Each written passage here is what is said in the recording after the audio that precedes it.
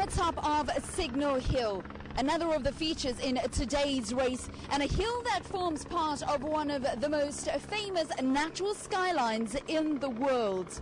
A skyline that will be watching over runners as they compete in what is South Africa's richest standard marathon. Good morning and welcome to the world's design capital, the globe's best place to visit, Cape Town. Where I am will be the backdrop of our studio at the finish, which is situated at the finish line as the sun rises for a glorious day and the 2014 edition of the Sanlam Cape Town Marathon.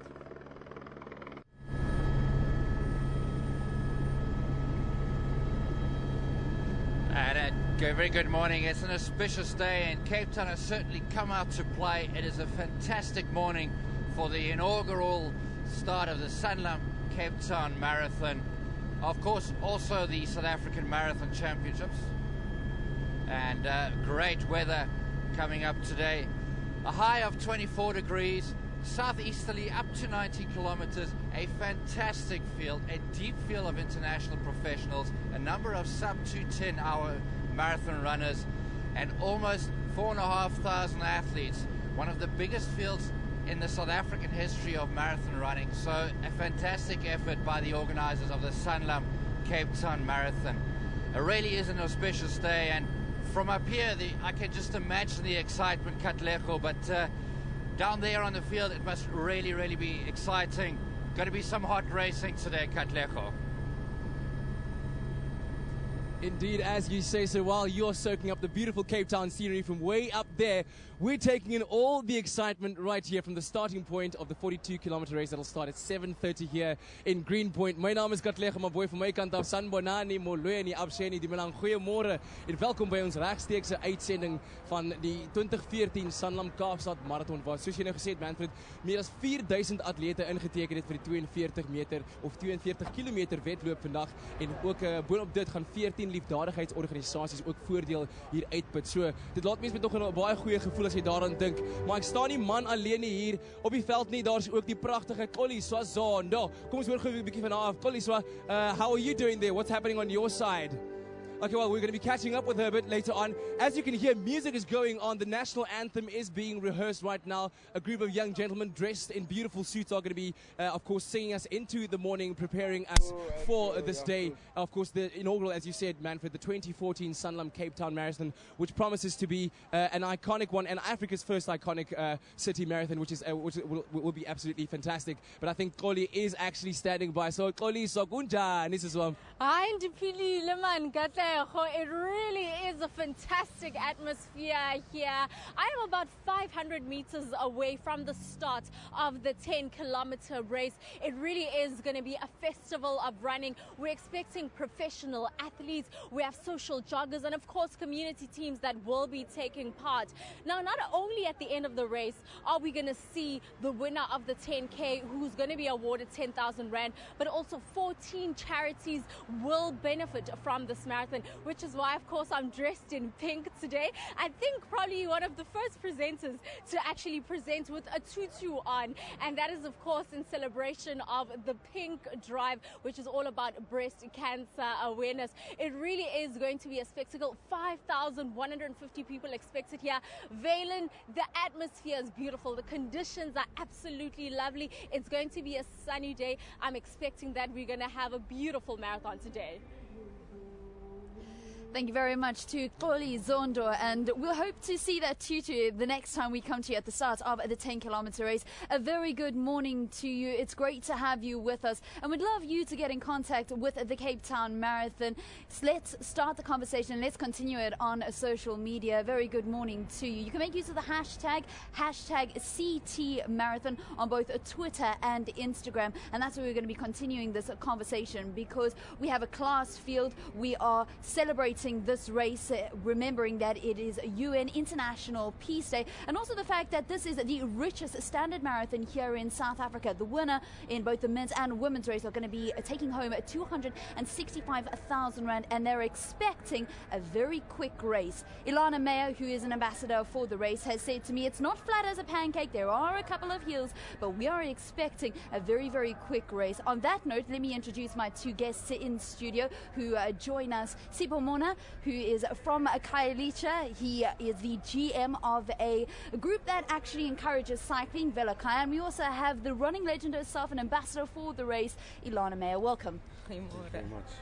Elana, I'm going to start with you because yourself, as well as the other ambassador, Francois, who's getting ready to take on the 10-kilometer race, have really been integral in putting this all together and re-energizing this Cape Town Marathon, because it's the inaugural Sanlam Cape Town Marathon. However, the Cape Town Marathon has been around for 12 years now. This is the 13th running. Dit is die eerste keer op 'n nuwe roete. Dit is definitief 'n revitalized event. Ons het die roete verander juist dat dit cater nie net vir die elite atlete nie, maar ook vir die groot res van die veld. Jy hardloop, jy sal Kaapstad ervaar. Jy gaan verby geskiedkundige landmerke. En dit beloof om 'n ongelooflike wedloop vir almal te wees. Kaapstad is vandag uit met sy beste voetjie voor.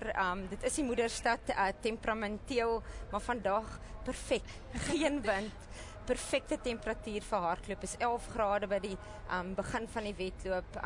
So ek verwag 'n ongelooflike reis. You speak about the weather, Elana, and just this week, Wednesday, Thursday, this cold front came into the Western Cape and there were gale force winds. But as you say, the Mother City putting out her best foot forward today. Let's take a look at the weather conditions that our runners will be looking forward to today, because it is a race that we're expecting to be very quick, and there's low of 12 degrees Celsius going to go up till above 24 degrees, and there is not really a wind to speak about here, is there? Nee, dis windstil. Perfekte temperatuur vir die atlete. By die begin lekker cool, maar die grootste hinderende faktor is gewoonlik die wind, en die wind is stoepstil. Kaapstad sit sy beste voetjie voor vandag. And as Elana is speaking about Cape Town, I see a big smile on your face. You're a proud Cape Townian, a boy grown up in Khayelitsha, helping the kids there also to get active and to actually participate in sport. So what does this race mean for you, and the fact that it has been re-energized and revitalized the way that it has? It's also promoting Cape Town at the same time, and thanks to Sanlam for actually sponsoring this type of an event. But ukuthetha nje ngezonto kukho intshatsheli abantu ababalekayo abafana baseKenya bakude, kodwa ke into esizijongileyo thina ngabasemzantsi sijonge uHendrick Ramala, and just hoping that he will also be part of the podium position when it comes to the end today. All right, you speak about Henrik Ramala. He is certainly a name to watch out for. And Nick Baster, the manager of the Nedbank team, SMS me last night and he said that Henrik Ramala is here. He entered himself and he is super, super motivated. He's got one of the best PBs in that professional field of athletes that's going to be partaking in the 42.2 kilometer race. Now, in that race, there's close on, just over 4,000 runners that will be participating there, but there's over 5,000 that'll be taking part in the 10-kilometer race, and that's where Oli Zondo is. She's at the start of the 10-kilometer race, where Oli, please show off that tutu, and please, can you grab Francois Pienaar? I believe he's taking part in the 10-kilometer race along with his family, and the Kenyan legend Wilson Kipketer. Who you got with you? Well, right now I've just got social joggers and they've been admiring the tutu. Everyone is talking about the tutu, of course. And just here I'm with Umbasa, and he's from Cape Town. Umbasa, tell you who decided about to run this marathon? Well, we're doing this with the company State Street as part of our fundraising. And I'm using this as preparation for the MP, which I'm doing next month. Okay, and this is actually his first marathon, believe it or not. Now, I also grabbed Patrick. I thought he was actually Patrick, and he said, no, I'm Patrick, because he's obviously from France. Over 52 countries are represented in this marathon. Patrick, have I said it properly? We are a big big team of friends near Paris in a company who work in military equipment. All right. And then Nadej, I also want to talk to you. Tell us about Cape Town. How are you loving the atmosphere here? What do you think the run is going to be about? The atmosphere is very good here. It's a nice country. All is very happy. Oh, I love that. I love that the French are out here in their numbers. It really is going to be a fantastic run. Katlego, there is no way you can top this one, or can you? Well, I tell you what, I might not have a tutu, but what I do have is a gentleman clad in a beautiful suit. This is Ukumbuzo from Heavenly Cortez, and these guys will be singing us into the day with the national anthem. A big privilege indeed. And I must ask you, Kumbuzo, opportunity like this one, to sing the national anthem at an important occasion like this. MC Heavenly Cortez ibaleka kakhulu for thina inobana sibe invite namhlanje basocula i-national anthem apha kule marathon namhlanje because ngabala be Cape Town, and then sijonge into yokubana masiperforme apha namhlanje sicule i-national anthem, and then ivula i-opportunities ezininzi for thina as Heavenly Cortez nezinye artists zalapha Cape Town, so sivuye kakhulu noba si-invite apha namhlanje. And I know very much that everyone who will be here is going to be enjoying your singing very much. We've had these guys sing before on Expresso. But tell me this, when people come to Cape Town, what is it about this city that makes it so amazing? What do you love so much about Cape Town? Yeah, Cape Town, like we have like so many places, like we have sea, beautiful oceans, like we have like beautiful, like there are so many places here up in Cape Town. We have like Yonge Indo, like Mkulo, Wakona up in Cape Town. As well as Heavenly Cortez, we also have like Ingoma, that we as proud like for Cape Town. So there are so many things as Balekleyo like about the Cape Town, as it stand like Cape Town is so beautiful, like tourists they are coming here every now and then. It's one of the cities. We have the Table Mountains, European Islands, and so many places up in Cape Town. So see and for sure you can hear his voice he's got that rounded deep bassness. And I think what he also wanted to say is that we also have very beautiful ladies here, not just in Cape Town but all across South Africa. One of them standing by. Valen, over to you. Thank you very much, Katlego. Before you started that interview, we saw some doves that are in a cage that will be released prior to the start of the 42.2 kilometer race, because today is, of course, UN International Peace Day. And peace is something that the Sanlam Cape Town Marathon is aligned closely with. It's a day that promotes the ideals of peace, because you need peace to enjoy your full human rights. We'll have more on that. Stay with us.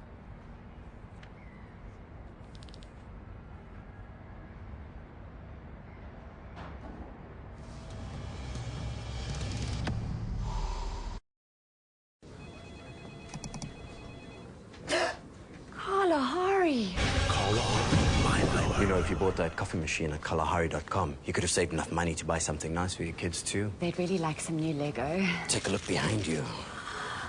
Now look at this. Save 1,500 Rand on this Hisense 50-inch TV, or get Pampers Premium Care Packs for just 139. Get thousands more.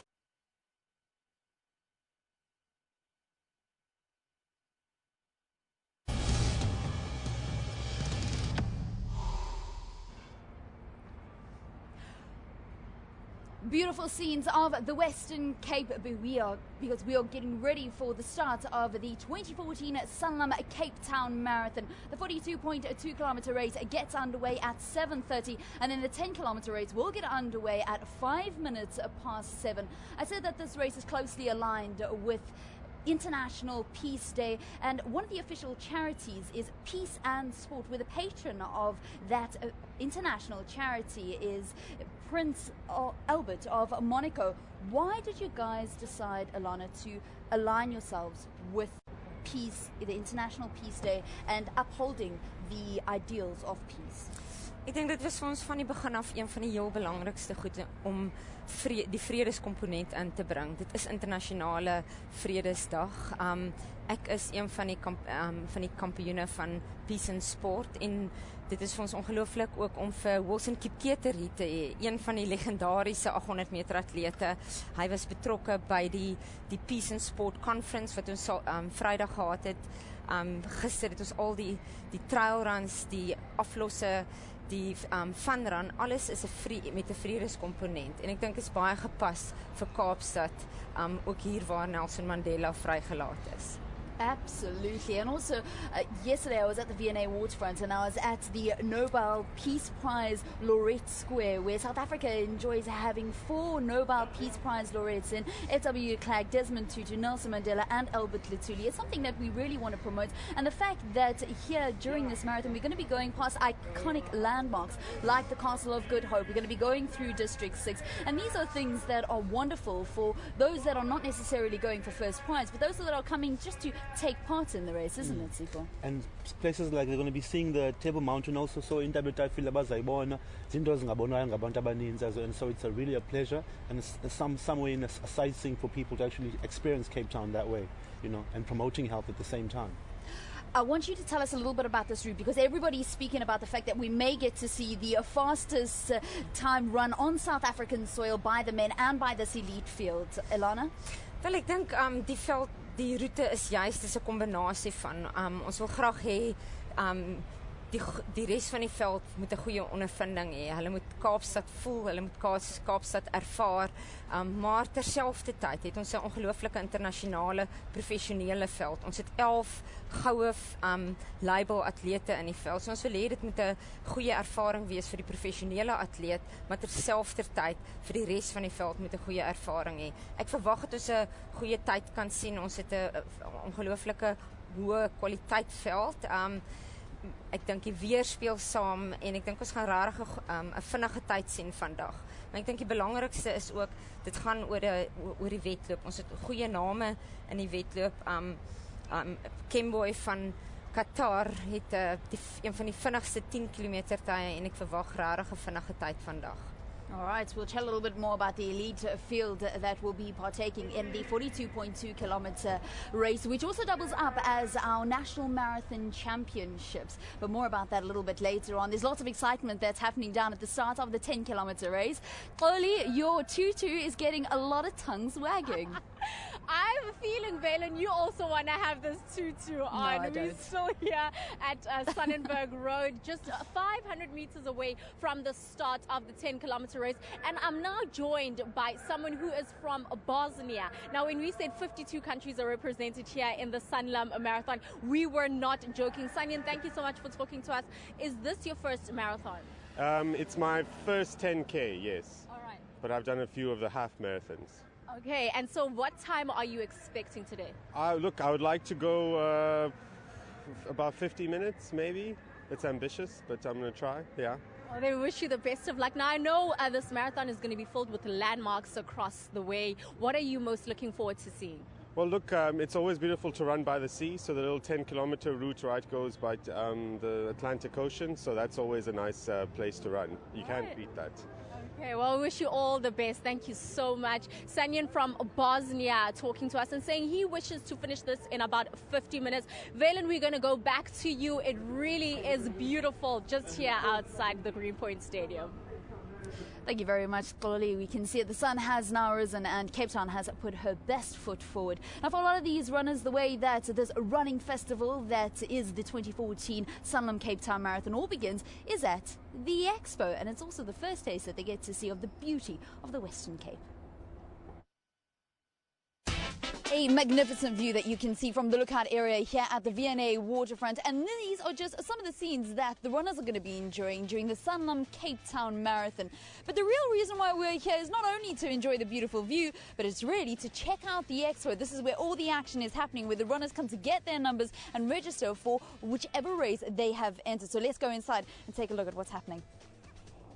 So once athletes have registered, they then walk through here to see all the different stores where you get to meet some of the charities here at the Sanlam Cape Town Marathon. They've got a total of 14 official charities, and you also get to see some of the products and new technology that are being sold. And one of them is this one, which is really interesting, a foot ID. I see that people go and put their foot into a little, looks like a little foot spa, but actually then what comes out is an image, a 3D image of your foot. I'm going to go and try and see what my foot looks like 3D and what I should be looking at when buying a running shoe. It has a 3D foot scan, so there's 8 cameras in it, 4 cameras from the top, 4 cameras from the bottom, 2 lasers top, 2 lasers at the bottom. So it scans your foot and gives you a proper examination, so it makes a 3D image of your foot. So we take the measurements off there and it tells you exactly what foot size you are, what shoe size you should be in, running in. and then we take the data and we can give you an estimation of what type of shoe you should be running in. These are some of the technologies that people get to experience and see here at the Expo, and a real reason why people get to come, because you also get to feel that real community spirit amongst fellow runners. Cool. How do you look cool?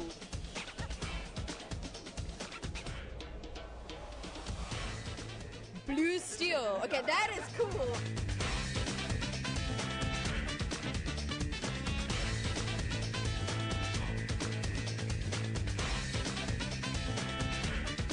Not bad, huh? Fantastic. Only the best.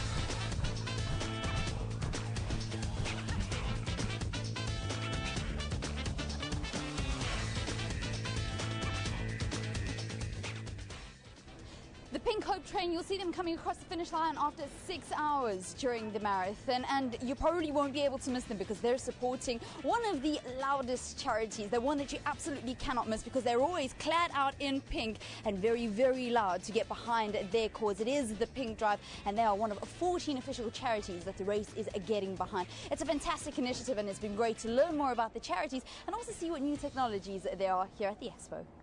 Pink, Pumpkin Pink. And the official cutoff for the 42.2 kilometer race is a total of 8 hours. All right, so we're going to be hearing more about our professional athletes. We're going to be hearing more about the joggers and all of those that have come to take a part in this race that is the richest marathon here in South Africa, with the first prize of 265,000 Rand. Elana, Sipo, thank you very much. We'll be hearing from you guys a little bit later on. Yes, I can feel the excitement in the air.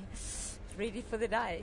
Stunning stuff. So we're lots of excitement here in the studio, and also I think it's because we're seeing lots of excitement from the road where Xoli is, as well as Katlego, my boy. Katlego, take it away. Who have you got with you, and are you gonna maybe sing us a tune? Because I know that you also have got quite a good voice, as you were speaking about that baritone voice. Well, not right now, not right now. I am chatting to some very important people that have very important work to do. They're called pacers, and you'll see them all across the race carrying these flags. This one decorated in pink and green and all different colors, but with a time. And so I'm going to talk to Pietro first here. Pietro, tell me, what is your job as a pacer in this marathon?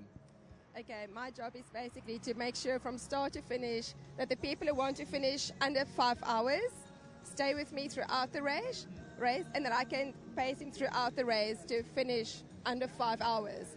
And if they finish under 5 hours, then they would qualify for Comrades to Oceans and other ultra events. Okay, so moving on along, this is Vitke, I'm saying it right. And his is a sub 4:30, so you need to make sure that you run under sub 4:30. What have you done to train hard enough? Because, I mean, what happens if you fall or you get injured? How do people then keep up? Well, it's just belief today. Yeah, there's no backup. So I have to get the guys through under 4:30. That's also better seeding for them for the Oceans and the Comrades. So they start in a better batch. Speaking to my next guest over here, so you've got this is Mervyn, and he's a sub 4:15, right? So you've got to make sure that you run 42.2 kilometers in under 4 hours and 15 minutes, right? Correct. So how does that put pressure on you, extra pressure to know that you are guiding everyone else to the finish line? Not really pressure on me, but what I can say is that I do this for many years, and I am comfortable in a 4:15. I can even do a 4 hour if I should do it. But this is just to help runners, you know, that are struggling, that wants to have a seeding in the Oceans or the Comrades. After that, it's just a qualifier, but 4:15 still a seeding, maybe in the Two Oceans a de-seeding. But yeah, the reason why I do this, I don't put back into the running community. You see, there's people that can't even do this 4:15 or 5 hour or. This I want to put back to, you know, help them, and that's what I do. And over here, my good man, are you the backup for Pietro? Because Pietro is also sub 5 hours and you sub 5 hours, so are you like her backup? I would say yes, we're backing up one another. Yes. with the results so much so that each and every runner can finish the race within the respected time. Well, that's the excitement that we bring you here from the starting point of the 42-kilometer race that'll be starting off at 7:30 this morning. But I know that on the other side, Uxolizwa is chilling with an iconic man himself. I mean, who remembers 1995? I mean, Rugby World Cup fever. Xoli, you are a very lucky girl. Oh, I am truly very lucky to be at the start line here with Francois Pienaar. Now, we know that he's also the ambassador of the Sanlam Cape Town Marathon.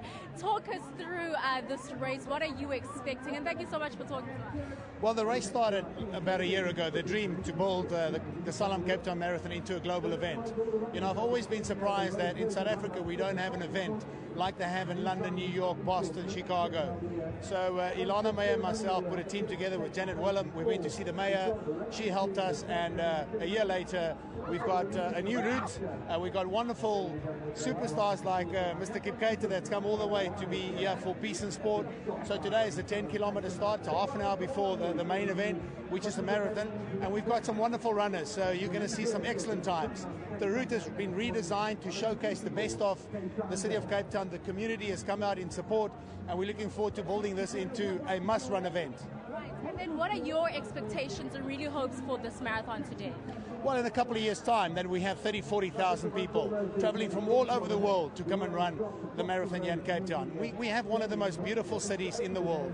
When you look at how many people come here, and it's been voted the #1 city all over. So for me, it's actually a no-brainer. Why would people not want to come and run the Sanlam Cape Town Marathon? Right. And we know that your special number is number 6.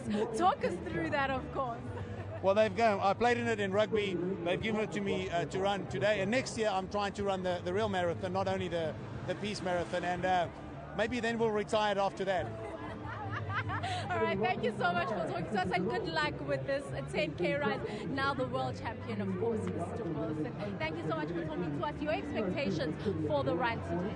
No, my expectation anyway, you know, is the enjoyment and excitement of the old people coming here, and Francois is also here, and Elana, Meyer, and also, you know, promoting peace through sport. So this is also my ambition to see that we can do this in Africa. And talking about the Cape Town, it's not a big marathon only in the Cape Town, but only in the Africa continent. So it's going to be the big one.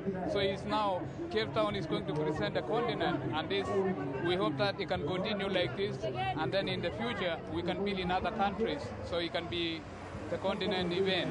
So it's going to be promoting peace through the sports. Right, and you, of course, a world record holder. Talk us through the preparations that one is needed to complete such a race in record time. No, I think all the athletes now, you know, they have motivation seeing something happening here, so it's all excitement is the first one. So I think things like that now, you know, they encourage the young one to do the sport and come from the street. Everyone can run for the peace run, and then they have a marathon. So I think so, you know, training to that is a different thing. But for me, I do more promotion now. It's not more about running fast, because I did my running also like a Francois was playing. He's not playing anymore. I'm not running anymore, but I enjoy this and I try to support them. So we feel a team of supporting each other from all over the world. Oh, thank you so much. The legend himself, of course. As you can hear in the background, the national anthem has now begun. We are anticipating that the 10K race will start very soon. Velen, off to you in studio. What beautiful interviews we've had today. Thank you very much, Xoli Zondo. You got legends there, and legends abound here at the Sanlam Cape Town Marathon. You've had Wilson Kipketer as well as Francois Pienaar, and in studio I have got a running legend himself, Bruce Fordyce, 9 times winner of the Comrades Marathon, a world record holder over different distances. Bruce, great to have you here with us. Thank you, great to be here. Okay, now your forte is ultras, and it seems that South Africans, just as a people, we love ultra marathons, but it's so good to have a standard marathon as a platform for our runners. It is, it's fantastic, and I think it's a wonderful concept, and I'm proud to say I've run this marathon 3 years ago, so I do have a medal. I couldn't find it, otherwise I'd have bought it here, but there's an imaginary medal from 3 years ago. Slightly different course, but more or less the same. It's fast, it's fairly flat, it's obviously sea level, and there's a great field, so we could have a very exciting race today. What do you make of the field? Because there are a number, I think over 6 guys that have run a sub 210. Yeah, look, it's very, very competitive. I might be open to correction, but I think probably the most competitive race for a standard marathon, a 42k race that we've had in South Africa. And some of the names I don't even know, but they're really quick. And I do know, I have heard of Kenya and Ethiopia, and so that's enough, you know. And I saw some people warming up now, Ethiopia on their jacket. You see it. Oh, very, very frightened when you see that. Now, you mentioned Ethiopia, you mentioned Kenya, and when you look at just the pedigree of athletes that come from the African continent, if you think back to 1960 and the great Abebe Bikila, who won his very first of 2 Olympic marathon medals. I mean, you know that 7 Africans have claimed Olympic gold medals since then, and 7 from the rest of the world. And you know that Africa doesn't have a gold label IAAF marathon. Yeah, and it's about time. I mean, you mentioned that Abebe Bikila, he ran barefoot on the cobblestones of Rome and won that. And 4 years later, he ran with shoes and won by 5 miles. And ever since then, yeah, it's time. And I think this is a wonderful concept, and I think it's beautifully placed because obviously at the moment South Africa's, I mean, Cape Town's most iconic race is the 2 Oceans, but now the 2 can grow each other because they don't clash. 2 Oceans is in the first half of the year, and now we've got Cape Town City Marathon. Now it's a perfect timing, and it's a race, and I mean, you've only got to look behind us and see this beautiful scenery. It's a race that people would love to come, to run and just to be tourists, just to visit this beautiful city. Yeah, it certainly is. And the fact that it goes through a number of different landmarks is also something that will attract international runners. It certainly will, but those will be the social runners, of course, the people who've come here to get the medal and to visit Cape Town. The leading runners, you ask them about the scenery afterwards, they'll tell you, I don't know, I saw nothing. I saw the heels of the person in front of me. But that's obviously how competitive they are. But what a wonderful marathon, and I'm proud to have a medal from here. All right, and those are just some of the beautiful scenes that we'll be bringing you throughout this morning up until 11 o'clock, which is when we go off air with our live broadcast here of the 2014 Sanlam Cape Town Marathon. It's time now for us to go to the start of the 10-kilometer race. It is about to get underway.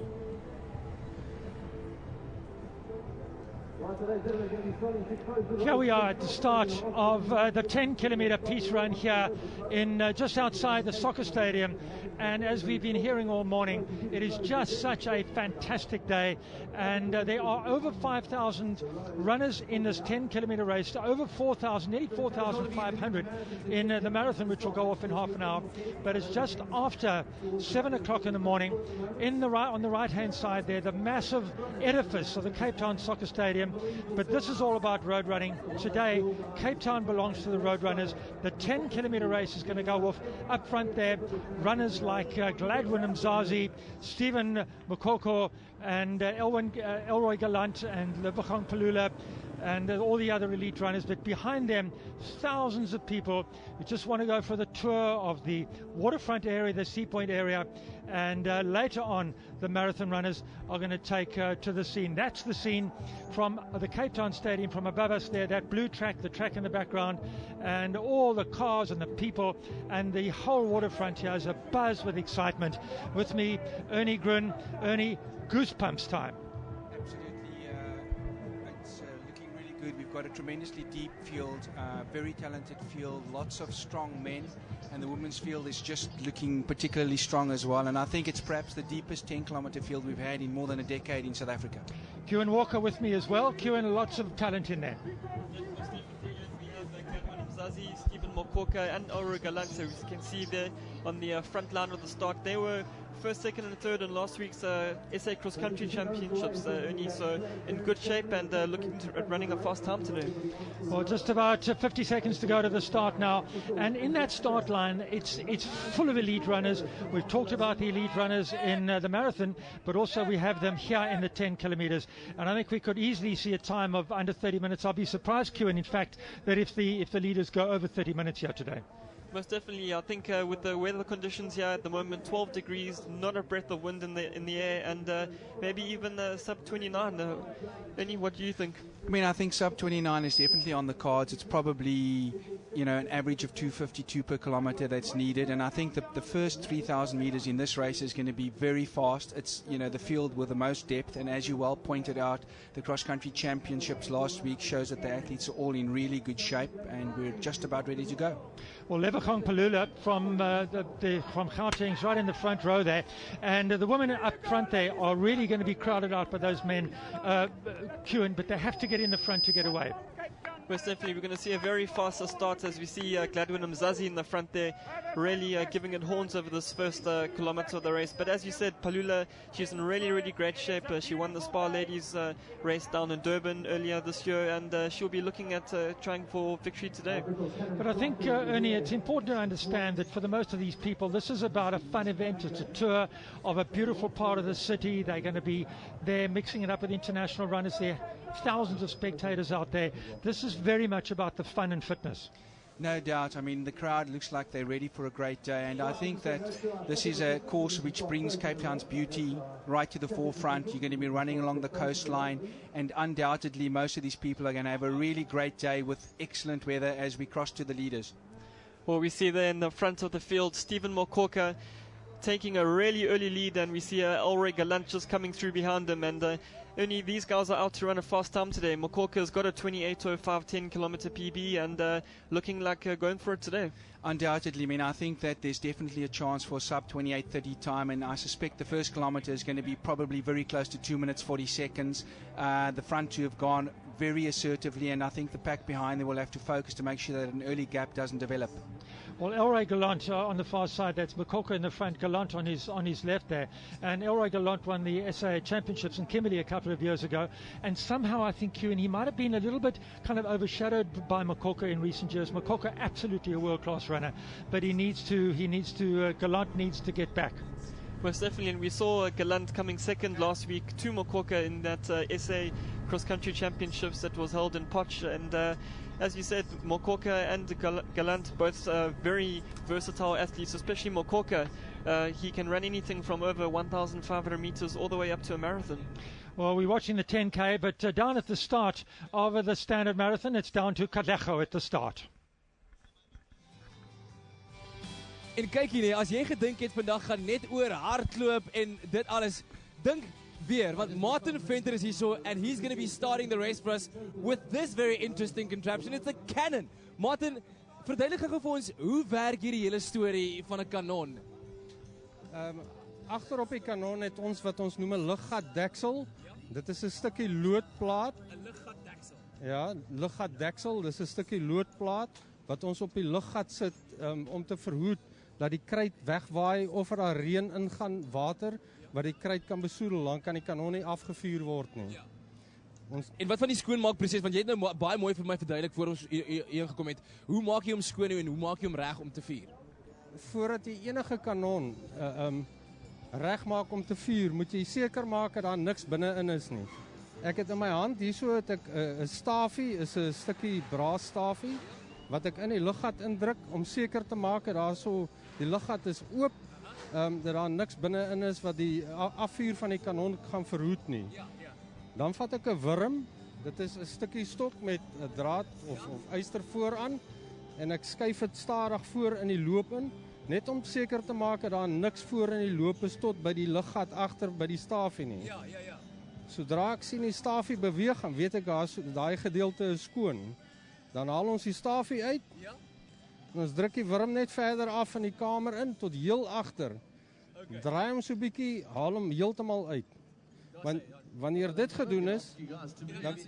Ekskuus man, ons het nou ons hardloop 'n bietjie uit tyd uit, maar dankie Martin. Kyk, ons het nou geleer van wurms en luggaatjies en alles, en dit is wat die hele 42 km wedloop vandag gaan begin, maar op die oomblik, let's catch up back with our commentary as we of course catch up with what's happening on the 10 km race. Back to you guys.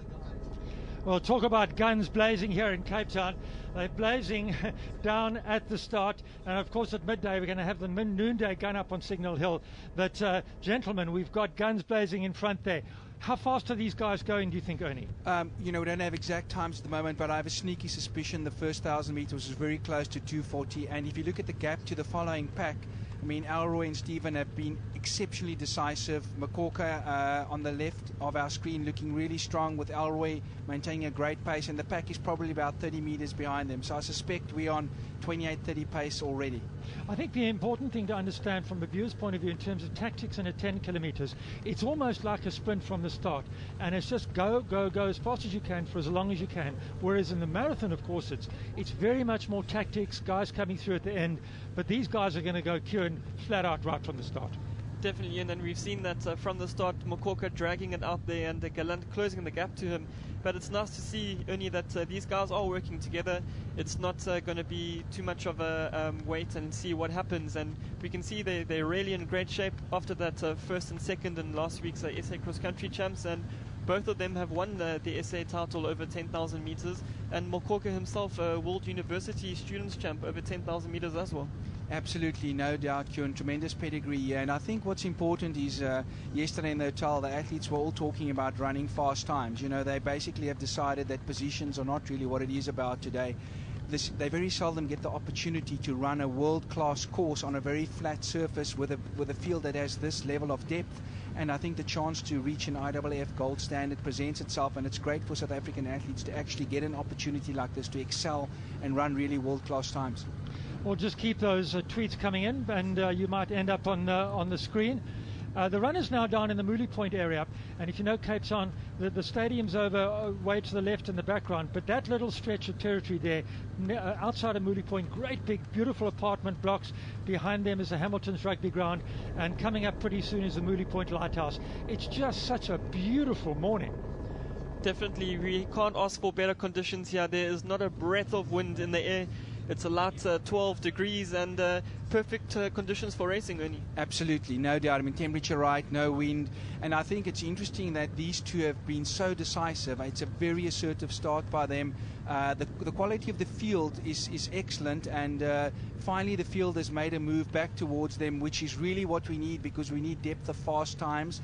They're right up there with the leaders. And it's looking like we've got about 6 guys together again with the opportunity to really show substantially below 29 minutes, I'd say. Well, this is really looking interesting now in terms of what's happening. The chasing pack now decided that they need to get up into contact with the leaders, and they're going to just hang on to that pace. But now it's looking really quite impressive and quite competitive. And it's really nice to see the 3 athletes that have just joined the pack there. The athlete in the colors of Max Delete, Gome, he's an Eritrean marathon runner with the 2:16 best, and alongside him Gladwin Mzazi, also a SA Championship medalist, and the athlete from Nedbank, John Morne, one of Pierre Mpolo King's developments coming through. Well, as we move away from Mooley Point from the 10-kilometer race, down at the start of the marathon is the flag raising ceremony.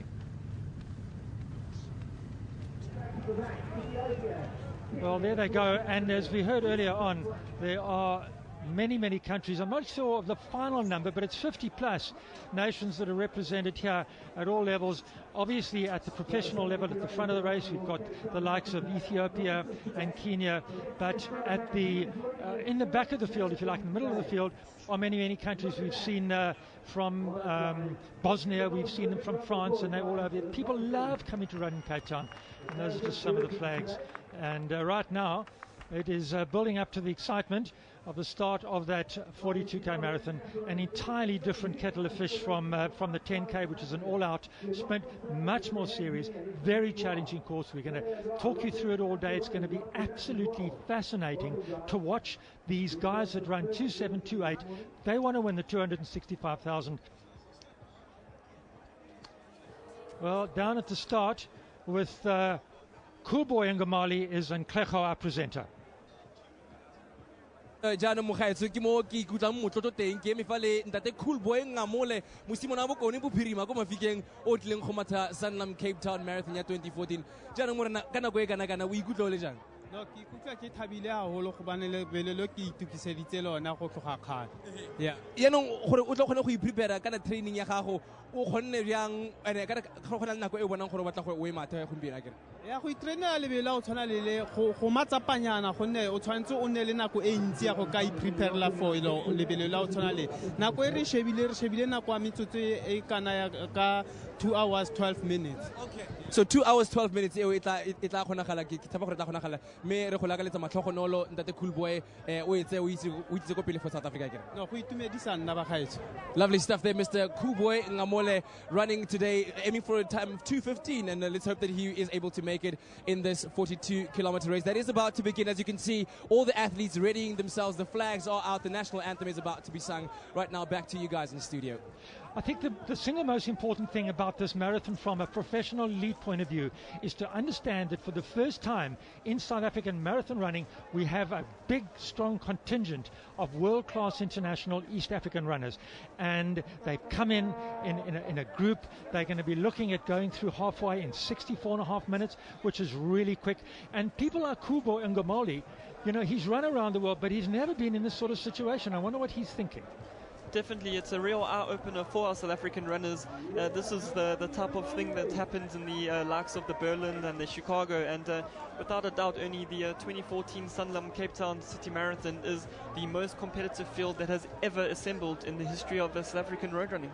Without a doubt, Kuhn, and I think more important than the actual personal bests of the athletes is that the field quality is so good that you have people with a high level of experience who've raced most of the great city marathons around the world, and they know how to execute their racing plan well, which means that they're probably going to be running very close to their personal best pace. I think we're going to find possibly in the marathon, and even for us, this is a new experience for watching and commentating on South African marathon races, because this is an entirely new level, and it's been a strategy of the organisers here in the Sanlam Cape Town Marathon to elevate this race to a world-class standard. And it's a series of steps you take over a couple of years, but it is a strategy to get these top guys in. And the rituals now at the start, they've got the flags, and they've got these dove pieces, no, not pieces of dove, doves of peace, sorry. They're down there, and they're going to be let loose. Of course, the dove is the international symbol of peace. And it's just such a lovely feeling, such a lovely ambiance, and a whole new atmosphere that they built into this race around the beautiful city of Cape Town with peace and charity and all that sort of thing. It's just fantastic. Definitely, and just over 4,500 runners on the marathon start, and second biggest marathon field in the standard marathon distance in South Africa. Absolutely. I mean, for a first attempt to raise the race to a new level, it's been outstanding. It's surprising the depth of field that the Sanlam Cape Town Marathon has been able to put together with a host of international pedigreed athletes. And if you understand that their plan going forward is to build really high quality fields and build an international event, as a first step, this has been an outstanding move to a new level. And I think we can expect that the quality of the field will be one which will give us a great time today. Well, not only have we got elite men in the field, people like Nicholas Kembo and Willie Kibor and South Africans Hendrik Ramala, but we have elite women as well. There are a number of Ethiopian women that have run under 2 hours and 30 minutes, but it's going to be absolutely fascinating to see what a vet van Sail does in this race. But let's now get back onto focusing on these peace doves that are going to be liberated and set free.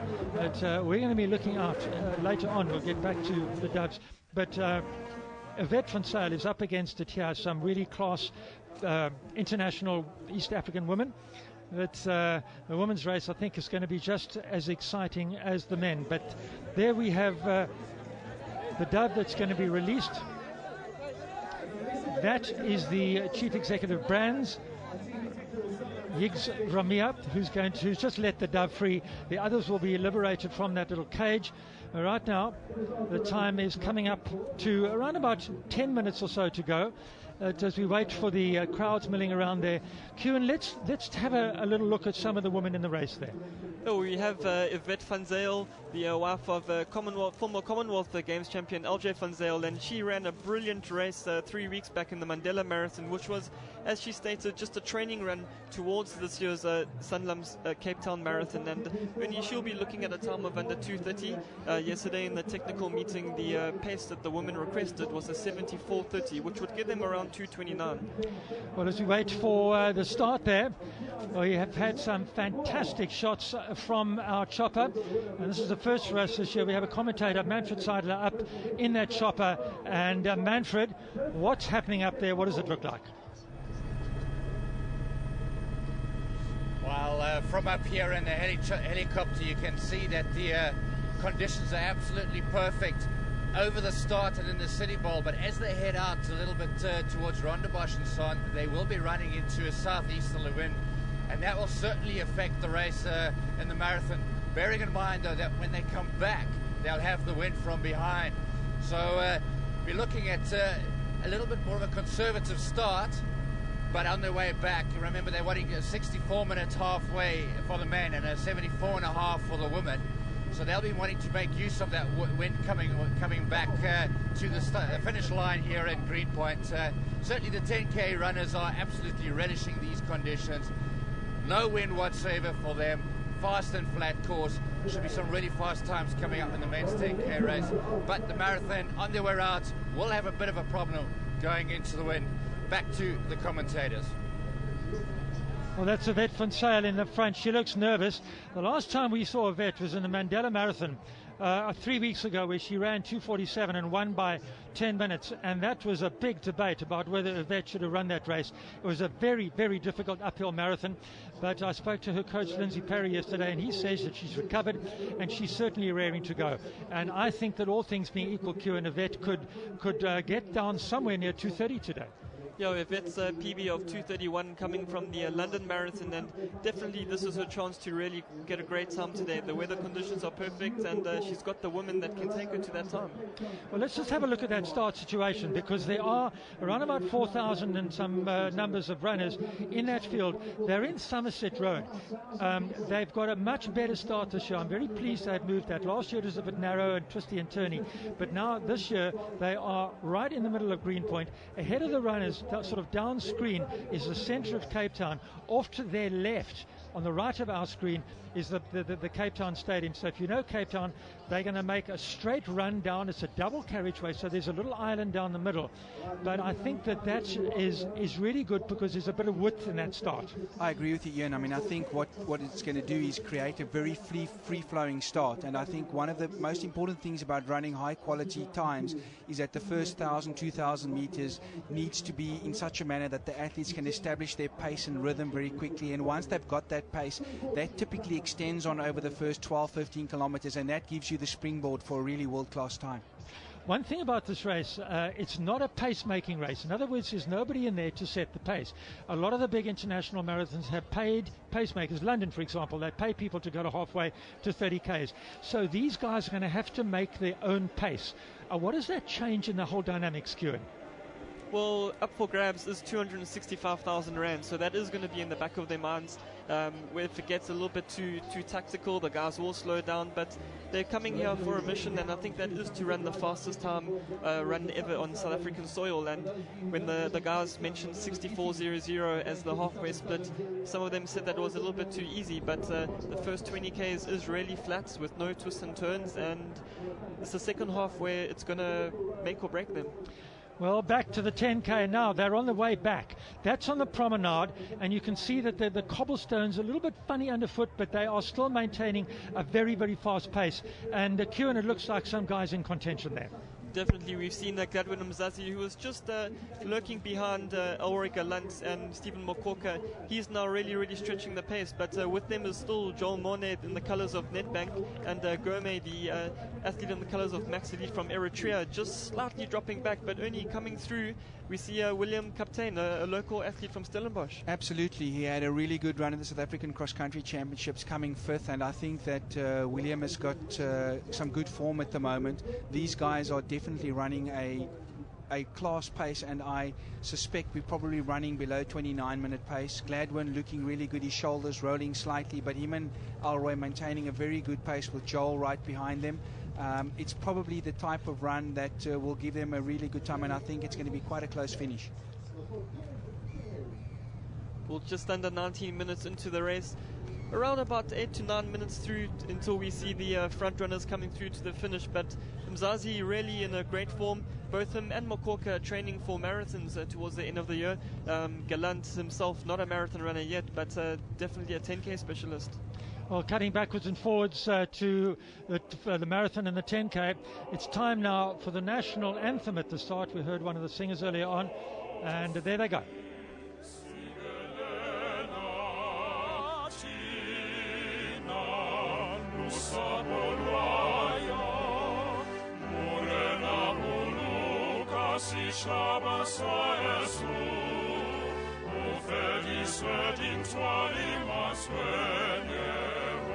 Sigur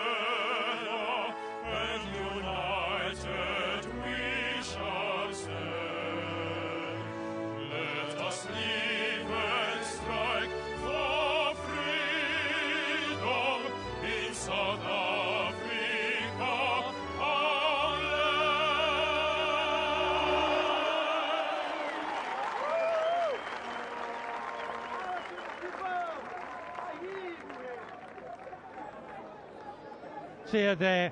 And we're back with the start there. Colleen McNally, the manager of the Central Gauteng team. Remember, we have the National Marathon Championships as a race, but within a race, if you like, inside the Cape Town Marathon.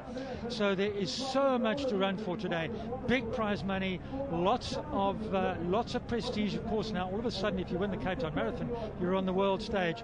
Athletes, some of them in the Central Gauteng colours, Western Province colours. Those are the provincial athletes. They're going to be wearing green numbers. As opposed to the international runners with the yellow numbers. But right now, it's all about the start. We have around about a minute or two to go. They're in Somerset Road, heading straight into the sun shining on their faces. They'll run down towards the centre of Cape Town, sun right in their eyes, lifting over the Hottentots Holland Mountain in the background. And over 4,000 runners in there. We'll wait now for the official start. That's the crowd. And that's the guys that are going to be running 42.2 Ks. Absolutely, Ian, and I think, you know, the guys are going to have a great day. They've got excellent weather conditions, and the depth of the field is really, really deep. And at the same time, the South African Marathon Championship is being held, so you've got all the provincial athletes, and that combination probably is going to create a very brisk commencement to this race. We see the top athletes there with the names on their numbers. The athlete in the colours of Adidas, the orange vest, Laban Moiben, himself a former winner of the Mumbai Marathon, 2:09 there, Ernie. So if you're running 2:09 in Mumbai, it's definitely possible in Cape Town. Undoubtedly, and the weather conditions will, you know, create the possibility for that PB to be beaten. I mean, I think we've got 3 guys who've run under 2:09. We've probably got another 3 or 4 guys who've run below 2:10, and we have another 2 or 3 athletes who are between 2:10 and 2:12. So, in terms of overall depth, it's undoubtedly the deepest field South Africa has seen. On the women's side, we have a number of international class athletes with PBs of between 2:24 and 2:30. And we have Irvette, who's in the shape of her life. She's an absolute purple patch. Her training's been going really well, and I think she has a chance to run a PB today without a doubt. Well, I think if we're looking at times for the elite athletes, for me, we've debated what could happen. I think a 2:10 is really the target. The course is not that fast, so I would think a 2:10 would be really good, and it would be really wonderful to have a woman under 2:30. So if we can have a 2.5-hour women race and a 2:10 men's race, then I think we'll be doing really well. Ernie, what would you say? I'm going to say 2:09.42 in the men and 2:28 in the women. Kewen has been very confident about the sub 2:10. I think perhaps we're going to see a 2:10.45. There's a slight drag towards the second half of the course with a little bit of climbing, which might slow the pace. But I think the quality of the field and the determination of them does mean we'll reach halfway in around 64:30. In the women's field, I think a sub 2:30 is definitely on the cards. Irvette is exceptionally determined. She's been injury-free, and her recent run of form shows how important it is to remain injury-free. And I think she's going to be at the front with the best of the Ethiopians, giving us a good shot at a sub 2:30. Well, it's all to run for now, and there goes the gun up in the air. We're about to start the 2014 Sanlam Cape Town Marathon, which is now elevated and lifted itself up to one of the great city marathons of the world. Watch the space in years to come. Run under the mountain, next to the sea, next to the V&A waterfront, all the way down through town, through Woodstock, into Newlands, back District 6, Mooley Point, Sea Point. Boy, it's all happening. For the 2014 Sanlam Cape Town Marathon is definitely underway. We saw maybe even a faster start in the marathon Ernie than we saw in the 10K, but those runners are getting a little bit ahead of themselves, but we always have that, and it's exciting down on the road. Absolutely. I mean, I think we're going to have a few athletes who are looking for a little bit of exposure and who, by the nature of their personality, want a little bit of TV time. I suspect over the course of the first 2,000, 2,500 meters, we'll get the professional athletes coming to the fore, and given that these athletes are exceptionally experienced and have had world-class runs on previous occasions, within the first 4 to 6 minutes you're going to see them establishing themselves at the pace that they want to run, and that pace probably going to be around 64 minutes for the half marathon. So quite quickly I suspect we'll have a high quality group of 6 to 7 men in the front who will be leading the way. Goeiemôre, as jy nou net ingeskakel het, ek Liesel van die Westhuizen saam met die span hier in die ateljee van regstreeks van Kaapstad af vir die 2014 Sanlam Kaapstad Marathon in die ateljee saam met Ernie en Kewen, en die 42 marathon het nou net begin. En jy kan sien op die skerm al die hardlopers is nou oor die beginstreep in Groenpunt in Kaapstad. Hulle is op Somerset weg en hulle is op pad Rondebosch se kant toe. En as jy wil uitgaan en vir hulle ondersteun, kan jy dit doen, definitief. Ons is ook op Twitter vandag en Instagram. All you have to do is #CTMarathon if you want to show your support or to be seen on screen. Tweet your messages through. Q, and a nice start there and a big team of runners. Yes, most definitely. So over 4,500 athletes making that of the Standard Marathon distance, the second largest field ever in the South African road running, and also only, as we mentioned earlier, with all those foreign athletes that have been coming in the international packed field, the most competitive ever in the history of Standard Marathon running. Undoubtedly. I mean, in the late 80s and early 90s, South Africa had a really good patch of marathon runners, but we must realize that was in the period of isolation, and it was only the local depth which generated those times. We now have the chance, I think, for the first time to see a truly competitive international field. We might not have a world record holder with us, but the quality of the field is of such a nature that if they run really high-class times today, the word will go out to other professional athletes around the world, and we'll see them coming back to South Africa and coming to run this marathon. And I think South Africa has such a proud tradition of ultra-marathon running that for the first time now we have a chance to build on that tradition with a standard marathon, which is obviously the Olympic distance, and it's the one that creates the credibility internationally. If you've got a great marathon, your country is recognized as a marathon running country, and we certainly have the talent in this country. Definitief. En wat ook lekker is nie net die internasionale professionele hardlopers nie. Al die mense wat agter is, heel agter. Die afsny is 8 kilometer, 8 ure, en ons is nou by die 10 kilometer reis. Die mense wat nou inkom. For coming through to the Greenpoint track, we have the Stephen Mokoka leading the athletes coming through into the stadium, just ahead of Gladwin Mzazi and Elroy Gallant. Almost identical 1-2-3 finish from last week, but look at that time, 28:05, and this is going to be a really fast time. Great conditions, and it's showing. Incredible time, Q, an incredible time. This is the type of running we've been waiting for years. They're running 28:60 now on the running time. They're looking exceptionally strong, and I think it's probably going to be at least 5 or 6 guys under 29 minutes if we're lucky. Fantastic seeing our top 10K runners coming in at the Sanlam 2014 Cape Town Marathon. Well, Stephen Mokoka coming through there. He is going to take the win in the 2014 Sanlam Cape Town Marathon 10K. Around about 28:41, give or take a second. Just outside is a 28:12 PB, but a great run by Mzazi coming second, and it's a 1-2-3 for Transnet. Elroy Gallant coming in for third. Absolutely. I mean, look at this. 3 guys under 29 minutes. It's incredible. I thought there would be a couple of guys closer, for perhaps 3 or 4 or 5 guys under 29 minutes, but they're not far off, and I think that if you look at the previous 10K times we've had in recent years, this is undoubtedly the best depth we've seen in a while. Well, we've seen some fast running in the 10K on the women's side this year as well. Yvette van Zyl, who today is running in the marathon, running that 32:15 if I'm not mistaken, third equal fastest ever in South Africa for a lady over 10Ks. And in the 10K women's field, we've got Lebogang Palula, the winner of this year's Spa 10K race. And if we see Mokoka and them running at 28 minutes, that's going to draw the whole field along. So it will be interesting to see what the women end up with. I mean, I think that one should at least look towards something like a sub 33 minutes, or at least a 33 low as we go to the front of the field in the marathon. They've been going for 5 minutes. As we can see, we've got a group of perhaps 12 to 15 guys that have established themselves near the front. They're running through the center of the city. They've popped up a little higher and they're drifting down again, but already establishing a good pace, and a group of perhaps 14 guys. Fantasties begin van die Kaapstad 2014 Sanlam Marathon. Daar deur Kaapstad in die middestad op Strandstraat, en hulle hardloop al die pad uit na Rondebosch toe waar hulle gaan omdraai en terugkom in Kaapstad se kant in. Well, we saw the pictures of the lead athletes going through there. It was really interesting to see the athletes running in the front. Nicholas Kemboy on the left-hand side of the screen, the 4th fastest ever in the world, over 10,000 meters, only 26:40.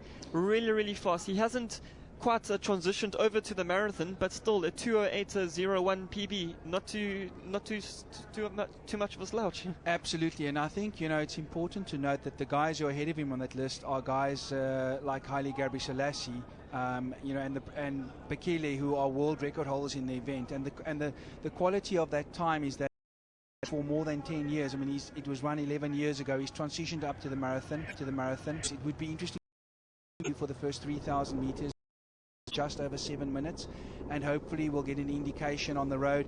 In order for them to run around 64 minutes, they need to find out a bit more about the castle. Built in 1666, completed in 1679, one of the oldest buildings in South Africa, and very interesting that was used as a back. It would be interesting to see what they do for the first 3,000 meters. We've been running for just over 7 minutes, and hopefully we'll get an indication. In order for them to run around 64 minutes. Hulle is nou deur Woodstock se area. Jy kan Tafelberg daar in die agtergrond sien. Die weer is fantasties. En as jy nou net ingeskakel het, baie welkom hier op SABC regstreeks van Kaapstad van die 2014 Sanlam Kaapstad Marathon. Liesel van der Westhuizen in die ateljee saam met Ernie en Kewen. En ons hou jou op hoogte wat aangaan hier in Kaapstad by die marathon. Die voorste mans hardlopers, en ons sal net nou gaan kyk wat gaan aan met die vroue se wedren. Maar die mans hiervoor, ons kan sien Nicholas, ons het ook Paula daarvoor, en 'n paar Suid-Afrikaners binne die internasionale span sowel. As you mentioned earlier, it's almost a race within a race, with the SA Marathon Champs taking place as well.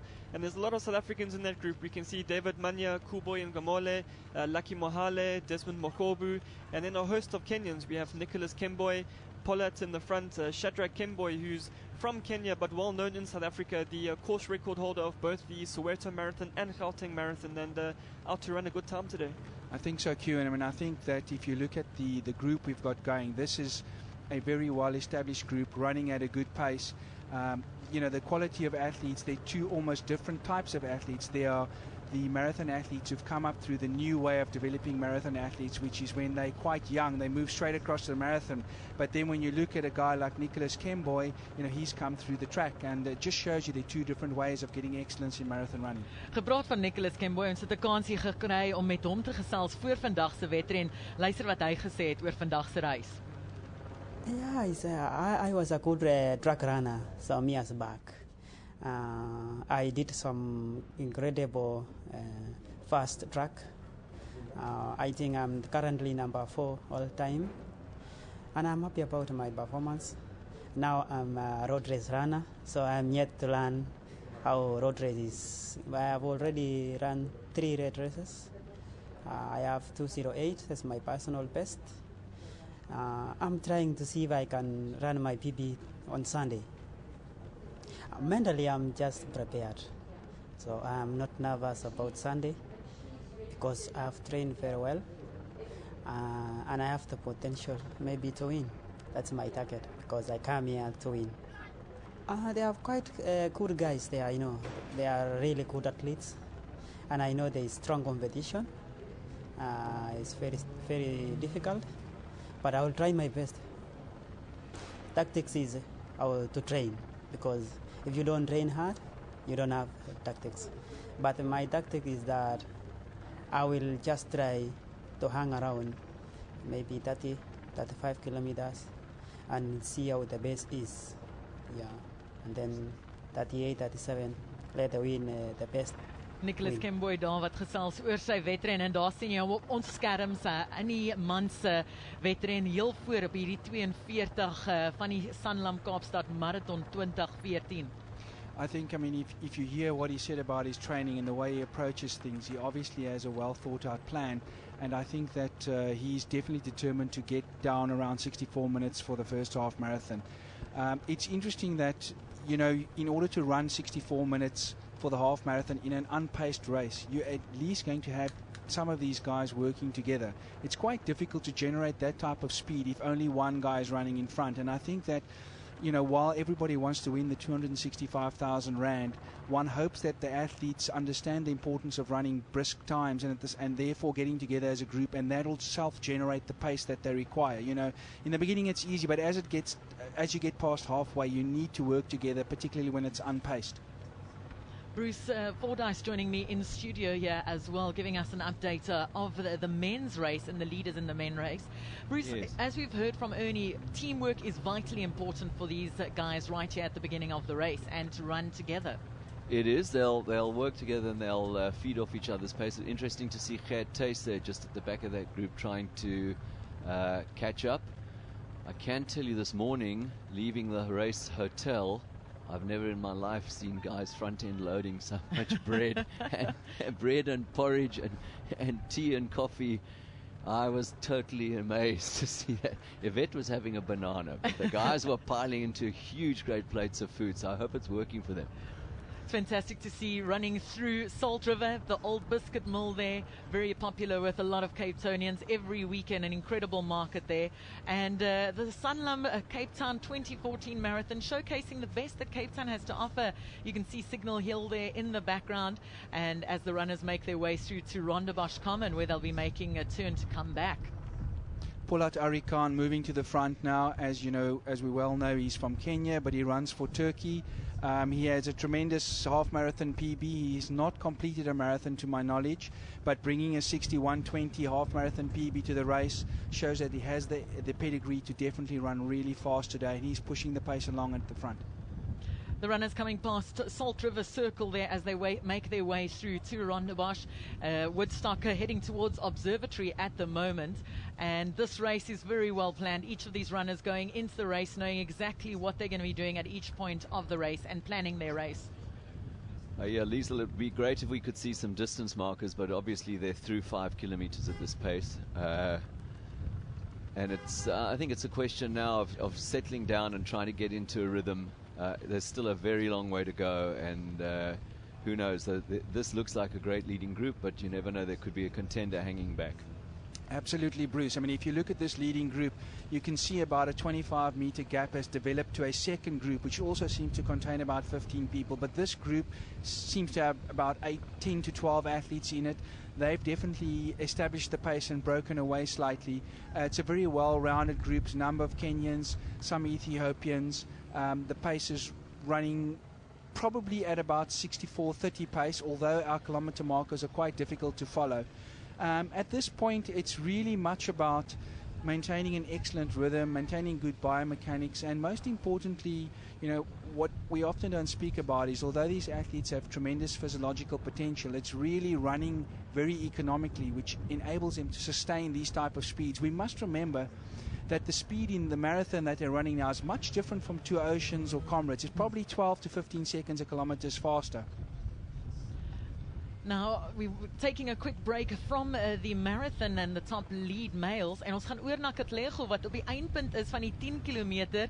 En hy is daar saam met ons wenners vandag wat deurgekom het in die eerste 3-4 plekke van die 2014 Kaapstad Sanlam Marathon. En is die 10 kilometer. Kat, wat gaan daar aan?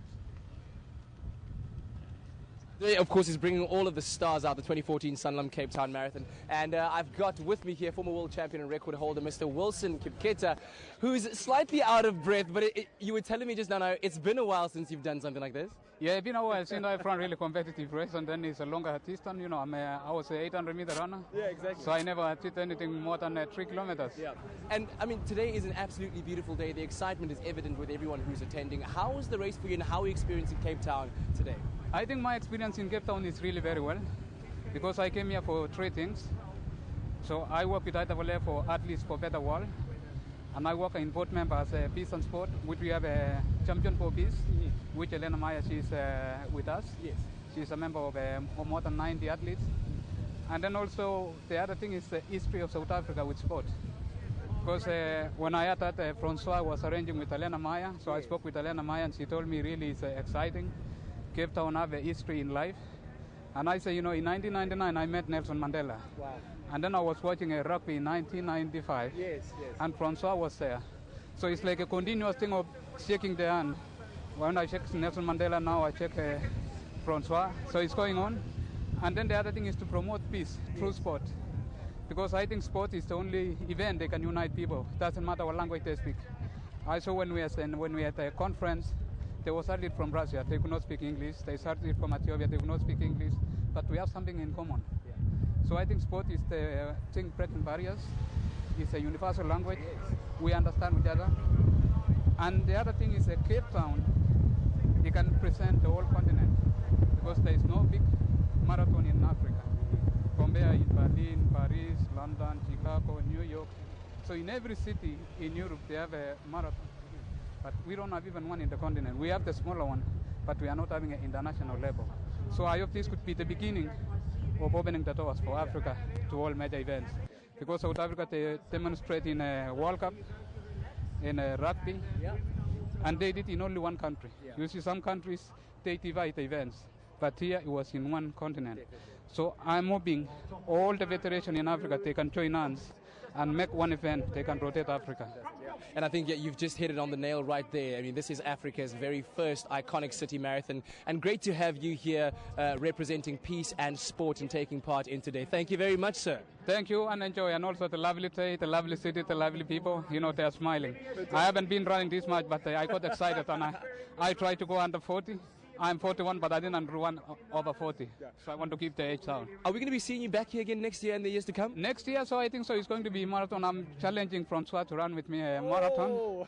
So I think this is our next step to have, we can overcome the challenges. It's not about winning, but, doing something, committed to that thing. So I'm hoping we can get some more, maybe ex-rugby players from 95 to come and join us in that time, and also the footballers. And I try to convince top athletes from Kenya and Ethiopia, Aile, Bikile, Paul Dergat, and all to come from Africa, the top runners. So if we can join ourselves here and to do something like that, is to run to show the power of sport. Fantastic. Thank you very, very much there, former world record holder and champion, Mr. Wilson Kipkita, telling us about what it means, this special day, of course, the 2014 Sanlam Cape Town Marathon. We're all celebrating it. We're celebrating a united Africa, and I think it's been absolutely fantastic. Let's go over to our commentary and find out what's happening in our marathon. Dis reg, Katlego. Ons vier almal saam hier op die 2014 Sanlam Kaapstad Marathon. In die ateljee saam met Ernie en Bruce Fordyce. Daar het jy 'n fantastiese uitsig van Liesbeek River Parkway op pad Observatory toe, en ons gaan kyk wat gaan aan met die vroue se wedren op die oomblik. In die voorkant daar, jy kan sien daar is hulle waar hulle hardloop. Ons het nou net die mans gesien voorheen. Hier is ons vroue en 'n wet wat voor is, 'n wet van seil van die netbankspan, saam met 'n hele klomp vroue daar. Absolutely. I mean, Arvet has definitely taken the race by the scruff of its neck. And if you look at the group behind you, it contains 2 or 3 local athletes and around three Ethiopians. But from a South African perspective, Bruce, there's no doubt that Arvet's running in recent weeks has been impeccable. She's run an exceptionally fast 10 kilometers and followed it up with a marathon as a long run. And I think she's in great shape.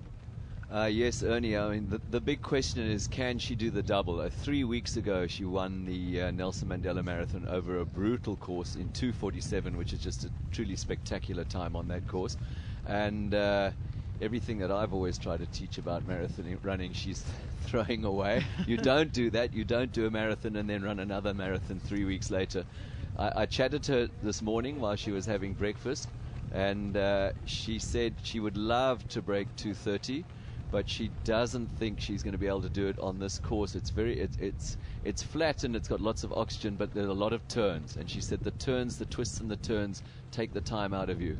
It's very hard going through a hairpin bend and then accelerating out of it, and there's quite a lot of that on this course. Dis reg, Bruce. Dit lyk asof dit baie plat is, maar daar is baie draaie en hulle gaan nou omdraai in Rondebosch Common, en daar is 'n paar opdraande op die pad terug wat dit dalk bietjie moeiliker gaan maak vir hulle, veral vir Yvette wat sê sy is bietjie bang vir hierdie roete.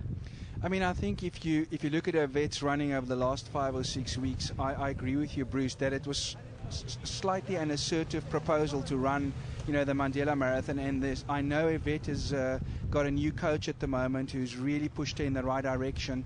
And I'm sure they planned it really well. It's not perhaps what everybody would do, but they perhaps wanted to make sure that she had sufficient distance in her legs. I also think that Yvette's performance over the last few weeks is just an indication of how important consistency is and how important it is to remain injury-free. And I actually think, although she's bending the rules slightly, the after effects should relatively be out of her legs as she leads this bunch with 3 Ethiopians behind her and Beatrice Tarotic just to her left. Now, Bruce, you mentioned when you saw Yvette this morning leaving the hotel, all she had was a banana. In a race like this, would she eat anything along the way? She'll have her own special drinks, and she may have, as we call them, energy gels and things like that. Every runner has their own particular needs, and she'll have got that sorted out. She was with her husband, LJ, so he's probably out on the route trying as best as he can to help her.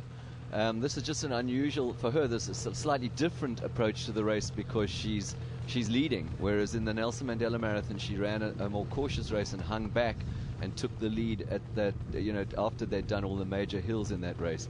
So a different approach here. All we can do is wait and see and hope that she has a great run. Yvette, op die ouderdom van 27, doing her personal best, 2 hours 31:36 seconds, and only 2 weeks ago she was running another marathon, and today she's taking on the Sanlam Cape Town Marathon 2014. I think, Bruce, the fact that Yvette is leading the field obviously also shows our capacity here, leading the pace. There we've got it, our top male runners going through. You'll see them running into the southern suburbs at the moment, almost getting to the turnaround mark. We're getting too close to the Rondebosch Common. En baie interessant daar, daar's baie hardloop klubbe wat daar elke naweek en amper elke dag daar hardloop. En dis fantasties dat hierdie marathon in Kaapstad is, en ons het vroeër gehoor dat dit 'n baie belangrike marathon is, nie net vir Kaapstad, nie net vir Suid-Afrika, but also for the African continent as well. I think it's starting to warm up a little bit. Just noticed a bit of sweat glistening on some of these runners' shoulders. So it is going to be a warm morning. Ideal at the start, but maybe a little bit hot later on. And my heart goes out to the 5 hour, 6 hour, 7 hour, and I believe there's an 8 hour cutoff. Well, that's what's great about this race. 8 hours, anyone can basically come in and take part, giving you the opportunity to try out a 42.2k and not worry about a 5 hour or a 6 hour cutoff. Nicholas Kemboy, who we saw in the lead earlier. Absolutely. As we noted, he's got a 2:08 PB, and in order to run through 64 minutes, they probably need to average around 3:04 per kilometer. They probably need to run through 10Ks in 30:20. And that'll give us a 64-minute half marathon time. The indications from the road are that the pace is brisk, but not necessarily blindingly so. So I think it's a pretty intelligent pace that they've been operating at. They definitely are used to this type of training, and the new training methods are primarily geared towards long tempo runs, where they run within 5 to 7% of their pace. So many years previously, you had track guys who migrated up to the marathon, but in most recent years, there's been a new type of marathon athlete that has materialized, where even at a young age, they move to these long tempo runs, where they run 30 kilometers on a Sunday and they run it at 3:10 a kilometer, which is slightly different from what we used to do in days gone by. There we go. We're going to leave the top male runners for a quick break, and then we'll come back live on SABC2 with the Sanlam Cape Town Marathon 2014.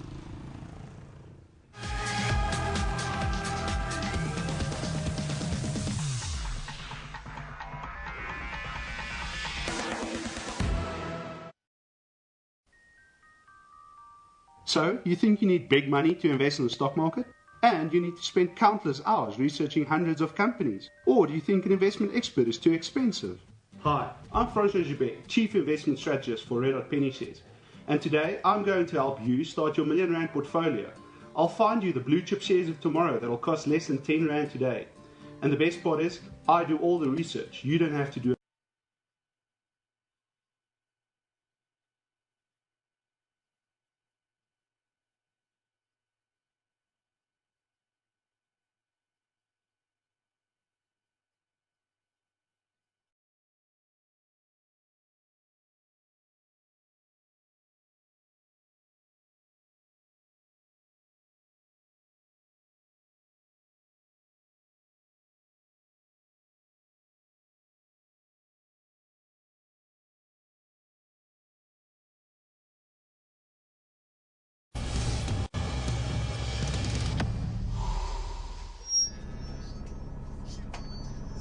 We are well into the 2014 Sanlam Cape Town Marathon.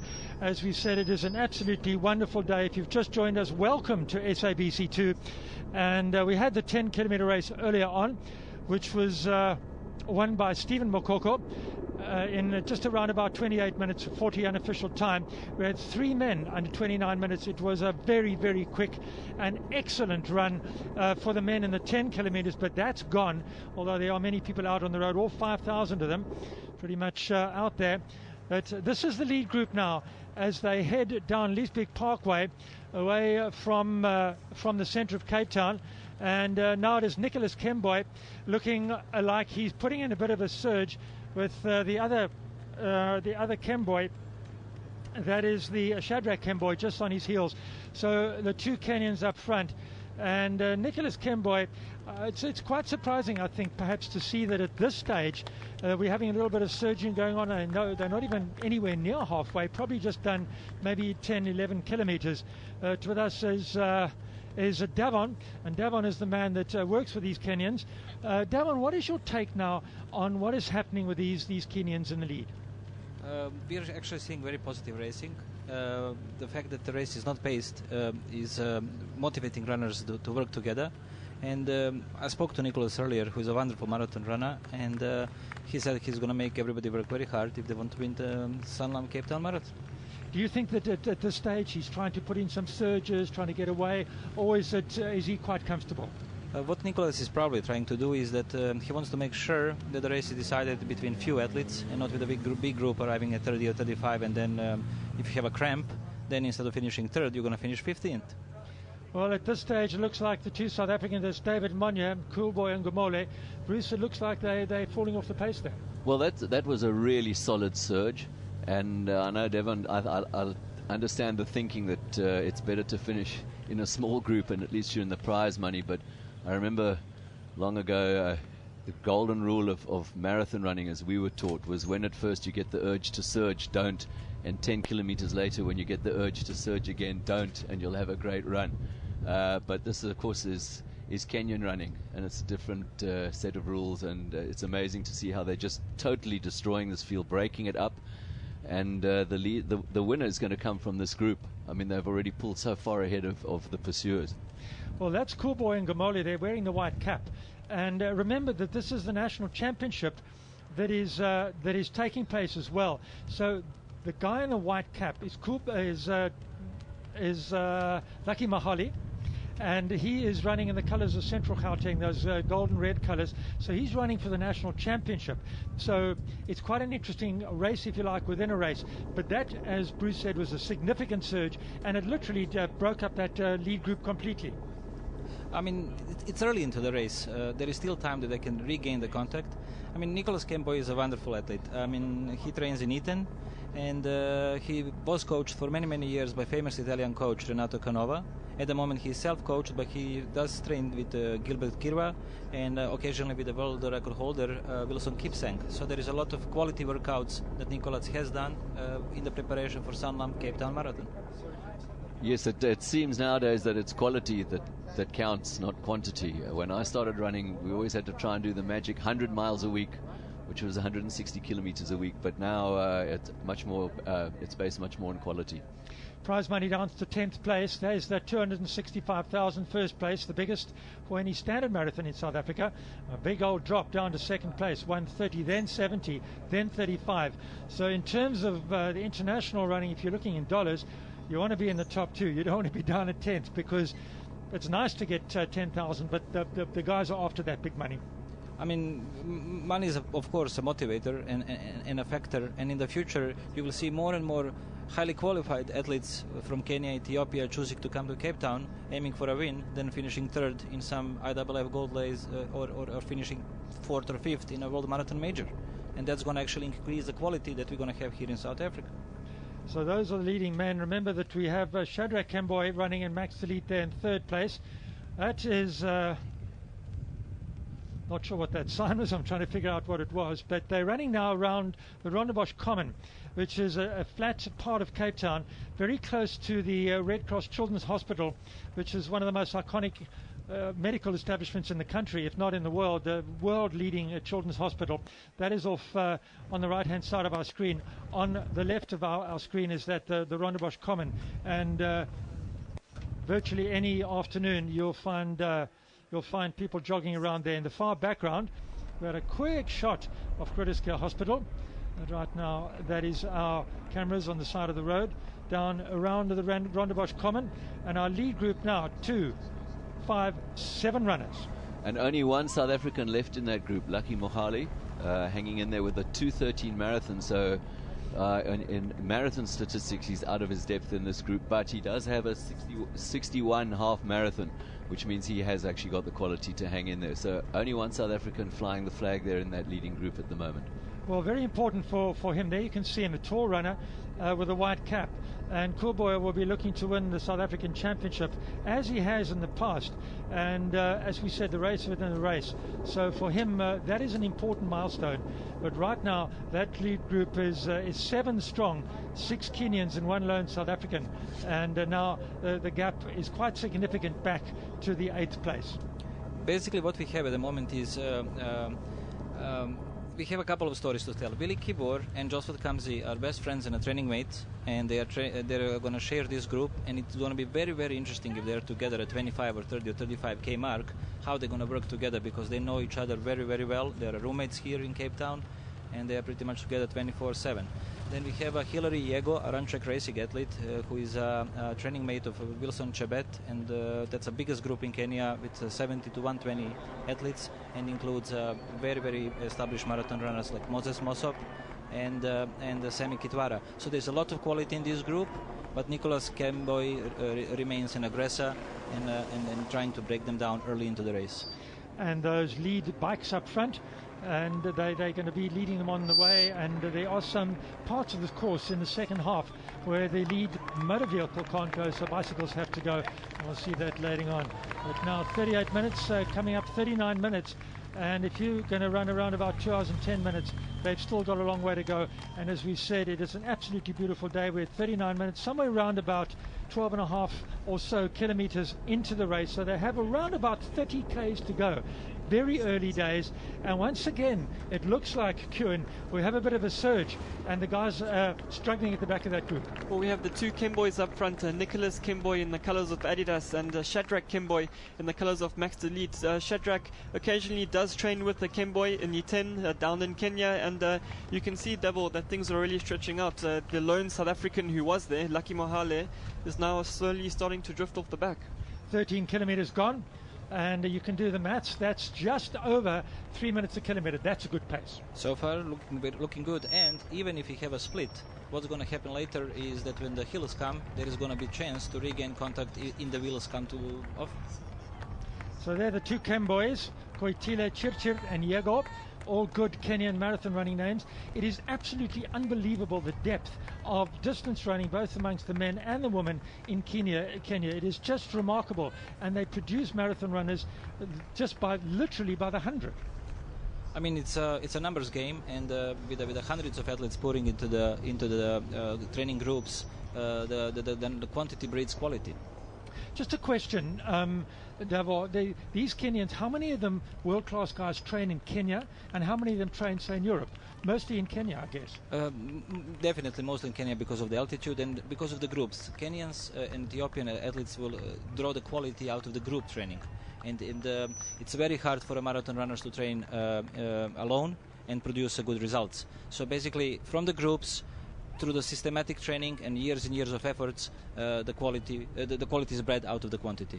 I know this, perhaps we don't really know exactly, but roughly how many guys in Kenya would be able to run a sub 210? Is it 10? Is it 20? Is it 50? Hundreds. 100. Hundreds of runners. Kewan, what do you say about that?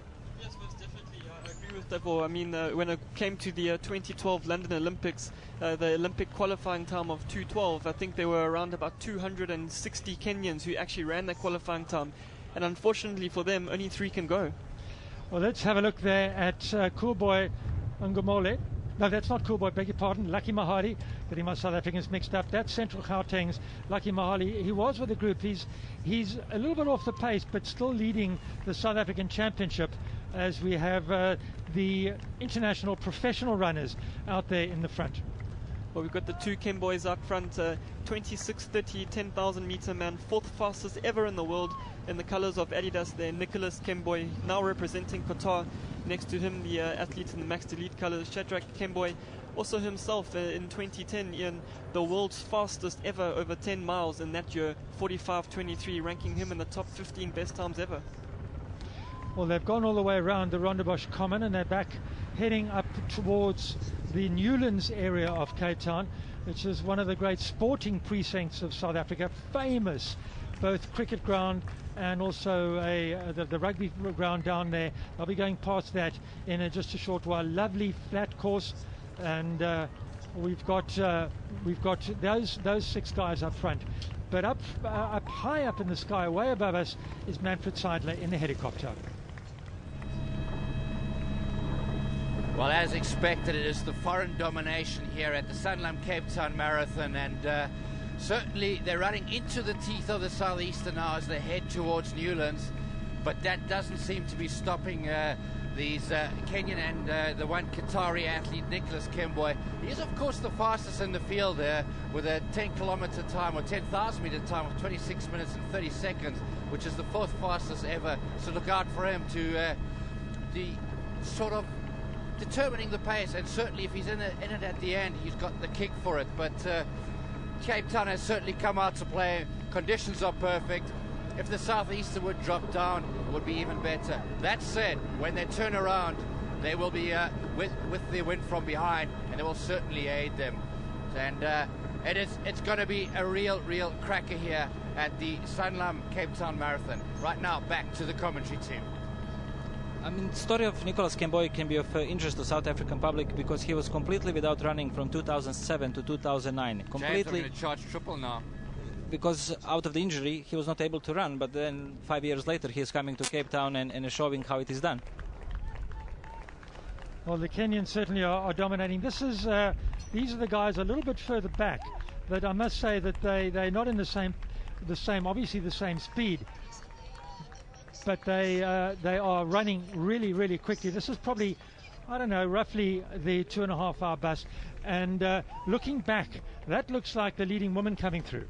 Sibona loo nto siyabona ngathi ngabafazi ababazayo ngoku imali ke sijongile nayo inkulu pha kodwa xa sesijonge kwabo abaphambili ke ngoku amadoda siyabona uba imali ikhona nakubo kodwa ke into abazileyo ka abantu baseKenya iimbaleki zaseKenya zonke ziphuma ngamazwe zizobalekela apha eKapa iSanlam Cape Town Marathon kodwa njengoba besiza nje siyabona ngamantombazana ledayo ke ngoqa simazi uba ngubani opha phambili. You can see the tall figure of a relatively tall figure of Yvette van Sail. What happens in Cape Town races, well, particularly this one, is they have lead bicycles. So the guys are on the bikes with the blue, mark the first, second and third woman, and they'll have a little sign on their bike saying that. So obviously they're all 3 together, so the bikes are together. So that gives us a really good idea. There's our television cameraman. We have a mobile camera with both the lead men and the lead woman, and that's a group of women together.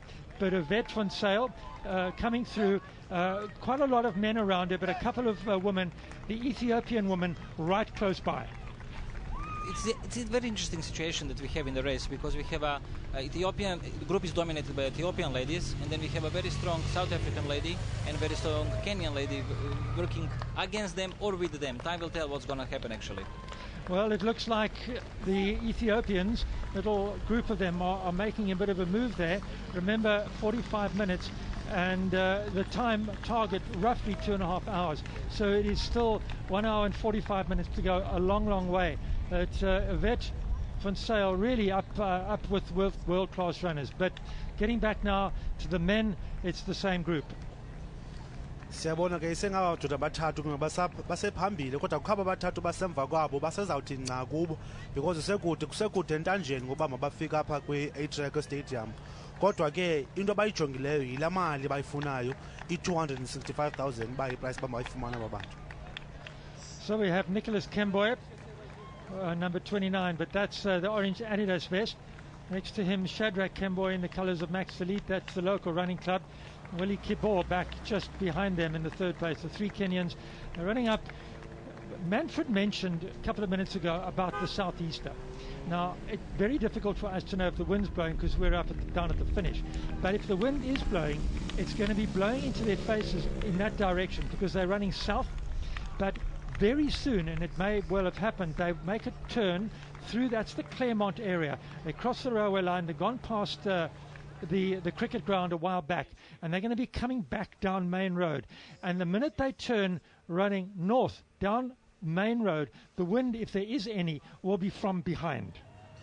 unyanisile tata sesibona ngoku ngathi kunzima pha kuHillary xa seyibaleka uyashiwa ngoku bayehla bayaphanga sibadlulela ngese-sport science pha eNewlands so ingathi kubanzima kakhulu kuye ke ngoku so inyani ke luyithethayo uba kuzawuba nzima kula madoda xa bekudibana nomoya ke ngoku. Looks like once again we have a little surge going on, and we're going to see this over and over again. The little surging, the counter surging, as we heard earlier on, and they're trying to break up the group so there are fewer and fewer people kind of chasing the top 3 podium positions. Right now they're in the southern suburbs of Cape Town in the Claremont area, and it's once again that same little group, the Kemboy, Koitile, Chirchir, Jeb Kapol. Those are all the Kenyan elite runners, but we haven't got back even anywhere near halfway yet.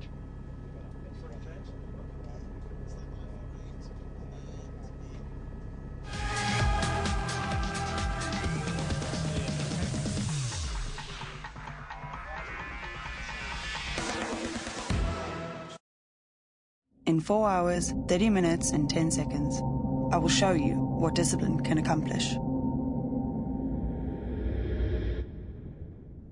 I am a colorful thread in our common fabric, my story, a mosaic of the many tones that make up my skin, the laughter in my victories, the rush of my city, the history that grounds me, and the wisdom that drives me, the paths that I have traveled and the memories I have treasured. I am the energy of people inspired, the magic of diversity.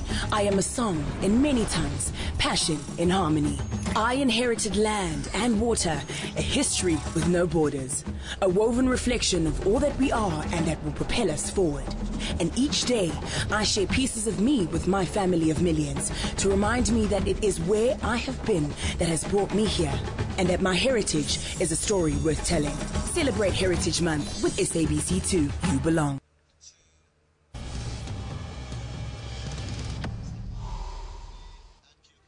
You are with the 2014 Sanlam Cape Town Marathon. What a brilliant race this is. It's now a world-class marathon with a very, very big field and a very elite field.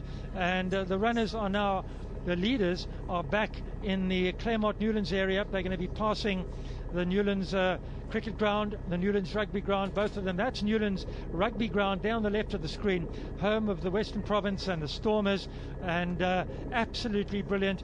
Famous sporting precinct in South Africa, in the southern suburbs, tucked underneath the Table Mountain, close to Kirstenbosch, close to the beautiful leafy suburbs down in the southern suburbs. And it's a pretty busy Sunday morning.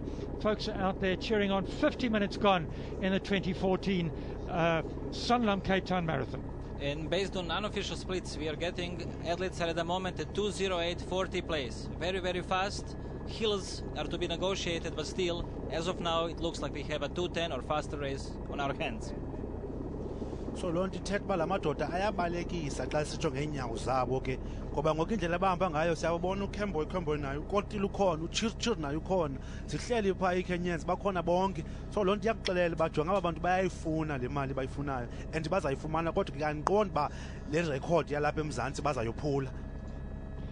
Well, in the orange colours of Adidas, that's Nicholas Kemboy and Willie Kibor.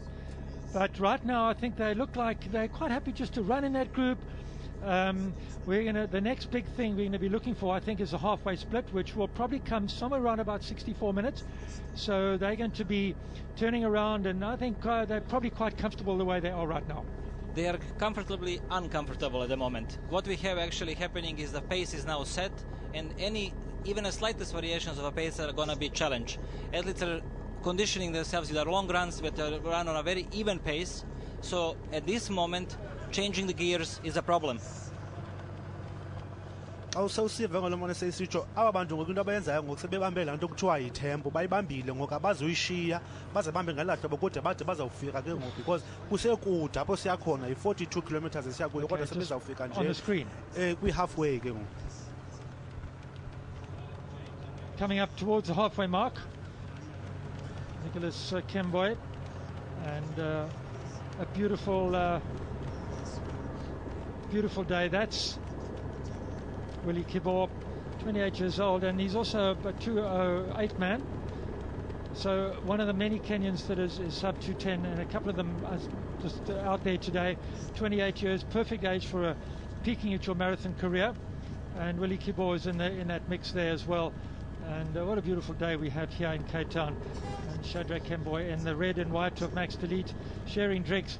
These guys have got their own drinks out there, and in these elite marathons, these big city marathons, do they have special drinks on the course? And we do have them here in Sanlam Cape Town Marathon as well. Last night, after a technical meeting, which is a meeting that is attended by all invited athletes, the bottles with the special drinks are prepared, and there is a lot of trial and error there in training, and then the best mix is used for the race, actually. Do they have individual mixes for themselves, or is it a kind of a generic mix for all of them? Some athletes really go to the lengths to figure out what works the best for them. Some are going more kind of leaning towards a simple approach. And how often do they get them during the race? Once, twice, 3, 4 times? It's actually 8 times every 5 kilometers, and sometimes it's just a water, but for most of the time it is a specific sports drink with a goal to prevent cramps or just provide energy. Certainly is a high-tech sport, not when I ran. We ran along and drank a bit of Coke and water and hoped for the best, eh? Into ziyatshintsha kule minyaka sijonga ngoya ngoku ngoba buyabona apha ezimbaleki zona ngoku asaseli manzi zinento zazo ezisifakayo into kuthiwa zii-supplements ke abaziselayo ukuze abambe bangakruneki apha emilenzeni. So zininzi nje into abazifakayo for uba bakwazi ukuphula la marekhodi abekwayo amaxwego xa siwabuza ngesixhosa ke ngoku. No South Africans in that leading group. These are the Kenyan international professional running group that's come down to the Cape Town Marathon, and that is our second bike with the leading woman, and I'm looking very hard to see where Yvette van Sail is, and she doesn't look like she's in that picture, but it looks like a group of Ethiopians that are taking it out now. Ethiopians are working together, and that was to be expected.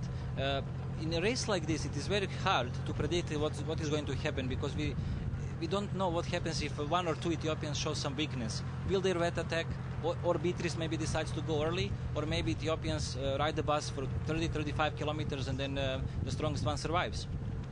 So the target for these women is somewhere around about 2 hours and 30 minutes, and we're not quite sure the exact pace, but I would guess, just looking at the thing and the way it works for the men, probably we're going to be up in the 230 bracket. They're now still running towards the area of Claremont. That's where they are, but those are the Ethiopians, and I'm not quite sure what's happened to Yvette van Sail. She was in the lead, but now we need to get a little bit of a handle on who those top women are. All of them are around about 230, and in fact some of the PBs in that group are down to 225 and even better. So that is pretty classy running. That's Annette, the leading lady, is a wonderful athlete, 224 athlete.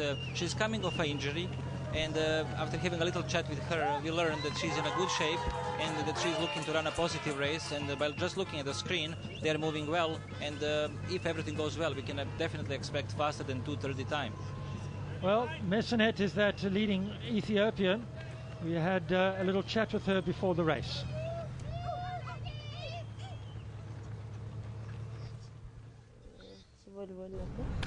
First, I was not even a runner. I was playing volleyball, and then after that I start 3,000 steeplechase, and then I ran a lot on that, and then later I have a problem injured on my leg, and then I went again after recovered. I went to 5,000, and then I went to marathon. My first marathon was in Rome, Italy. I'm very happy with my time, but now I will try to run more better than what I have.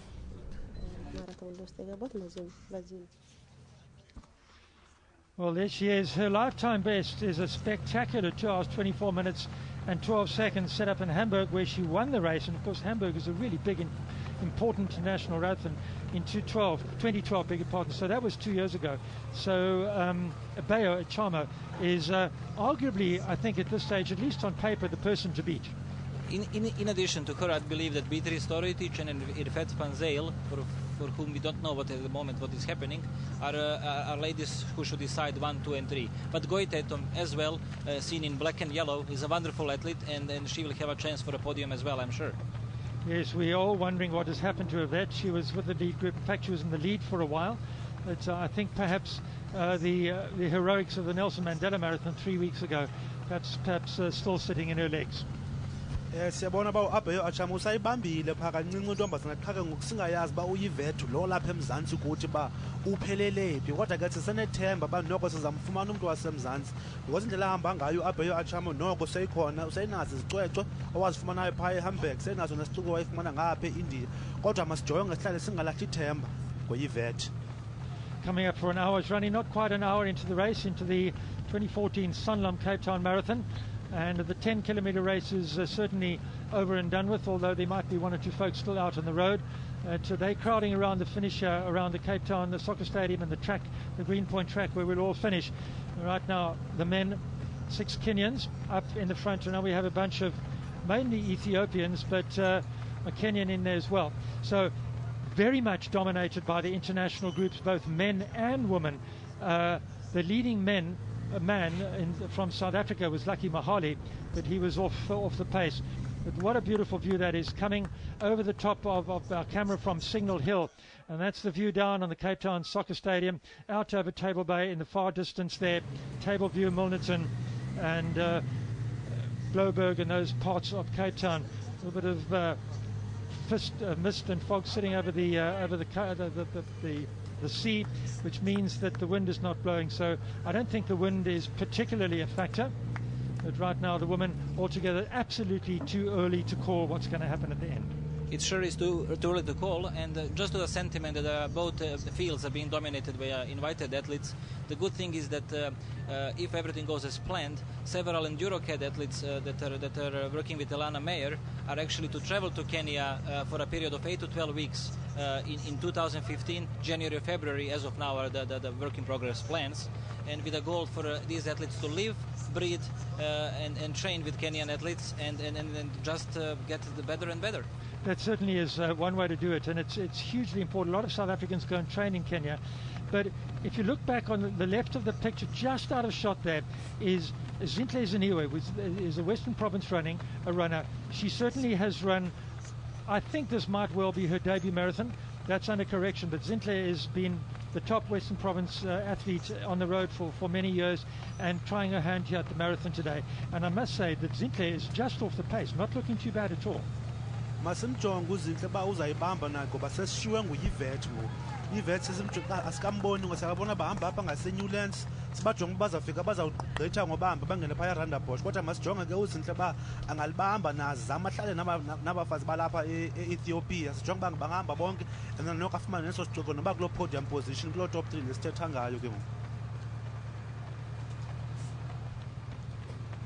If you've just joined us, a warm welcome to the 2014 Sanlam Cape Town Marathon. And we're watching our top female runners coming through at the moment. All the action there. I'm joined in studio by Tracy and Sipo, and we're coming live to you on SABC today from Cape Town. The top lady runners are doing incredibly well there, and often you see guys running with the ladies, and a lot of family members going crazy when they see their friends up front with the ladies, because it really does look good, doesn't it? Awunyanisile izwe siyabona ukho abantu abamileyo ngapha eceleni befike kwasekuseni behleli nje bezojonga utata, umama, ubhuti, usisi, bayaqhwabelana nje bavuyisana wonke umuntu. So into enhle le Sanlam Cape Town Marathon, into enhle and isezawuhamba ixesha elininzi. Engoko i-cut off lesesiyazi sonke ke kule 42.2 kilometers i-8 hours xa sesiyazi sonke. Tracy, it's always interesting to see what people are and the top runners are running in. It seems like shoes are getting lighter and lighter and less support. And the way technology has changed with shoes these days. Kunjalo kuliqiniso ikakhulukati kubo bomake siyabona ngathi ke bayakhululeka sebayatayela ikakhulukati kule mijaho kubuyela kuliphuzu lakho lizetla ukukhulume khona ngokuthi bahamba nabo babe eceleni kuyabagcinisa lokho kungibomake siyabona ukuthi vele lizinga linyukile ikuyo ke imijaho bomake sevele ke beta ngebunyendi babo kanti ke batimisele nelikhono vele likhona. As jy nou net ingeskakel het, baie welkom hier by SABC 2. Ons is regstreeks van Kaapstad af by die Sanlam Kaapstad Marathon 2014 in die ateljee saam met my Liesel van der Westhuizen. En op die oomblik saam met Bruce Fordyce hier in die ateljee. Ons is besig om te kyk at the top female runners and the lead female runners out there, Bruce. well-planned race for them as well. They know what they're doing going into the race. They've planned their race critically up to this point, of course. Very, very fast, though. And I've spoke to Nick Bester, who is Yvette Van Zyle's manager. And he said when Yvette went past him, she shouted that the pace is far too fast. The 2:24 pace was too fast for her. So she's backed off, still running very strongly, but she's waiting. And Nick says he's still pretty sure she'll make the top 3 because she's running a wise race. This is very fast. And what worries me slightly is to see the furrowed brows and the sweat. It's obviously warm out there. It's incredibly warm. A lot of people get mistaken when they say Cape Town's only 18. You think it's pretty cold, but with no wind out there today and the mountain in the background, you're really getting the heat. And the southern suburbs as well, they're turning around there. And you'll see them heading back now. We're also chatting, you'll see Beatrice in front here, Beatrice Tortortic, and we had a chance to catch up with her yesterday, just before the race, to see what her thoughts were ahead of the inaugural Sanlam Cape Town 2014 Marathon. Yeah, I started when I was young, from being a junior athlete until from junior is when I started running at under 18 years of age. I was doing track, 5,000 meters and 10,000 meters. And then I gradually graduated to 10 kilometers road running. Then I built up for a long time in road races, because I knew being somebody like Tergat. That time he was my mentor. He used to be in our camp when I was junior. So he used to talk to us and he told us you have to build up for marathon. So that's why I built up in road races for a long time. I did road races like about almost 10 years in road races. That's why I built up my energy, and then I ran my marathon. And like in my second marathon, that's when I ran good. And that's why I'm proud of being a marathoner and a successful athlete. A wonderful race for me is a race in which will make me proud and make South Africa a big nation recognized in the world. And also the Cape Town Marathon will be among the gold marathon, meaning winning is the proudness of the race. My plan for Sunday is being in the first group, and the major thing is winning. Baie belangrik vir Beatrice Tortorich daar.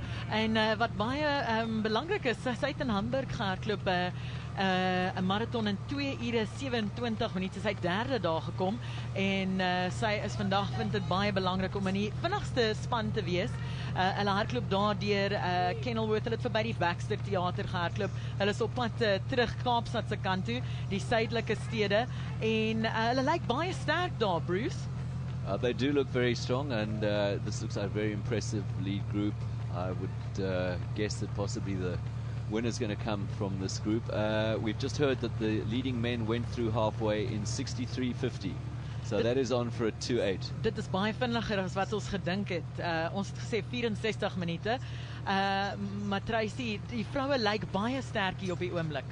Ngiyacabanga ukuthi bomake benda kahle kakhulukazi kuSizanzane Beatrice lo neminyaka lengemashumi lamabili nale mithathu ubukeka sengathi uhlelo lakhe lete ngalo licinga lete ngalo la liyamsebentela vele bekashilo ukuthi ufuna kuba the leading bunch. Kuyabonakala ukuthi ihlelo lakhe limahambela kahle ukuthi made kube nginyalo futhi nje umsubathi loqalako sengathi ke umtimba wakhe uhamba kahle for her first competition like this. Ngiyacabanga ukuthi wenda kahle kakhulu njengalokho vele bekahlelile. It's great seeing these professional runners coming out representing various of the countries on the African continent, and vitally important that Sanlam Cape Town Marathon sets the platform as a very big marathon on the continent. We're seeing the international races such as Chicago Marathon bringing in over 250 million rand. That's just for them, and I think this marathon, as Cape Town Marathon, has the ability to grow to that and become one of the biggest marathon races on the international calendar. Liesl, yes, I'm very privileged to have run most of the world's great city marathons at least once, and it would be truly wonderful if South Africa, Cape Town, and Africa as well could produce a great city marathon on the same scale. Obviously, it takes a lot of time. You don't get 40,000 runners just like that, and you don't get millions of spectators and massive prize money and stuff before you've built it up. But it's great that they've taken this first step, and well done to Francois and to Elana for making this bold move. That's fantastic, and I think we're going to see in the years to come the race numbers grow here. And all thanks to the team from Sanlam believing in the Cape Town Marathon. And Valen is standing by to chat to the CEO of Sanlam and how his dreams came true to make this marathon world class. Very much, Lisa. Well, with me I've got the CEO of Sanlam brand, Yegs Ramir, who, as you rightly said, helped to make sure that the Cape Town Marathon is re-energized for the 2014 edition, and they're on board for the next 3 years. Now, Sanlam is a financial services company, and the head office is in Cape Town. So I think that there's a touch of patriotism in the fact why they brought their muscle behind the race. Yegs, thank you very much, and welcome to our studio. Hi, Valen. Good morning. What was the reason for getting behind the Cape Town Marathon and re-energizing it the way that you guys have made possible?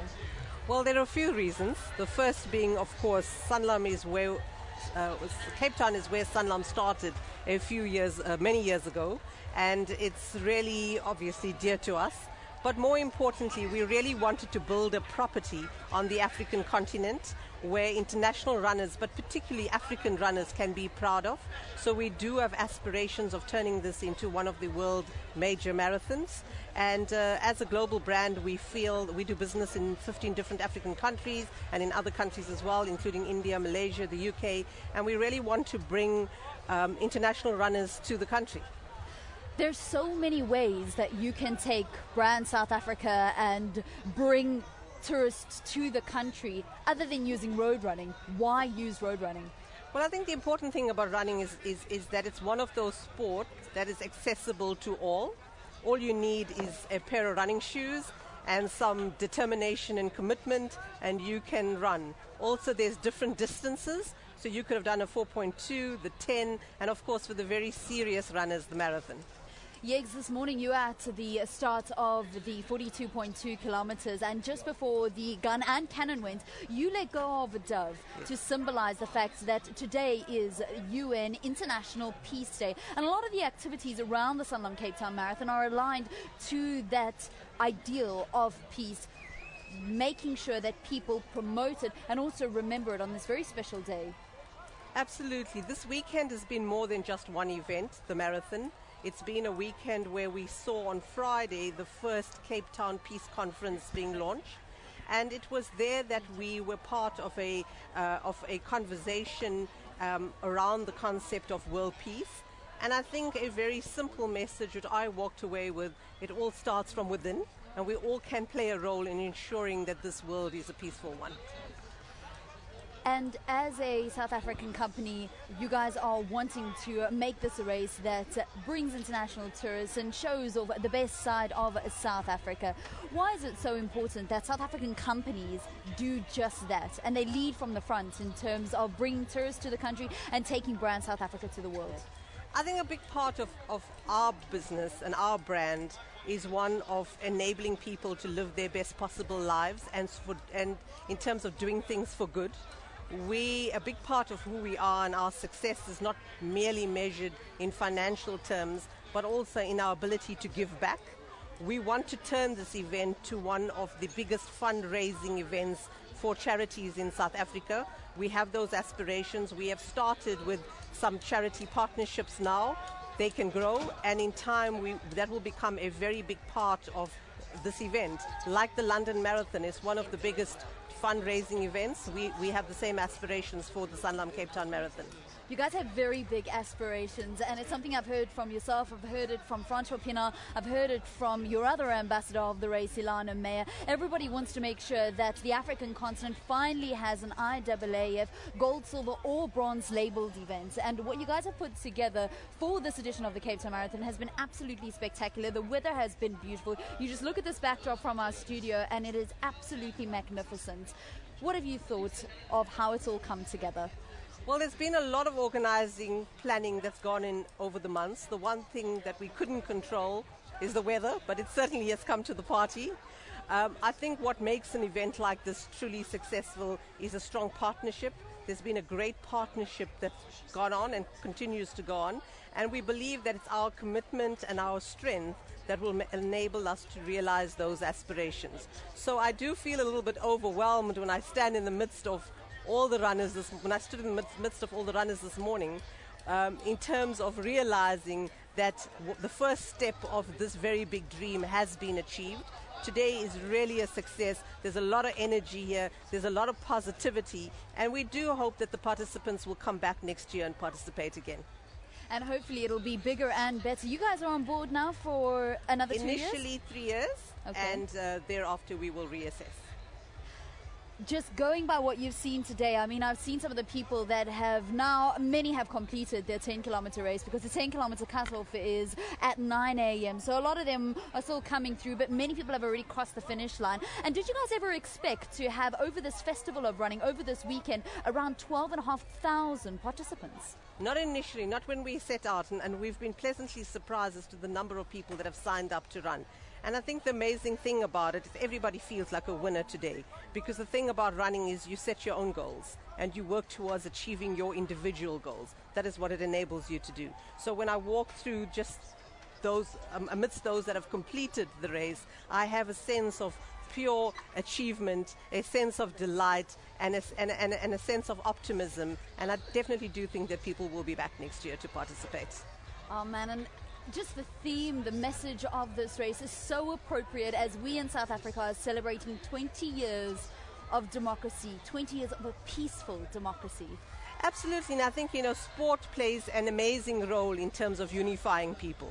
We've seen it in our country. We've seen it with Francois Pienaar's 1995 Rugby World Cup. And it continues to play that role. It just brings people from different walks of life together. And as you asked, why running? Running particularly does that. It most certainly does. Yes, Rumia, the CEO of Sanlam Brand, thank you very much for being inside our studio and also for putting your muscle behind such a good cause and such a brilliant race. No, thanks for having us. Thank you. All right, so let's go back to our commentators because there's stuff that's happening out on the road in the 42.2 kilometer race, in the women's as well as the men's race. Let's catch up with our commentators.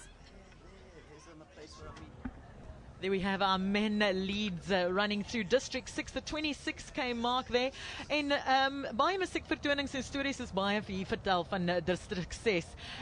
Talib Peterson en David Kramer het al baie stories hiervan geskryf en gesing. One of them being District 6 that was on at the Baxter for a while. En baie mense het al hier groot geword. Basil Kutsie, Abdullah Ibrahim also born in District 6. And Bruce, I'm sure something that you and Tracy didn't know, that Peter Jackson and Neil Blomkamp's movie District 9 was loosely based on District 6 as well. Okay, Liesl, yeah, but what I do know is that they're running uphill here. And that's why you can see they're working hard. And though it is a fast course, this is one of the two slight hills that will slow the runners down. You can see how they're leaning forward, battling on the way up that hill. None of the hills here would have the same kind of fame or notoriety as a Polly Shorts or a Heartbreak Hill in Boston, but they're still, you could see they were working hard there, and they've shed a couple of runners just because of the effort of going up that climb. Ku 26 kilometers ku District 6 sinombe bebasho nje ukuthi cishe lona ke ngomjaho lolingene lesingathi ke uflat, kepha ke siyabona nyalo ukuthi sengathi kunalapho kukhuphukela khona njengaloku sibona ukuthi cishe kuyoba timbili noba tinzashwana tindzawo lapho ke bayodvonsa khona madima. Siyabona sengathi bahlehlela emuva singasho nje phecelezi sithi baslower down ngenxa yokuthi cishe lana ke kuyakhuphukela noko ke umjaho usahamba kahle i-district 6 ngiletinye 13 indzawo lapho ke bathi basubathi bafuna babone khona njengaloku kunabo ke the Castle of Good Hope. Those are the other places, Elisel, where people can experience the beauty of Cape Town, the cultural of Cape Town. You know, we are celebrating the Heritage Month. This is a good way of celebrating that month in South Africa. Absolutely. Couldn't have been a better month to hold the Sanlam Cape Town Marathon. And running through District 6, rich with history, rich with culture, District 6 Museum, incredible visit if you ever come through to Cape Town. Have to go see there. Abdullah Ibrahim, one of District 6's famous birth sons, doing incredibly well and still proud of having grown up in District 6. If you've never been through to Cape Town, you've never been to this area, we have had a chance to see what District 6 has to offer. Take a look at this. District 6 was named the 6th Municipal District of Cape Town in 1867.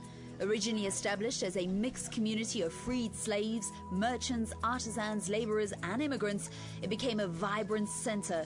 But by the beginning of the 20th century, the process of removals and marginalization had begun. The first to be forced out were black South Africans who were displaced from the district in 1901. On the 11th of February 1966, it was declared a white area under the Group Areas Act of 1950, and by 1982, the life of the community was over. More than 60,000 people were forcibly removed to barren outlying areas aptly known as the Cape Flats, and the houses in District 6 were flattened by bulldozers. In 1989, the District 6 Museum Foundation was established, and 5 years later, the museum came into being. It serves as a remembrance to the events of the apartheid era, as well as the culture and history of the area before the removal. Today, the area of District 6 is now partly divided between the suburbs of Walmer Estates, Zonneblom and Lower Vrede. The colourful and musical history of the area live on to this day through those who help to keep the vibrant and rich memory alive. Goeiemôre as jy nou net ingeskakel het. Welkom by SABC 2. Ek's Liesel van die Westhuizen in die ateljee regstreeks van die Sanlam Cape Marathon 2014 saam met Tracy Matabele, Bruce Fordyce en daar het ons top mans hardlopers in die 42 marathon vandag en dit lyk my hulle hardloop baie vinnig. Hulle is nou net deur District 6. And right, so now we've got a lead pack that consists of Nicholas Kemboy, Shadrach Kemboy, Josephat Kamzi, Henry Chirchir, Hilary Yego, Willie Keboy, and then chasing them we saw going up the hill at 26 Ks were Cool Boy and Laban. But this looks like the lead pack from which the top three will come. That hill is over and now they're starting to wind it up again. I've heard from Nick Bester, the Nedbank club manager, out on the road, that Yvette is 20 seconds behind the leading women, so she hasn't backed off too much. She's there. I know we've had a lot of people tweeting us furiously saying, where is she? She's still there and slightly off the pace, which was around about 2:24 pace at that stage for the women. Bruce, speaking of the Kemboys, siyati ke babukeli ukuthi laba ke babuya lapha ke eKenya ngekudalwa ke phanyalo ke munye wabo ulapha ke eKhatar omunye lapha ke eTurkey. Lokusho kona ukuthi lona ke umjaho, it's one of the biggest. It's having that standard, it's having that value. The London Marathon, if you can name them, kulapho siyati ke ukuthi lona ke ngumjaho lapho ke bakhona qualifyela khona i2014 Old Mutual 2 Oceans kanjalo naye ke i-Comrade Marathon, hence the attraction of international athletes this year. So Sanlam did well, Lisa. Definitief, Tracy. Sanlam het baie goed gedoen en bly om te sien Kaapstad is hier in die skerms. Daar is hulle deur District 6 en hulle is op Patyne se kant toe en Bruce het gesê dis baie moeilik. Hulle sukkel daar met die bulte en daar kom nou nog 'n bult. Ek is nie seker of hulle daarvan weet nie, maar op Patyne se kant toe, net onder Tafelberg en onder Leeukop is waar Tyne een van die stede in Kaapstad is. En daar is hulle weer teen 'n bult op. Ons sal hulle nou oor 'n paar sekondes sien. Grand Parade there and City Hall as well, very big part of Cape Town's history. And we all know that that's where Nelson Mandela gave his freedom speech when he was released. Speaking of the District 6, now I know, I have the feeling, because I've been hearing songs like Sohlale District 6, where Mame Pia by Hugh Masikela. Now I understand. Now I know. I'm feeling the song. That's the beauty of this marathon this year. We are getting that experience, that exposure. And they're surging and counter-surging. It's very exciting racing at this stage. Each one of these leading, I think it's about 7 or 8 runners, each one of them having a go in the front. Josephat Kamsi being particularly aggressive at this stage. Little bit of a tricky bit there I saw when they're having to step off a curbstone. Yvette said earlier she was a little bit worried about some of the curbs and curbstones that have to be jumping up and off. Also they're asking the way, is this the right way? So that shows that they're passing the lead vehicles, which is hysterical. And you get a wonderful view of the pace and an impression of the pace when you look at it from the air. When you look at the runners on the ground from a camera level, it doesn't look that fast, but have a look at how quickly they are eating up those city blocks. They are absolutely flying. Josephat in front, trying to break away by the look of it. Fantastic to see Cape Town City Hall there. The limestone they imported from Bath many years ago. 1905 was when it was built, opposite the Grand Parade, and we often have concerts held there in Cape Town. Very important part, as I said, of Cape Town. Van Kaapstad se geskiedenis daar, en hier is hulle deur die middestad van Kaapstad, en die 27 merker is daar. Willie Kiboy, een van ons eerste manne daar. Yes, he's now his turn in the front. He's surged as well, and the group looking as if it's thinning out. We're down to 5. It looks like we're down to 5 runners now, and a really another surge there from Willie Kubo.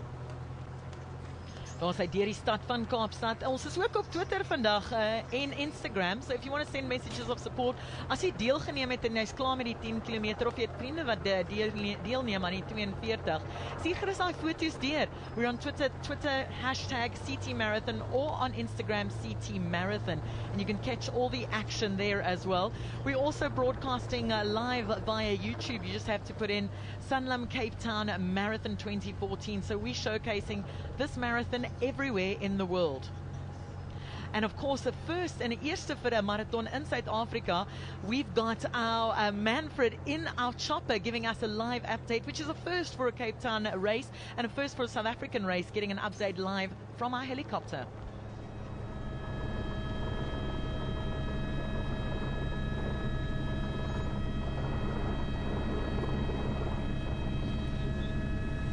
Well, halfway in 63 minutes and 50 seconds. Projected time was 64 minutes exactly. So well on pace for a very fast race here at the Sanlam Cape Town Marathon. And from where we are up in the chopper, originally they were running into the southeasterly. That wind has swung around and it's now westerly, so they're running back into the wind. So they really are not having much joy with the wind today, are the runners, but certainly on a very fast pace.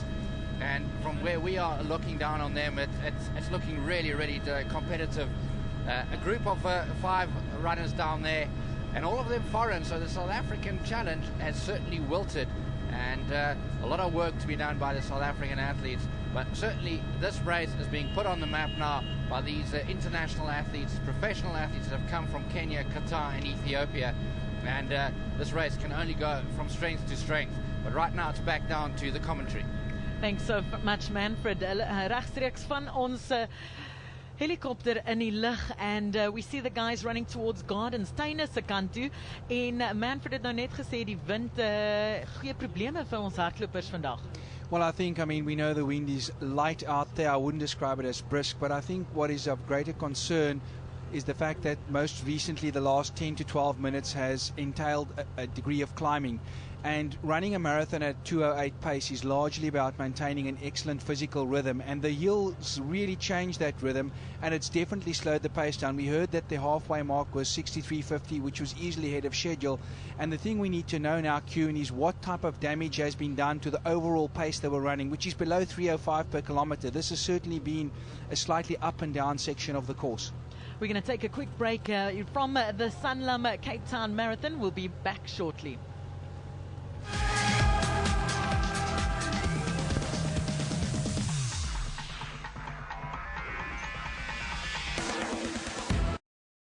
SABC2 and the Indigenous Games Festival are giving viewers a chance to win a share of prizes to the value of 150,000 Rand. Lucky viewers will hang out with their favorite SABC2 presenters and participate in a viewers' championship at the event. 4 champs will each win 25,000 rand. SMS your name to 34022 and attend the games on the 21st and 24th September at Pretoria Showgrounds. Come play with SABC2 and the Indigenous Games Festival. Do you enjoy cool jazz served up hot? Celebrate the joy of jazz in true SABC2 style. Join me, Stone, for an exclusive Afro Cafe dinner experience, plus tickets to the Joy of Jazz Festival. Win one of 20 double tickets if you know who is the presenter of Afro Cafe. SMS Afro Cafe and your answer to 34022. It's all happening in Joburg on 25th and 27th September. Enter now. Live the music with Joy of Jazz and SABC2.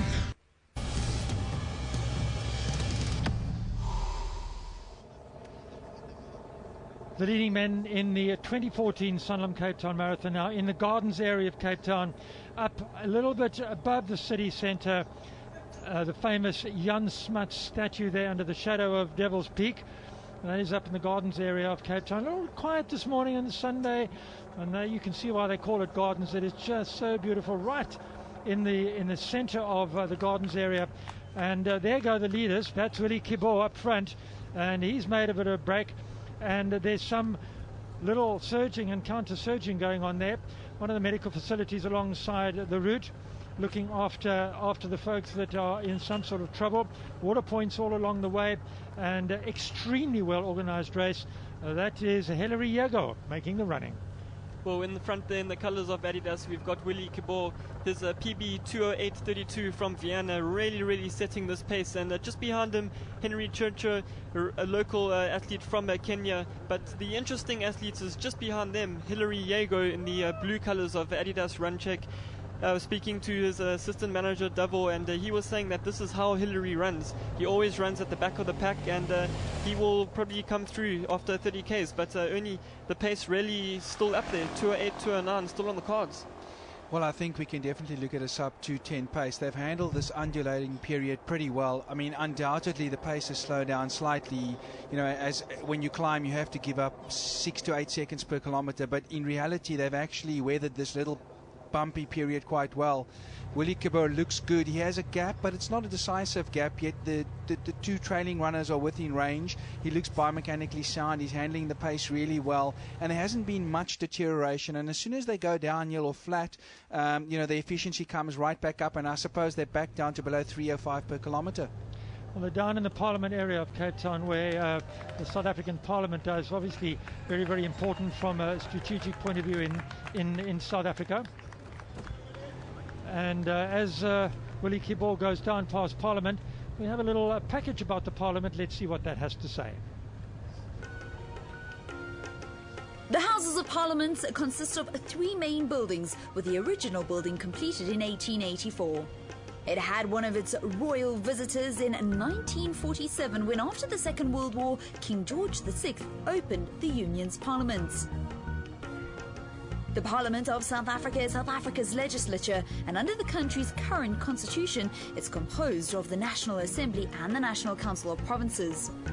It's undergone many transformations as a result of the country's tumultuous history. From 1910 to 1994, it was elected mainly by South Africa's white minority, before the first democratic elections in 1994, where its most famous visitor, Tata Nelson Mandela, will never be forgotten. Willie Kibor, there he is, all the way from Kenya, international runner of great pedigree, running through now, leading this race 1.5 hours. And if we're going to have a sub 210 marathon, he's got around about 40 minutes to go. Making the left turn there out of the central Cape Town, he's moving up Strand Street towards the Sea Point area, the Greenpoint Sea Point area.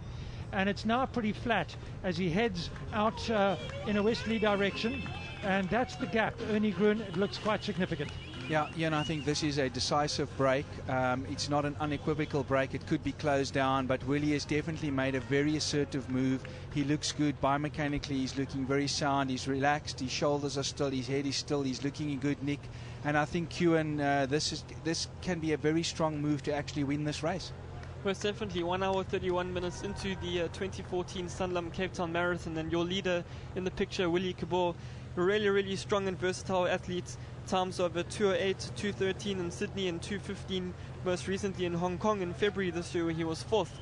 And he's considered the leader in his training group, and his best friend as well, Joseph Kamzi, himself a 2:08 Berlin marathon runner, also in the field. So the Kenyans really taking this out, and certainly dominating so far. Heading out through the centre of Cape Town, the central business district, and he'll go out in the direction of Greenpoint, and then past the stadium, past the finish. In fact, they go virtually under the shadow of the track here at the finish. That'll be in around about the 1.5, maybe 2 kilometers from now.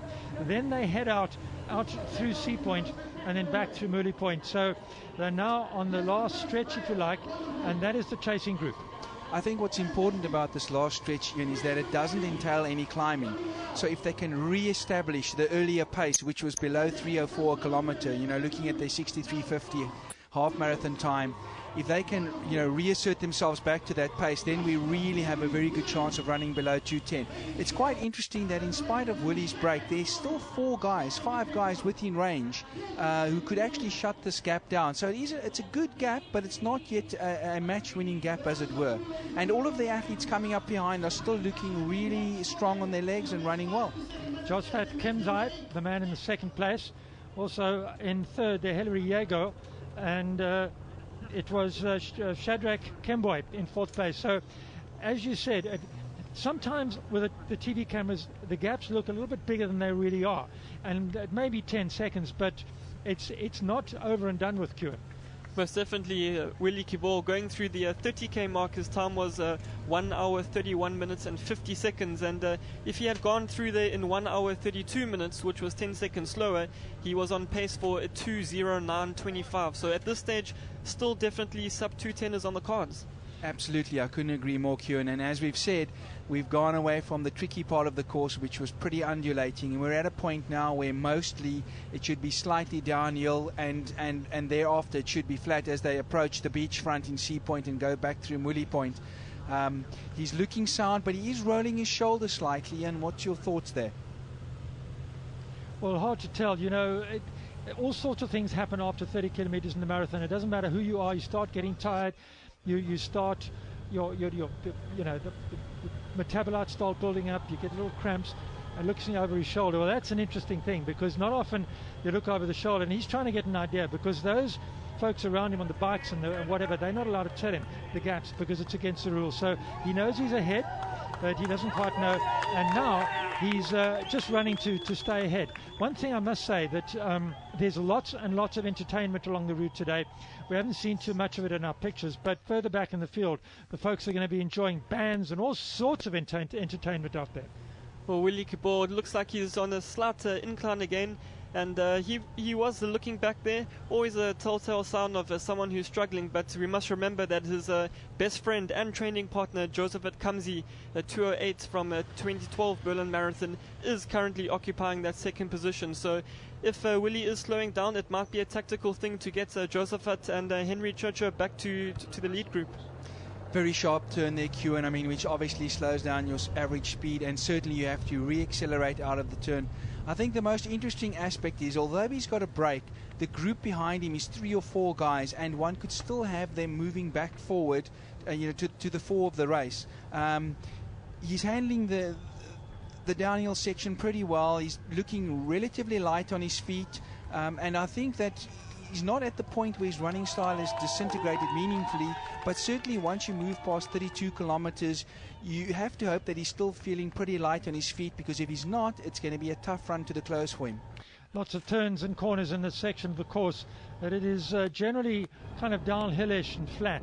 So I don't think there are any more hills. They've been up District 6 around the Parliament area where there was some climbs, and that definitely caused the breakup of the lead group.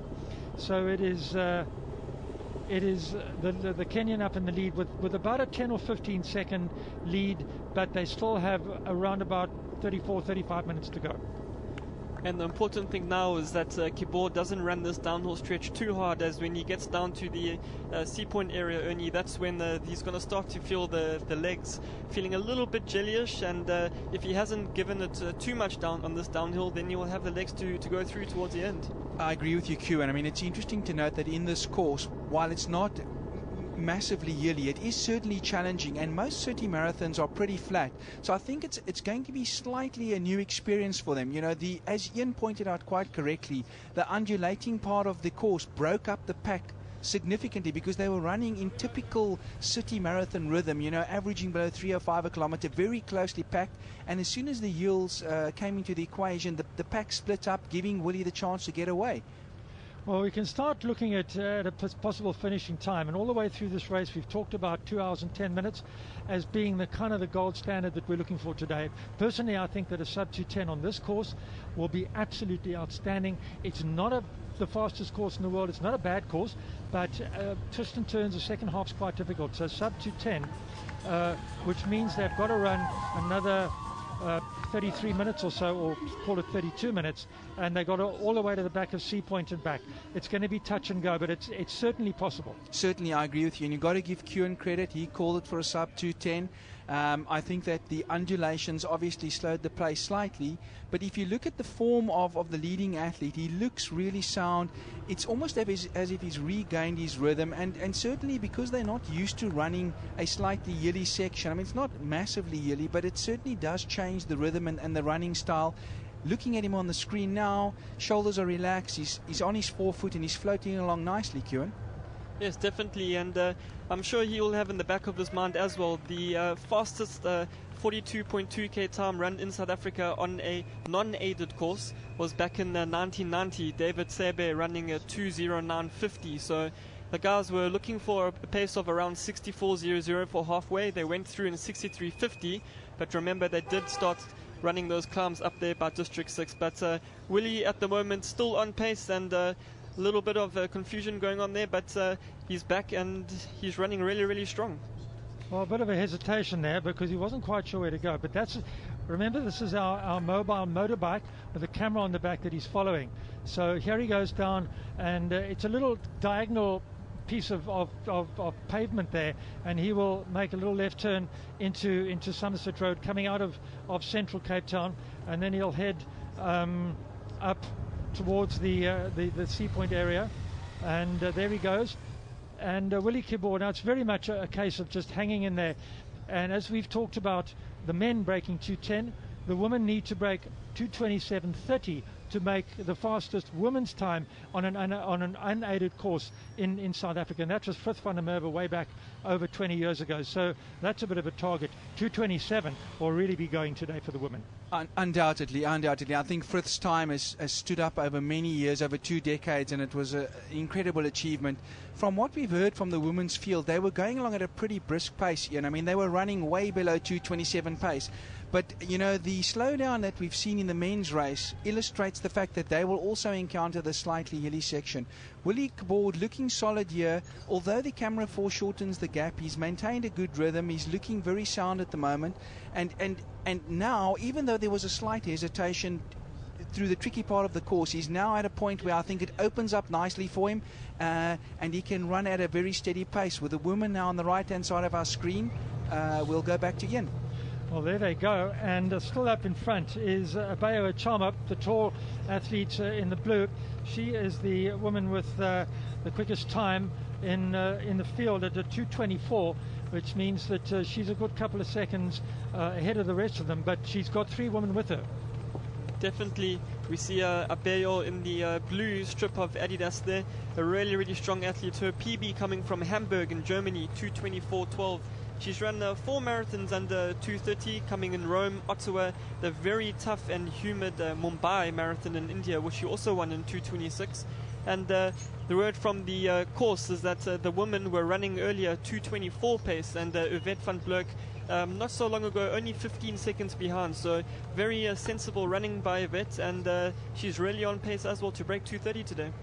Meseret there in the green colours on the right. So there are 4 women altogether. This is going to be an absolute cracker of a finish.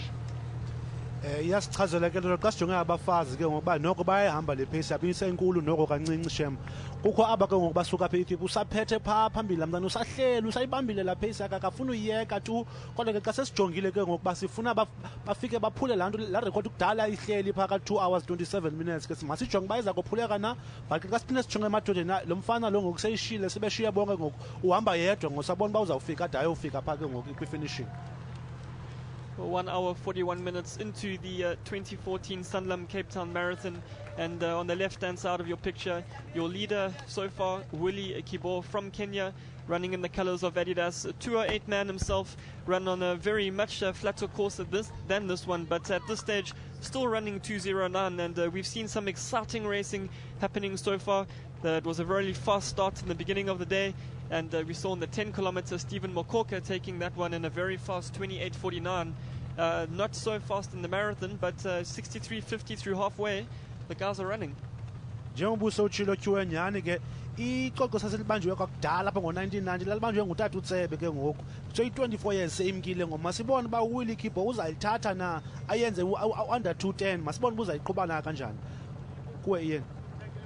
And as mentioned earlier, there is a race within the race, the SA Marathon Champs also being run alongside, and it'll be interesting to see who the first South African is at this stage, going through the District 6 area, through that hilly section.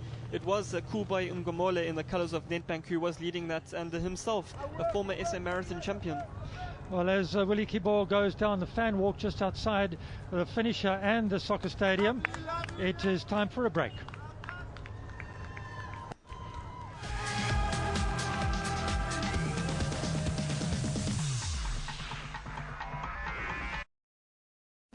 Remember when you were young?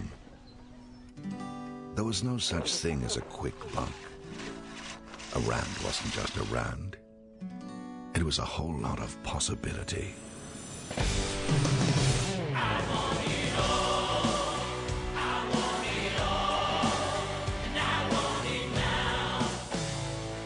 You didn't want to spend it immediately. You wanted that feeling to last. So you saved it till you needed it.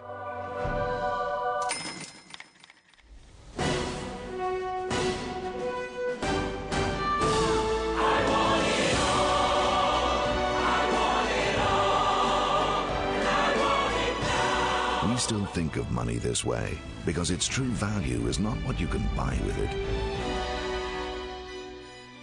but what it buys you.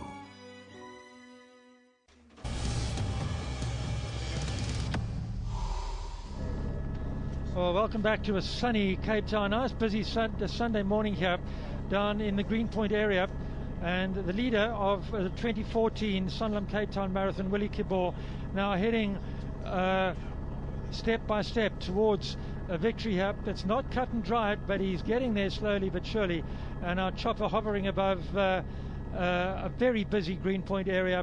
Lots and lots of activity. Keep the treats going, and people are enjoying our broadcast.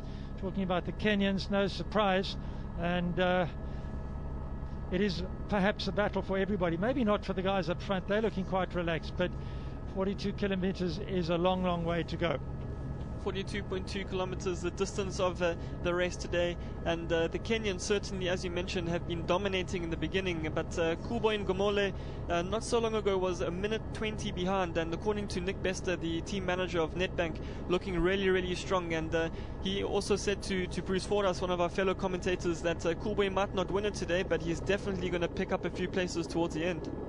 Masiyibone ke ubukhopha buzawukwazi uyibamba phaa ipodium for uMzantsi kaloku sesijonga ngoku kukho abantu abasuka kwamazwe phesheya iKenyans sezikhona siyambona ke ngoku uWillie Kibor yena uyibambile sendimnika mna ba uzayithatha le yalo nyaka le yale 2014 Sanlam Cape Town Marathon uzayithatha ngendlela ahamba ngayo.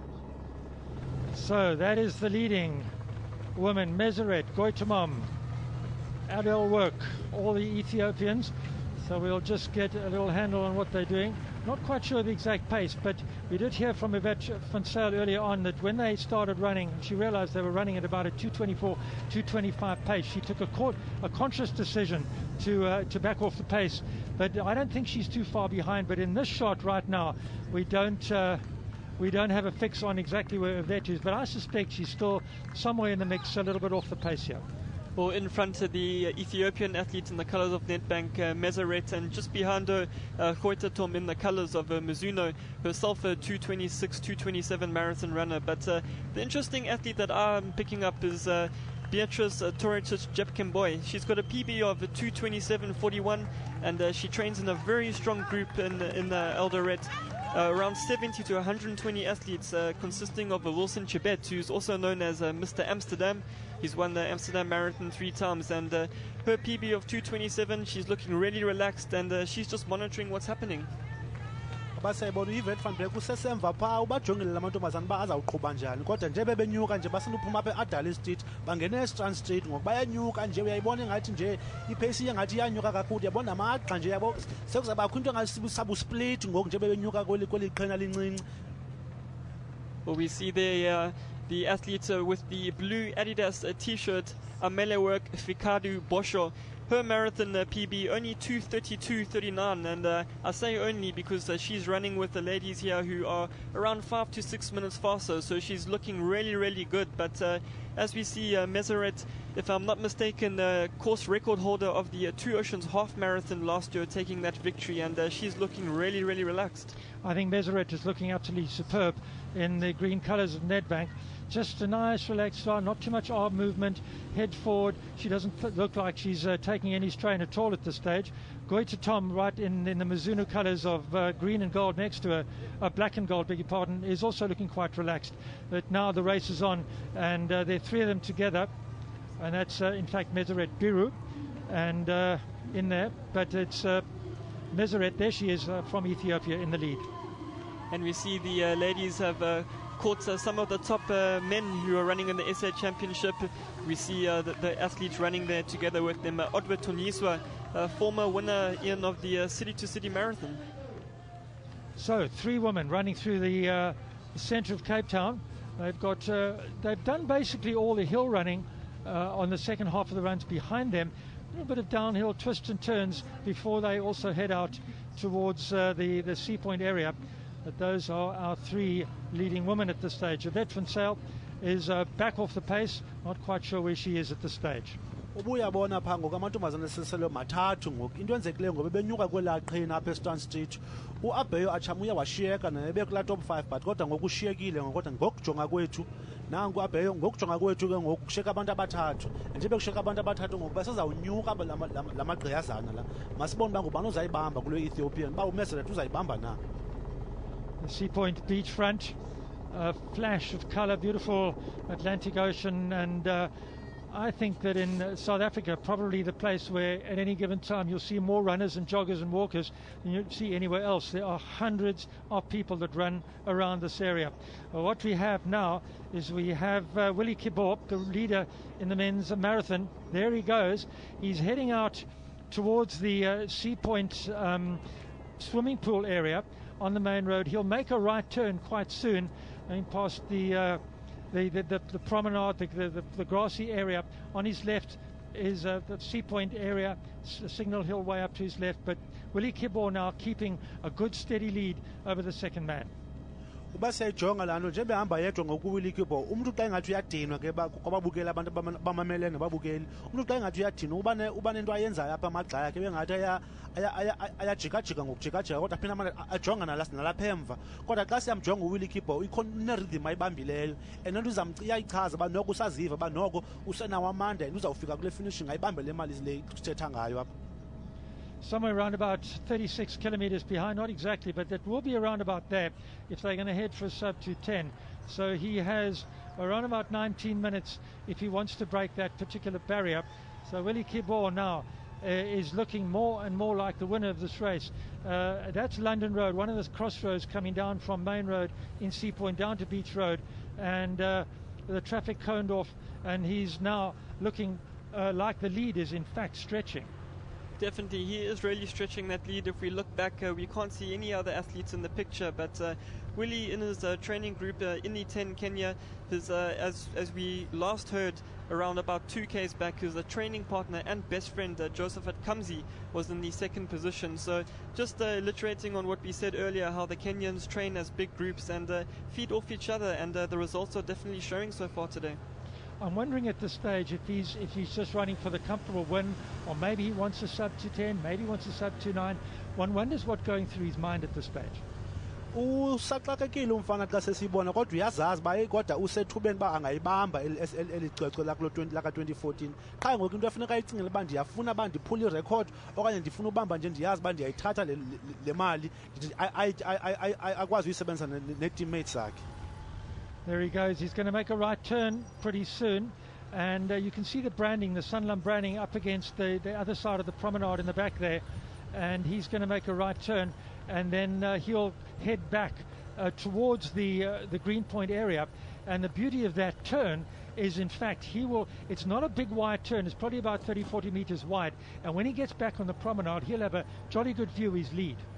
Definitely. And Willie himself, no stranger to winning marathons. This is his 7th marathon that he's running in his career, with 2 of the marathons that he's participated in coming with a victory. That happened in Shanghai in 2011 and in Sydney in 2013, which he won in 2:13:48. So today running a lot quicker than that, but his PB is still at 2:08:32. He's been there, he's done that, and he knows what he's doing.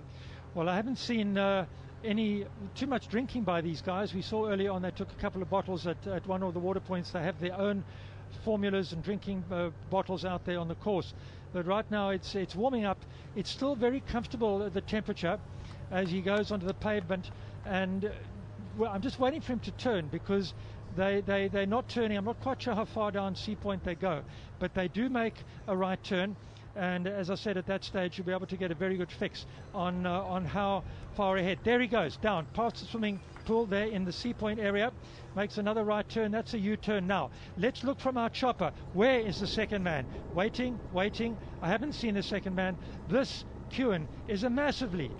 Definitely, Willie has really stretched his lead out. When he went through 30Ks, the lead to the second place athlete Joseph Kamzi was not more than 10 seconds, and he's done that turn quite a while back now, and definitely we aren't seeing any athletes in the background, Sipho. Ngokujonga kwethu uyitsale kakhulu umfana uWillie Kibbo, seyibambe nerhythm ngoku, and xa sendiyijongile mna noko seyingumzuzu okanye imizuzu emibini, kodwa xa sesijongile xa sesithetha sonke kodwa noko uzayithatha le, seyithathile isesandleni sakhe ngoku. Well, we're waiting for the second guy to come round as they're getting some well-deserved and well-needed encouragement along the way. The Sea Point Promenade is, as I said, an area where thousands of people run and jog and walk out there getting their exercise. If you look at the surface, it's not a tar surface. It's a kind of a brickwork, which is very flat and very fine, but it's a little bit kind of, perhaps a wee bit uncomfortable underfoot. But I'm sure that Willie Kibbo is quite relaxed for that.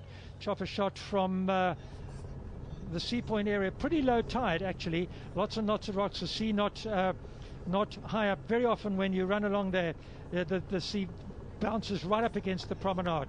So there's the second place man.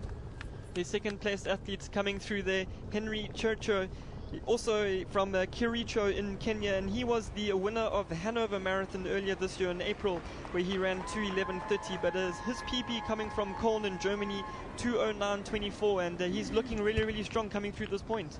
Well, there's the second place. It looks like a battle, and that's Shadrach Kemboy, I think it is, in the third place, but that's Chirchir in second place. So there they go, the two Kenyans, but now it looks like a battle for the minor places. Uyayibona ke uWillie seyithathile kodwa uHandy owesibini owesithathu wesine noko siyabona uba ikhona into engenzeka phaa, kungakho utshintsho, kodwa iyo esokuqala isicoco sithathiwe sona, eyesibini wesithathu wesine kungakho into etshintshayo kubo. And the next athlete coming through there is in fact the training partner of the race leader Willie Kibbo. That was Joseph Kamzi, the 208 runner from Berlin, and following him in the colors of Max Elite was Shadrach Kemboy, as we see there coming through the picture, course record holder of the Soweto and Gauteng marathons, and the quick pace finding him out today. Well, it's just a very, very quick pace. Coming up for 1 hour and 56 minutes. We're going to get up to the 2 hour barrier. They have to run along that promenade and then get onto the beachfront road next to the Moody Point Lighthouse. But Elana Meyer with us. Looks like we've got a very, very strong both men's and women's race today. Yes, absolutely. I think, going through halfway in sub 64 seconds, just mean the guys seriously mean some business. Obviously this field have stretched out a lot. At this stage you can't hide. It's true fitness coming through. And it's certainly an exciting time on the cards. Elana, how important is it for the Sanlam Cape Town Marathon to have runners running under 2:10 to put them up in an international standing? I think first of all, the professional athlete field that started today, we had 11 gold label athletes in the field, and that's, absolutely important. And then certainly would like to see a fast time, but, it's not only about running a good time. It's the first time they've run on this course. We don't really know what they can run. So today will be a very good indication, but it certainly was a good field lining up. Also, obviously, amongst the women, I mean, we've got 4 or 5 of them still together looking at well under 2:30. Absolutely the first time in South Africa to have a field where, not 1 or 2, but, 4 or 5 women have broken 2:30, so it's a class lineup, 11 gold label athletes, certainly, a really good field. Elana, how would you like to see this race develop over the next 4 or 5 years? What is your vision? This must be it must become one of the must-run marathons, and for that you need a great result from the professional athletes, but then you also need, you need many marathon runners to pitch up and come and run it. So it's on 2 levels. We want a great professional race, but we also want people to come and experience Cape Town. Well, Kieran, talking of professionalism, this man has got it in the bag, has he? I don't want to do the commentator's jinx or anything, but so far Willie Kibor is looking most likely like your winner of the 2014 Sanlam Cape Town Marathon, and 1 hour 58 minutes into the race we saw he made that really strong surge up through the 30k mark, which he was still running around 2:09.25 pace, so it'll be interesting to see how close he can get to that at the finish, but most definitely Ian, right now certainly looking like the winner. Well, he's heading back now, and he's going to go up into the traffic area where those motor cars are under those blue Sanlam arches. And the promenade down in the bottom left-hand corner is in fact still under construction, so they won't be running around there, around the Moody Point area. So he'll make a left turn and then run down Beach Road towards the Moody Point Lighthouse, after which they'll make a right turn up towards the soccer stadium. So Elana, he can kind of almost hear the public address at the finish. Yeah, I think that's always very encouraging. He's got a fantastic track record, started 6 marathons, 2 wins, so he's been through it, he's experienced, he knows exactly how far he is into the race, and I think when you start sensing, you've got a good lead, it's like a horse smelling home. Well, you would know, wouldn't you? And, well, the women, you need to get a fix on them, but that is Willie Kibor heading towards victory. But we'll get back to the women, and after this break we'll be back with the ladies.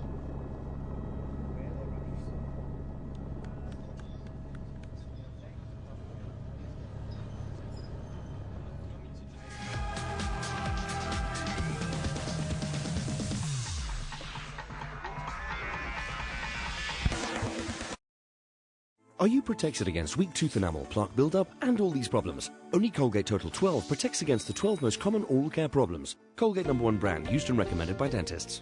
I am a colorful thread in our common fabric, my story, a mosaic of the many tones that make up my skin, the laughter in my victories, the rush of my city, the history that grounds me, and the wisdom that drives me, the paths that I have traveled and the memories I have treasured. I am the energy of people inspired, the magic of diversity. I am a song in many tongues, passion in harmony. I inherited land and water, a history with no borders, a woven reflection of all that we are and that will propel us forward. And each day, I share pieces of me with my family of millions to remind me that it is where I have been that has brought me here, and that my heritage is a story worth telling. Celebrate Heritage Month with SABC2. You belong.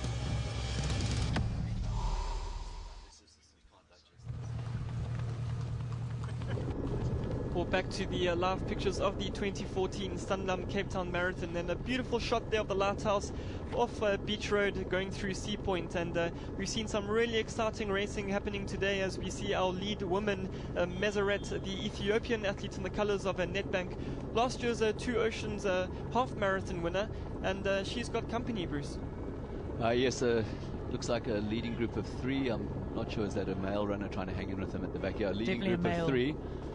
We heard last time from Nick Vester that Yvette was not that far behind, so she could still be there, but we'll try and get an update on that. And here we have our men's leader, Willie Kabor, coming towards the finish. This is such a wonderful moment for a marathon runner. If you have ever had the privilege of being in the front, it's a mixture of fear, terror, panic, and the odd bit of joy when you suddenly realize you've just seen another distance marker. The sweat will be dripping into his eye. There's the odd cramp, even though he doesn't show it. You get this feeling of little cramps trickling up and down the back of your calves. And then, of course, even with the fantastic running shoes that he's got, there's going to be the odd blister. And, of course, it's a lot of fun running marathons, a toenail or two lifting. And all that doesn't matter at all when you're at 37 Ks and 5 Ks to go and you've been told you're well clear. Goeiemôre as jy nou net ingeskakel het. Welkom hier by SABC 2 regstreeks van Kaapstad af van die Sanlam Kaapstad Marathon. 37 km in die wedren in. Dis die mans wat daar voor is. Willie Kitole wat ons eerste man is, en die vroue is so 27 minute agter die mans as ek my nie misgesit nie. Maar Bruce, jy kan my korrekteer daarmee. Yes, so here they are. This is the leading three. So we're going to get our three medalists, so to speak. Oh no, it's one of them's a guy who's tucked on. So it's down to two now. Jy wil nie sê daai man hardloop soos 'n vrou nie. My hardloop saam met 'n klomp vroue. You're guaranteed to get TV coverage if you stick with the leading lady, but it's hard work. Daar sy hulle hardloop deur Seepunt Groenpunt se kant op pad Seepunt toe waar hulle gaan omdraai. Daar sien jy in die stadion in die linkerhoek.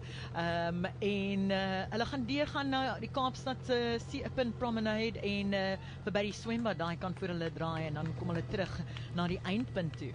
It will be very interesting to see, Bruce, what pace the women were running. We heard earlier that they were running 2:24 because the gentleman on the left-hand side of the screen himself, no slouch at all, 2:16 marathon personal best and winner of city-to-city marathon before, Otwa Tuniswa, training partner of Hendrik Romala. Ons eerste man is nie ver van die eindpunt af nie. Hy het seker so 2 km om te gaan. Bruce, wat dink jy gaan deur sy kop op daai stadium?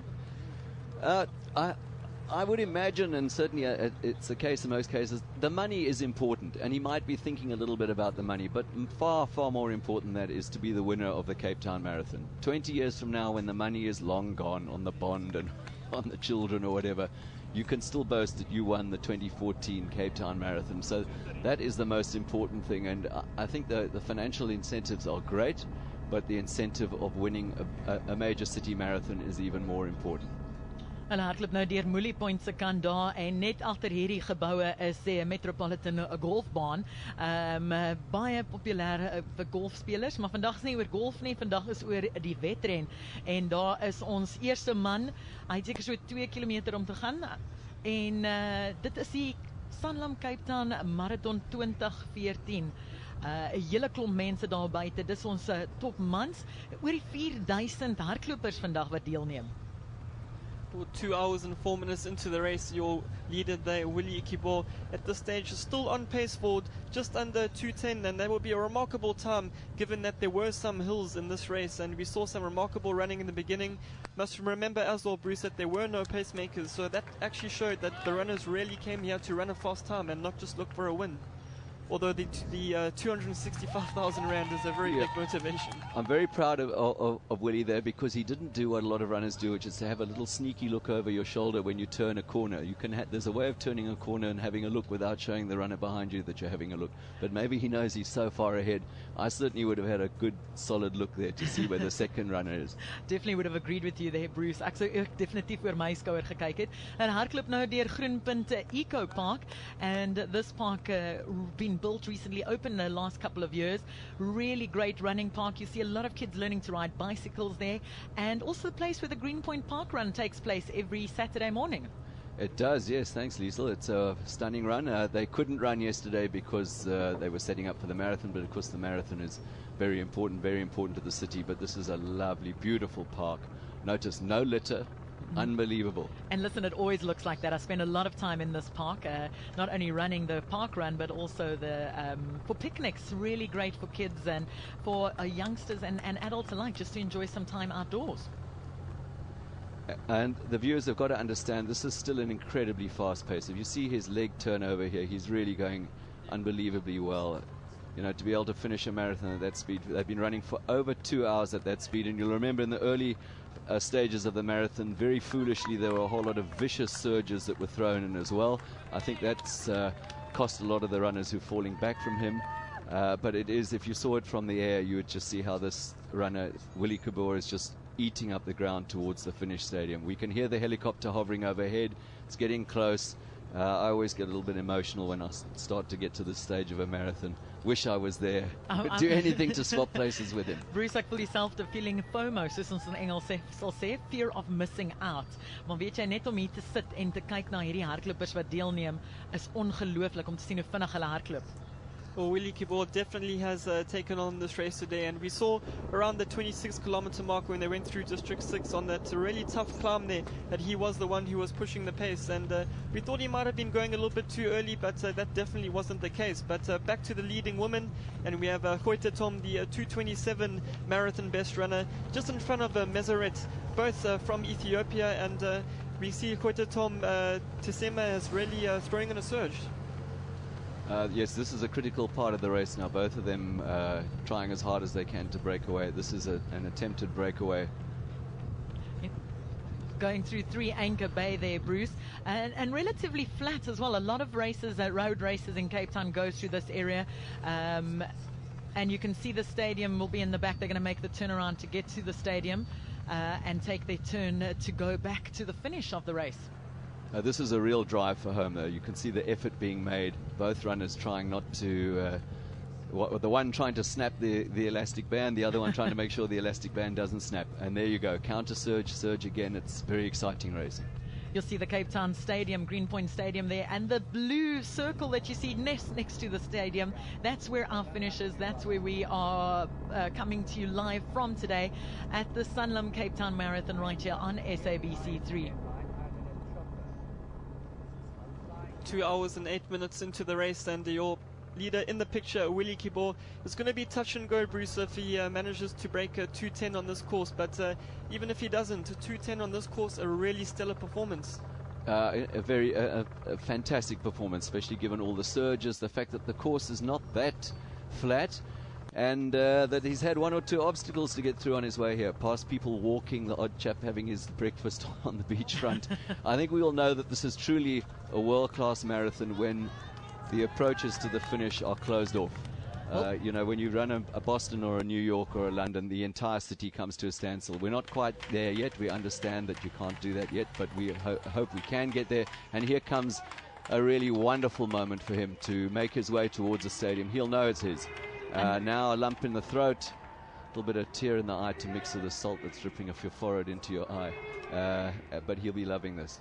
Just come out from Greenpoint Circle, heading towards the finish line, and this is a medal he can add alongside his first place in Sydney and Shanghai Marathon, and very, very exciting I'm sure for him to place a Sanlam Cape Town Marathon medal next to those. Once you see the barricades are a dead giveaway that you're nearly there. That's a fantastically exciting sight. One thing missing Cape Town, there should be thousands of people standing alongside those barricades screaming. And it will come when the marathon, Absolutely. when Elana and Francois have built the marathon up with Sanlam's support to what it should be. There we've got some spectators, but the barricades are a sign that you are finished and it's yours. Ra leboga tla re go amogele ka gangwe ebile re leboge thata gore re berele fa mme Willie ke wa goroga go a bontshagala gore o se tsantsa goroga go fitela ga jana mme re lebogela gore e be re kopana le rona ka kwana ka boitumelo ele Sanlam Cape Town Marathon 2014. Excitement mounting. You can hear the stadium there. Everyone really excited. Our winner for the Sanlam Cape Town Marathon coming in to that finish line. and the stadium and the crowds. It might not look like a lot of people, Bruce, but I was out there earlier and there are quite a number of people showing their support. Yes, the finishers from the 10K admiring the distance, the winner of the distance they would love to run one day. And here he goes, wonderful moment for him. 2:10, just under 2:11 probably. Fantastic, well run. It's been a very gutsy race. He's had to lead for a very long time. And yes, you put your arms up. It's half in relief and half in joy. o gorogile a goroga jalo ka tselentse jalo 200 kana 210 motho ka rialo ke gorogo ya gagwe monna ono wo ile kibo ke na goroga jalo mofenye wa Sanlam 2014 Cape Town 2014 me a dira jalo a dira tiro e matsetse gonne go sena ope Bruce yona mo setse morago go tlelele o na tshwantsa dire jalo gonne fa o lebella ko morago Bruce, you can see that number 2 is still coming. Yes, it's still not in the stadium. But this is when the leading marathon runners of the world show that they are actually human and they're not gods. They break down when they've crossed the line. You see the effort. For those of you who thought he was cruising, there was an incredible amount of effort there. Tomorrow, he will not be able to step off a curbstone. Getting down the stairs in his hotel will be impossible. The lift would be better. And now the relief and the effort. You can see the effort that was involved in winning this race. Ons sien ons tweede man is amper ook na by die eindpunt daar. Henry Chicher coming in, his teammate, his best friend, training partner. And they've run together. They were part of that surging pack in the early stages. You can see the effort. It has cost him. The pace has slowed, but a very, very honourable second place and a great time in the Sanlam Cape Town Marathon. And he did that look behind him to see who was behind him that you mentioned a bit Another earlier. sign that you're human, when you show that you're frightened.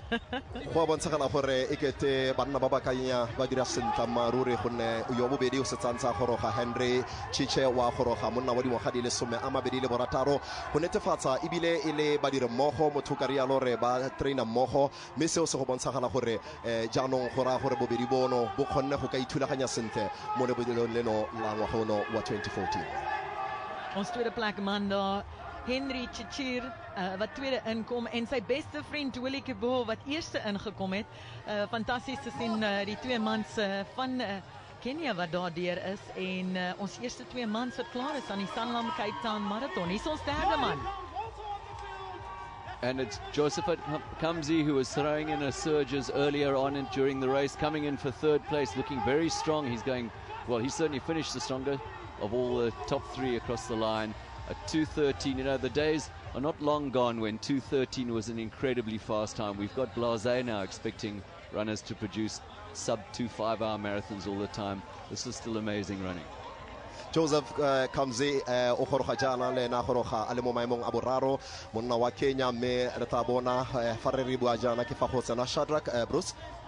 Yes, fourth place to Shadrack. Great run. He was also up there in the lead pack for most of the race. Again, he's going to do about a 2:14 by the time he's crossed the line. Great run. You can see the effort though. The pace has slackened and he'll be very glad to be on the grass. Dis ons vierde mans wat al ingekom het vandag by die Kaapstad Sanlam Kaapstad Marathon as jy nou net ingesluit het.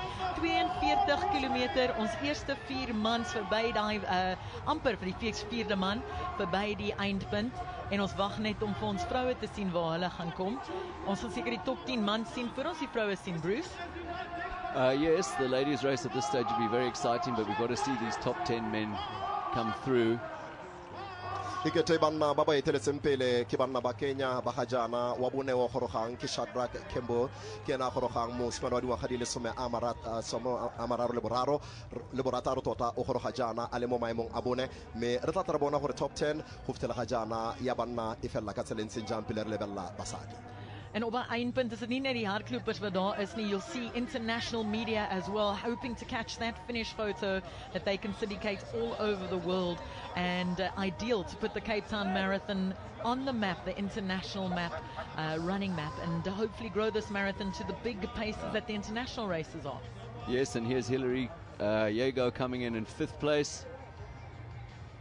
Also part of that leading group earlier on. and we're anxiously awaiting the first South African. re tla bona gore a re tla nna le mo Afrika Borwa yo tla fenyang gonne fa re bona ga jana ke banna ba Kenya ba ba gorogang Hillary Yego wa goroga mosimane wa dingwaga di le 13 mo maemong a botlhano o tla bona maemo a ntlha go fitela mo maemong a botlhano e santse e le banna ba Kenya a mo Afrika Borwa mongwe o tla goroga re ke potso e re santseng e le tlhoka karabo. Hillary Kegel, ons 5de man daar wat oor die eindpunt hardloop.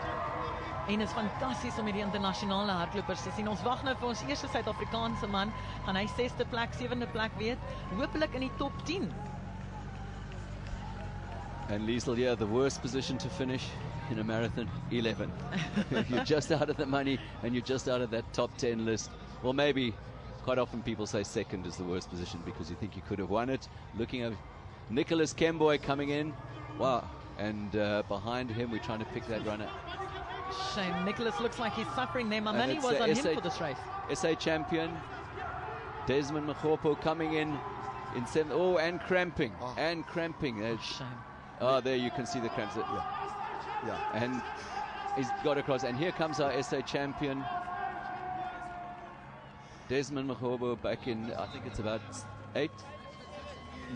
Nicholas goroga jana a le mo maemong a botlhano mme re tla bona gore yo gorogileng mo maemong a borataro le a bosupa ba gorogile ka tselentseng jang banna ba mme ra leboga Nicholas Campbell o gorogile ke Mokenya le ene tla bona gore monna yo ga jana a tla gorogang go fitela ga jana ke Mambrose. Laban coming in now, we think the 8th or 9th place. Yep, 2:09 in Mumbai in the heat in India. Great run by him. And he looks very relaxed as he crosses that finish line. I don't know, Liesl, I think these runners have all shown just how the 42 kilometers still humbles you, no matter how good you are. It is a tremendous effort. Even though they say it's a quick track, it's still hard out there. It's still 42 kilometers. There's no such thing as an easy 42 km.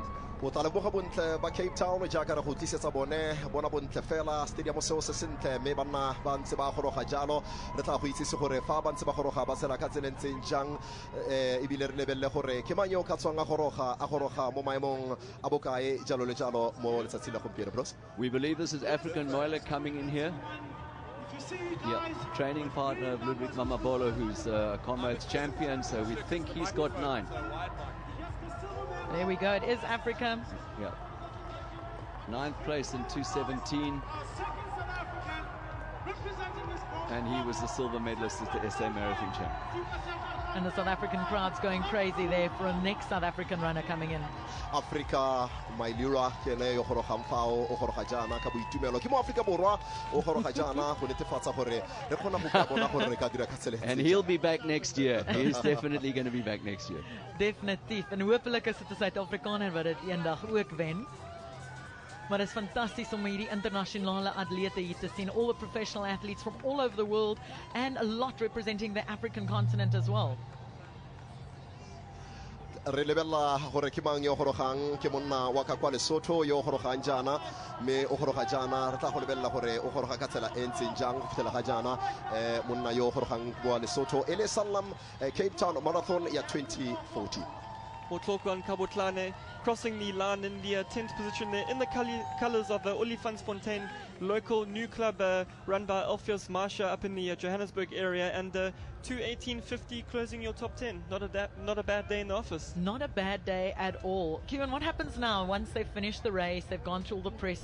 What does the rest of their day look like for the top 10 runners?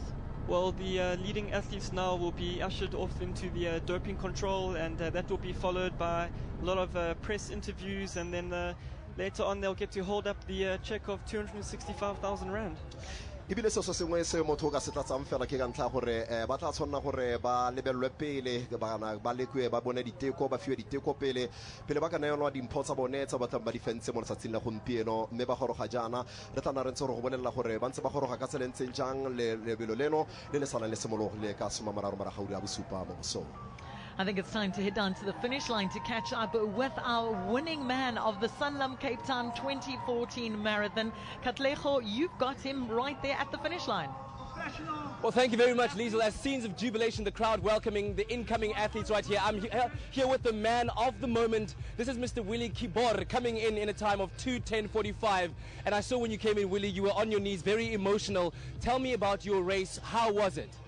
The race was so very nice course. About weather, I saw very bad weather. And about my training, I was so training very well to prepare this race. Yeah. And it's a really beautiful day here in Cape Town. What were some of the most challenging parts for you of the entire race? So this about Cape Town Marathon was so very nice to where I am training in Iten.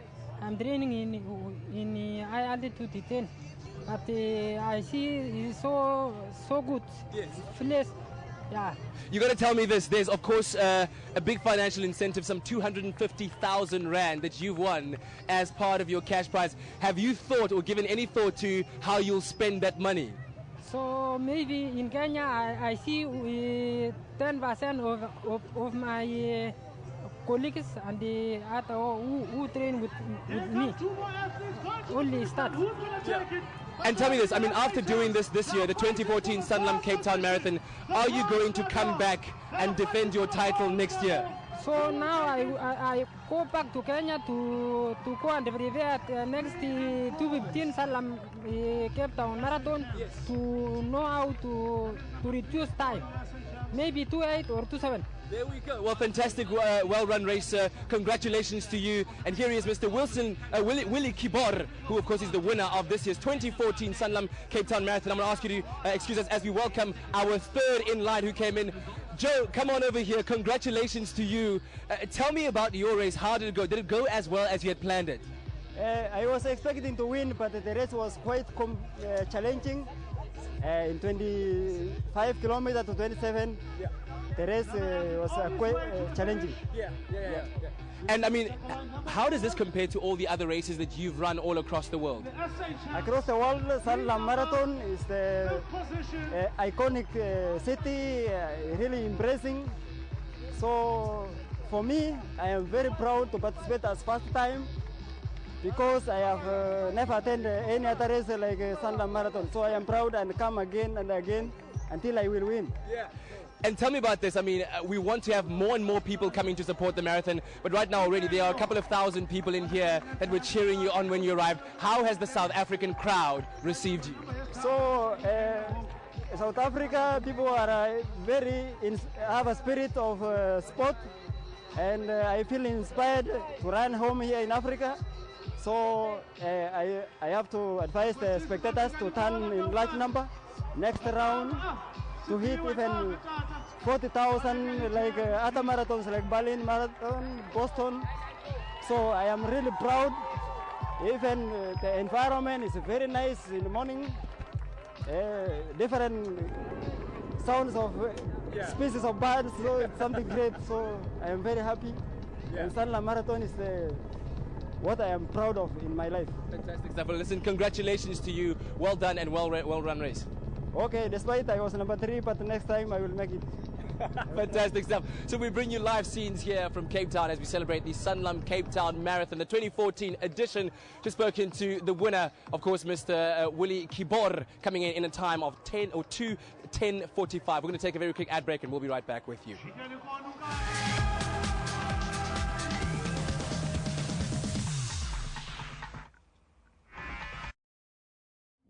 In 4 hours, 30 minutes, and 30 seconds, I will show you the value of persistence.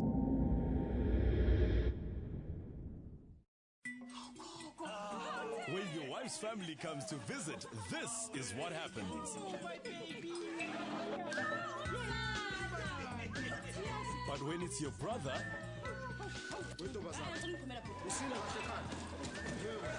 he has to use the back door. When it comes to their stay, you only get lies. But when it's your brother,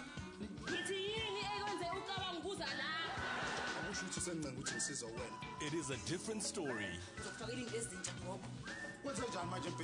Oh, Steve Lombet is so walk.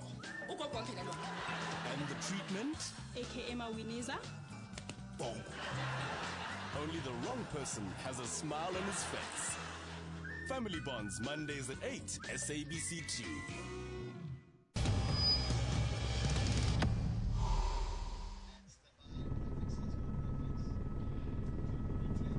The winner this year, Willie Kibor, 2:10.45, nearly 2 minutes clear of Henry Chichir. It was an emphatic victory in the end. Another 25 seconds to Josfat Kamzi in third place. Then came Kemboy, Yago Kemboy, and the first South African, Desmond Mogobu, in seventh place in 2:16.17. Then we had another Kenyan, Africa Mayilola, the second South African in 2:18.01. And in Kabutlani, the first man from Lesotho, in 10th place, 2:18.43 and not quite a sub-2:10 marathon. Yes, definitely not quite sub 2:10 today, but still a brilliant run from Willie Kibor on a course that struck me as a little bit more tougher than I thought it would be, but the guys did give them credit for going out there and taking it on. But a brilliant run there by Willie Kibor winning today, and equally as much Desmond Mogobu, a PB by 2 minutes and your SA champion. O tla lemoga gore bontsi ba ba gorogileng fao ke banna ba kwa Kenya le monna le nosi wa ka kwa Zimbabwe. Fa o lebella rona maAfrika Borwa ke banna ba babedi fela ba ba kgonneng go ka tsena for me go akaretsa le monna a le nosi wa Lesotho ke bone top 10 ya rona ya letsatsi la gompieno. Well, there's our first woman coming down right up towards the finish, and we have a significant breakaway. Well, Meseret Biftu in the colours of Nedbank, the athlete from Ethiopia. She won the last year's Two Oceans half marathon in a course record, and she's a 2:29 marathon runner, and today looking like she's going to better that. 2 hours 27 nearly, and she's on track for a great time today. Well, it looks like a possible sub 2:30. Not quite sure exactly how far, because this is a long stretch of pavement. But Meseret, I always thought she looked really, really comfortable all the way, and that relaxed style and very focused Meseret Biru, that is from Ethiopia, in 2:27.01. It's going to be touch and go whether she gets under 2:30. O butse segala se se kanang ka sepe Meseret fa o ka lemella me ke mosana yo santseng a le dingwaga di le ka fa tlase ga gagwe yo santsa a tshwere dingwaga me o fa o lebella ibile motho o lebella bontle ba Cape Town jaaka botlhagile o lebella gore go bontle jang ba tabogi ba rona ba taboga mo semo sa bosa se sentle thata mo letsatsing la gompieno ele Sanlam Cape Town Marathon 2014. Well, news from the road is that Vet van Sail has had to withdraw from the race. She had a knee problem, and that was after roughly after 30k. So Vet van Sail, probably a little bit too many marathons. That Mandela Marathon 3 weeks ago, just one too many to overcome. But take nothing away from Meseret Biru, and she's going to win this one by a long way. She's still got a way to go, and I'm not sure whether she's going to break that 2:30, but nevertheless, this is a very, very good run by her. A great gutsy run by Meseret, and she's just outside the stadium, so it's going to be touch and go, as you said, Ian, with that sub 2:30. But conditions today really, really great and conducive for fast times. But unfortunately, that story of Vivette actually collapsing at the 33k mark, and speaking to Bruce Fordhouse, it was actually the knee that she actually had an operation on earlier this year. So perhaps that Mandela Marathon really took it out too much than she expected. Well, if you look at that man about 50 meters back with a red, she passed him just a couple of minutes ago. She's really, really moving. Yeah, o tsama sentle mo go maswe me o ka fantle fela ga stadium go netefatsa gore wa goroga me tla re fela fa goroga ka fa stadium ba tla ba mothuga ka lo shalaba monna yono ke mmone kwa Comrades Marathon yo tabogamfa me go fitela ga jana ke ipotsa gore a le ene o tla goroga kana ko me Meseret o santsa dira sentle o batla go bona gorogile go ka tsaya maemo antla. Coming up for 2 hours and 29. She's still on that paved section. She's got to go into the stadium. I don't think we've got a 2:30. We didn't get a sub 2:10 for the men, and I suspect a sub 2:30 for the women is just one bridge too far for them. And looking back at the men's race, maybe Q and they went a little quickly through halfway, pushing it sub 64 and coming back, it took its toll. Definitely, once they went through halfway in 63.50, they had those 2 hills around District 6 that they had to contend with, and they were really, really steep. A gradient of around 800 meters all in all, and that definitely slowed the guys down. And we also saw a lot of surging going on earlier in the race, which I think really affected the guys. But in your picture, Meseret is going to be your Cape Town Sanlam Cape Town Marathon winner, and interesting to see the athletes that she's catching, Ian, because the gentleman just in front of her with the white vest, Rufus Porto, who finished 5th in Comrades this year. Well, that's an interesting piece of information. She's catching guys, and most of them are running in green numbers, if you notice that. Those are the men running in the South African Championship. So they're not just your average guys. They've been chosen by their provinces to run. So she's mixing it up with the top 10 men, or the top South African men, but it's over 2:30, onto the grass now, and Meseret Biru is going to be the winner of the 2014 Sanlam Cape Town Marathon. Khajana re mo ureng ya bobedi di metsotso ile 13 ya gore mostanono a ka goroga nako engwe lengwe go tloga jana o tla ba goroga ebile e nna mofenye ke bua ka Meseret yeo ga jana a setseng a saletswe fela ke dimitara di le mmalwa fela pele a ka goroga pele ebile a ka fenya lebelo leno la gompieno. Well, it's been a great day today in the 2014 Sanlam Cape Town Marathon, and Meseret Biru from Ethiopia in the colors of Nedbank. Really, we saw her in the beginning of the race. She was just biding her time, and as they got down to Sea Point and around the promenade, that is where she made her kick, and she's coming through in the finish straight now. She's going to run just over 2 hours and 30 minutes, 2:31.00 unofficially. Meseret Biru, your 2014 Sanlam Cape Town Marathon winner. And 265,000 rand richer. That's the Ethiopian flag. The Ethiopian women are just fantastic. If you think the Dibabas and the Tulus and that whole entire generation of Ethiopian women, Nick Bester there, the manager of the Nedbank team, will be well pleased with the lady running in the green colours of Nedbank, one of the most iconic running clubs in the country. So there she goes, and here comes the second woman, around about a minute behind. Tom, the Ethiopian, running in the colors of Mizuno, one of the invited athletes down here. Really, we saw once she went through the Sea Point area, that's Tom Tasema. She really put through a few surges there, but Meseret just bided her time, and certainly it paid off, taking the victory. But a time of 2 hours and 31 minutes, not bad for the athlete who came into the race with the 2:27 PB. ga gore Meseret a goroge ke bua ka Goite Tom de sema ke ana goroga jana o goroga jana ile mo wa maemo a bobedi mme o tla gopola gore mostano wa kwa Ethiopia e leng Meseret ke ene mofenye wa lebelo leno fa re lebella mo basading mme fa o lebella go banneng re gone go ka fenya banna ba Kenya ke bone ba kgonneng go ka dira bontle monongwaga. The next athlete coming through here in third position, that's the Ethiopian athlete as well, Amale Work Fikadu Bosho, and her PB of 2:32.39 from Valencia. She's just missing that, but unfortunately it was a mistake of mine there. That's actually Beatrice Jep Kemboy, the Kenyan athlete from Iten. Not often that I make mistakes like that, but sorry guys. And she's coming through to take third place, Gussie Run. Yeah, Jeff Kemboy is one of the top Kenyan women, and they always have this amazing rivalry with the Ethiopians. But in the men's race today, no Ethiopian men, dominated by 5 Kenyan men in the first 5 positions. But now its third place goes to Beatrice Jeff Kemboy of Kenya, with Meseret Biru and Boitatom Tasema, the 2 Ethiopians ahead of her.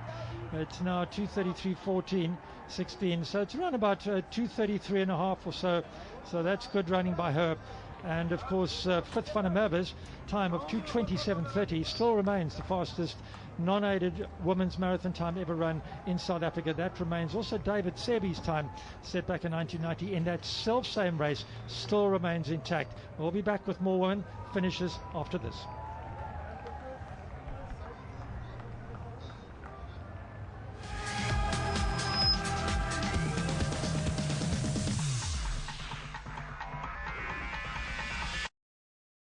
Enthralling local dramas on SABC 1 and 2.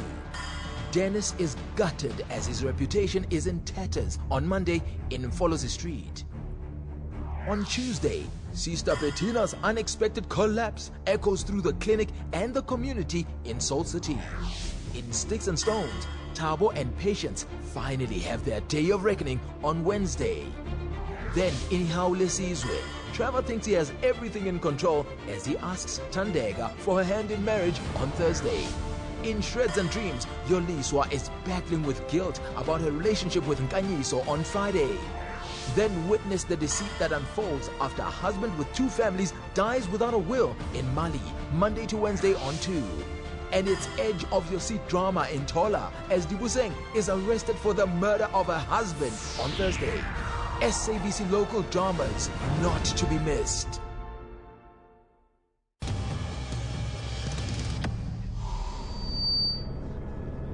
Cape Town on a fantastic Sunday morning in September. It is the equinox, the 21st of September, also International Peace Day. So you've got a couple of things to remember about the 21st of September. And the next women are coming in, and boy, Kieran, they look like they're going quite slowly. Definitely the next lady coming through. This is the Ethiopian Amalewa Fikadu Bosho, and she's really struggled in this last 5k section through Sea Point. If you remember, Ian, around 37 Ks, these 3 women were still together, and big gaps coming through, and I think we're going to see a lot of surprises coming in the women's top 10, and just as we saw in the men's race, a lot of them are really suffering in the second half. I think that there's going to be quite a steep learning curve for these guys about this race, because what has happened in both the men's and women's races is that the first half was very fast. The men were under 64. I'm not sure what the women were. They were probably about 74, and now there's a lot slower. So if you want to do a quick time in this course, you're going to have to rethink your tactics. ke bua nnete gonne fa o lebelela basadi kete ba bonyanyana fa ba goroga Amalewa Fikadu Bosho wa goroga mostana yono me re santse re emetse bile a le mo maemong a bone re santse re emetse go bona gore ke maAfrika Borwa ba fe ba ba gorogang a goroga jana mostana wa Bosho go nna mo maemong a bone re tla bona gore ke maAfrika Borwa ba fe ba re ba letetseng ba ba tla feleletsang ba ile kwa go feletsa mo the top 10. 2 hours 36 and a half gone. That's pretty good running, and the next woman coming in also looking pretty tired. And this is quite a sight seeing Netsanet Abeyo, the fastest lady in the women's field, and she came through with that 2:24 marathon. So hats off to her for finishing and sticking it through. It was a tough day in the office, but she's going to finish, and she's going to finish in 5th place. And a pretty respectable payday for her. And it's so interesting to see these world-class international professional runners coming down here. And as we said so many times during the race today, this has elevated this race to a completely different level of status in terms of world marathons. And the next athlete coming through also in the colors of Max Delete from Ethiopia, Malka Mulu, and she came into the race with a 2:33 PB managed by Craig Fra from Pienaar, and she was with the leading ladies in the beginning, but we're seeing huge gaps here, and it's going to be exciting to see who the first South African lady will be now that a vet had pulled out. Good running by her. She's running pretty close to a PB, so I think she'll be quite happy with that. And 6th place. Let's see what she can get under 2:38. Last year, the winning time here was somewhere around about 2:42 by Sammy Kaliso Moyo. It was a different course. Personally, I feel last year's course might have been a little bit quicker. This year they did some zigzagging around the city centre. But I'm not surprised she's tired. She ran 2 or 3 minutes off her PB. aba wela fatshe Malka Mulu a wela fatshe fa o kantla ya maoto a nagana mme o gone go bona o gone go ka fetsa se se monate ke gore o gone go ka fetsa fao me lebelo leno motho ka rialo re santse le tsweletse pele re tla bona gore so se se botlhokwa ke gore maAfrika Borwa ke maAfrika Borwa a fe a gorogang go ka fenya. The cut-off time for the final runners today is in fact 8 hours, which is a long time, and a definite decision made by the organisers to make it as inclusive as possible. Many marathons in South Africa have a cut-off of 5 hours, which is actually quite difficult to do for a lot of people. But 8 hours you can certainly do. But it is getting warmer now. It really is getting the temperatures probably over the 20 mark now. So I guess Kieran, those 8-hour folks are going to be sweating a bit. Definitely, and but those are the runners who make the race happen, and we saw some beautiful running today in the Sanlam Cape Town Marathon. But as you mentioned, the 5-hour cutoff for those looking to qualify for the ultras like Two Oceans and Comrades. But 8 hours for the masses. We should challenge everyone in Cape Town, Ian. Come and do the Sanlam Cape Town Marathon next year. You've got 8 hours to do it. No doubt at all. And of course, Cape Town now, the owner of 2 absolutely iconic world-class road races. It really is a spectacular city for running. The Two Oceans Marathon and now the Sanlam Cape Town Marathon. And that is, I think, Zintle Zaniwe. We'll just wait to see if it is her. That's her. That's Zintle running for Western Province. And she is the first South African woman. And I'm under correction here, but I have a feeling she's never done a marathon before. Yes, you are quite correct there, Ian. This is Zintle Kaniwe, a local lady from Cape Town, and this is her debut marathon. And what a race. Your debut marathon, and you're going to walk away as the SA champion. Well, I think it's really important. I've been waiting for Zintle to do a marathon. She's backed off for many years. Zintle's been at the top of running for maybe 10 years now. She's been around a long time, hung back, and she's going to come. She's not going to obviously break 240, but it's probably going to be sub 250, definitely. And that's a pretty good effort by her. Zintle motho ka rialo ba fetsa go bolella gore ke debut ya gagwe kana ke gona simollang go ka ipona a tsene mo marathoning mo mera leboga gonne e tla re fela fa goroga mo stadiumong ke a solofela stadium se tla be se mo tšhaba ka leshalaba go netefatsa gore jaano ba amogela yo leng wa bone ke bua ka Zintle. Running with her is a gentleman from RCS Googs, the classic orange of the Gugulethu Club out here in the Cape Flats area. A bunch of characters, they really are. It's a wonderful, wonderful club. They're doing good work there. And he's going to come in there and help Zintle into the finish. And boy, does she look tired. Definitely, she's really showing the strain of the marathon. And marathon is really hard. It's you can enjoy running a hard, good 10K and even up to a half marathon. But they always say that the wall in a marathon is at the 20-mile mark, which is around 32 Ks into the race. And there's a saying amongst the professional athletes that a marathon may be 42 Ks, but it only starts at 32. I think it's starting at 42.1 for Zintle. She's got about 100 meters to go, but hats off to her. She really has served South African road running very, very well. And here she goes with a gutsy finish. It's been hard out there. She went out with the leaders. They're up against it with the Ethiopians. But the crowd is so excited. They are on their feet. Stadium announcer going ballistic. And here comes not only the first Western Province runner, for which, by the way, there is significant prize money, by the way, but also the first South African. She gets the flag. She's going to be the national champion, running in the colours of Western Province, the big smile. And I think Zintle Zaniwe deserves every round of applause she gets. O na tshwanetse gore a bone le shalaba leo a le bone le khofi leo gonne ke ene mo Afrika Borwa wa ntlha go ka goroga Zintle mme ra mo lebogisa ebile jaaka re go boleletse gore ke debut ya gagwe o kgona go bona le gore maoto a gagwe motho se tsa utlwile mo stana yono mme ra solofela gore ka mokgo a dirileng ka teng strategy sa tleng ka tsone se montshitse gore o na tshwanetse go nna mo Afrika Borwa wa ntlha. The next athlete coming through, Lemsehe Kakisa, athlete from Ethiopia, but actually living now permanently in Johannesburg, training around there with Bele Hagos, her manager, and she's a 2:36 marathon runner. But she also went up to the Two Oceans this year, up in distance to the ultra of 56 kilometers, where she finished 9th, and quite a lot of over racing this year, but still 2:43, not a bad run. Yeah, Kakisa has been pretty prominent on the Central Gauteng circuit in the club races, and she gets through in 2:42.47. That's a good run by her.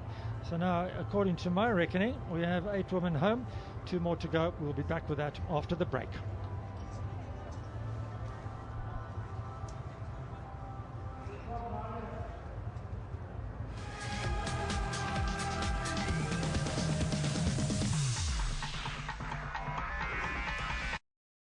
We're here in Sunny Ocean Park with the latest craze. It's Snackies! Snackies is the all-in-one, go-anywhere snacking solution that's sweeping the nation. Now you can have your drink and your favorite snack all in one hand. Snackies really is the ultimate snacking solution. Now you can have your favorite drink and the snacks you love all in one cup. Snackies holds a full 16 ounces and a whole bag of chips. Sealed lid keeps snacks fresh and clean. There's even a cap on the straw, so spills are a thing of the past. Those chip bowl disasters?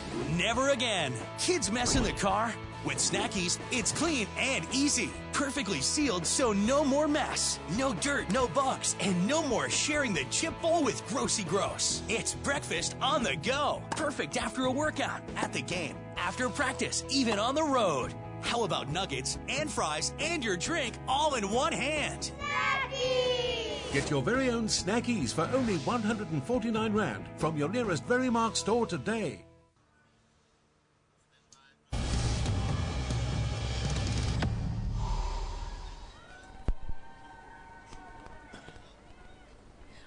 right, we are here at the 37K point, and it is just at C point, and I am standing here with Ibrahim, and I've stopped him because I've noticed that he's running barefoot. Firstly, what is the thinking behind that?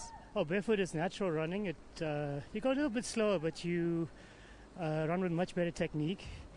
And I want to run Comrades when I'm 80. I've done 16, and the best way to do a Comrades when you're 80 is to run barefoot.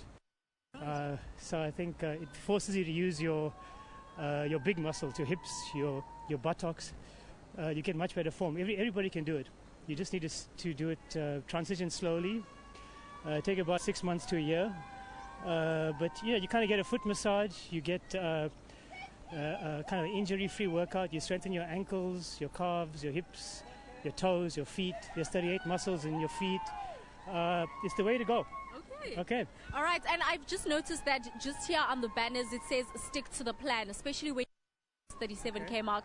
What was your plan in the initially? Have you stuck in the initial stages, and have you stuck to it? After Comrades, I didn't do enough. I thought I'll try and sneak at 3 hours, and I thought, okay, well, in the second half maybe 3:10. Yeah.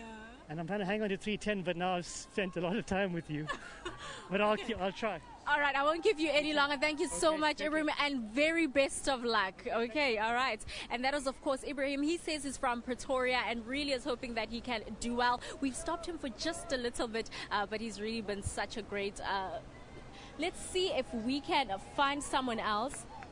All right, no, let's just go through straight to the commentators now. And when you do come back to me, I'll have someone else that I might just take 10 seconds of their time.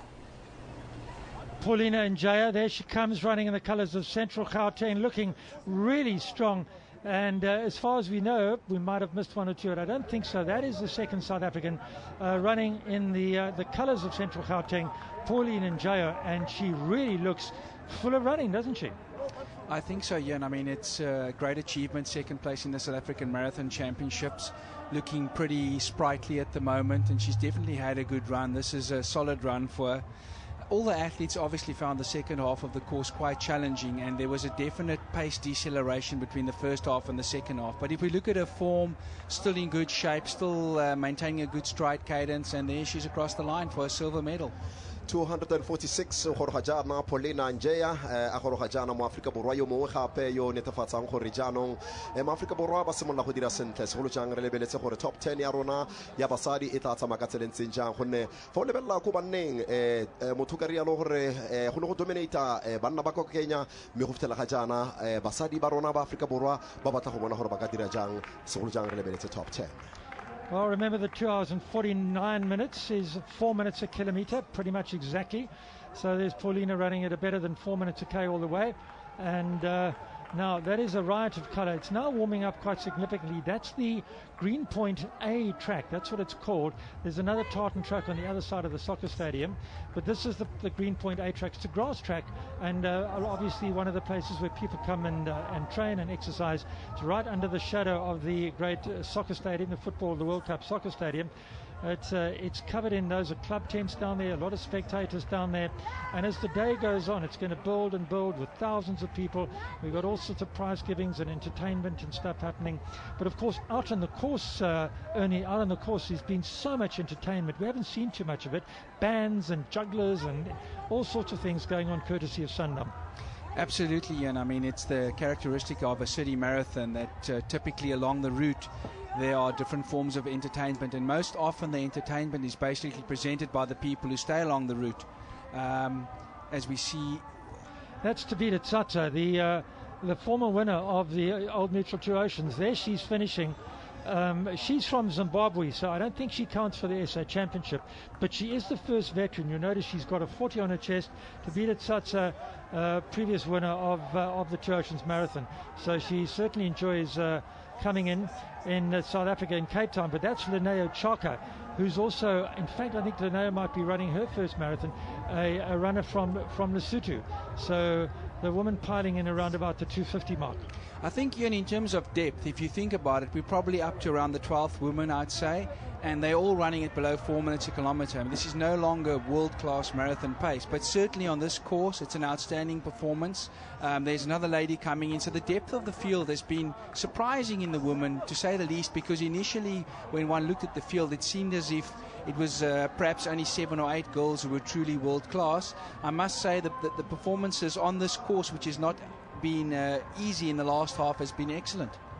Well, Lenayo Chaka getting past there at speed by one of the South Africans, I think it is. We'll just have to get a number, because that's Lenayo Chaka from Lesotho, looking pretty tired. Lenayo operates on the 10, 15, 21 kilometer circuit, so this is a big jump in distance for her, but still in the top 10, still earning money, and there she is. So this is a very good result by the women, but the men and the women failing to get to the fastest times ever recorded in South Africa. But, let's have a look at the spectators' support and people pouring in here. The 10 kilometer pretty much a thing of the past. A lot of those folks here at the finish, but it is such a lovely setting on that Greenpoint A track. Dineo kene mosadi yo fetsang go goroga mosetsana wa ka kwa Lesotho a goroga jana mme o goroga jana ele mongwe wa karolo ka ya baba lesome ba ba solofetseng go ka goroga mo letsatsing la gompieno mme fa o lebella maAfrika borwa motho ka rialo re ba setseng ke babala e setse le ba sadi fela ba le babedi ba setseng ba tse ba gorogile re tla bona e bile ona monna ke yo e bile ba itsamela fela ke ka tlhala ya letsapa le le mo go bone gonne di kilometera di le 42.2. Well, Coolboy and Ngomole, not a happy chap. He was up with the leaders for quite a long time. Owner of a marathon close to the winning time, his personal best, but clearly not a great day for him.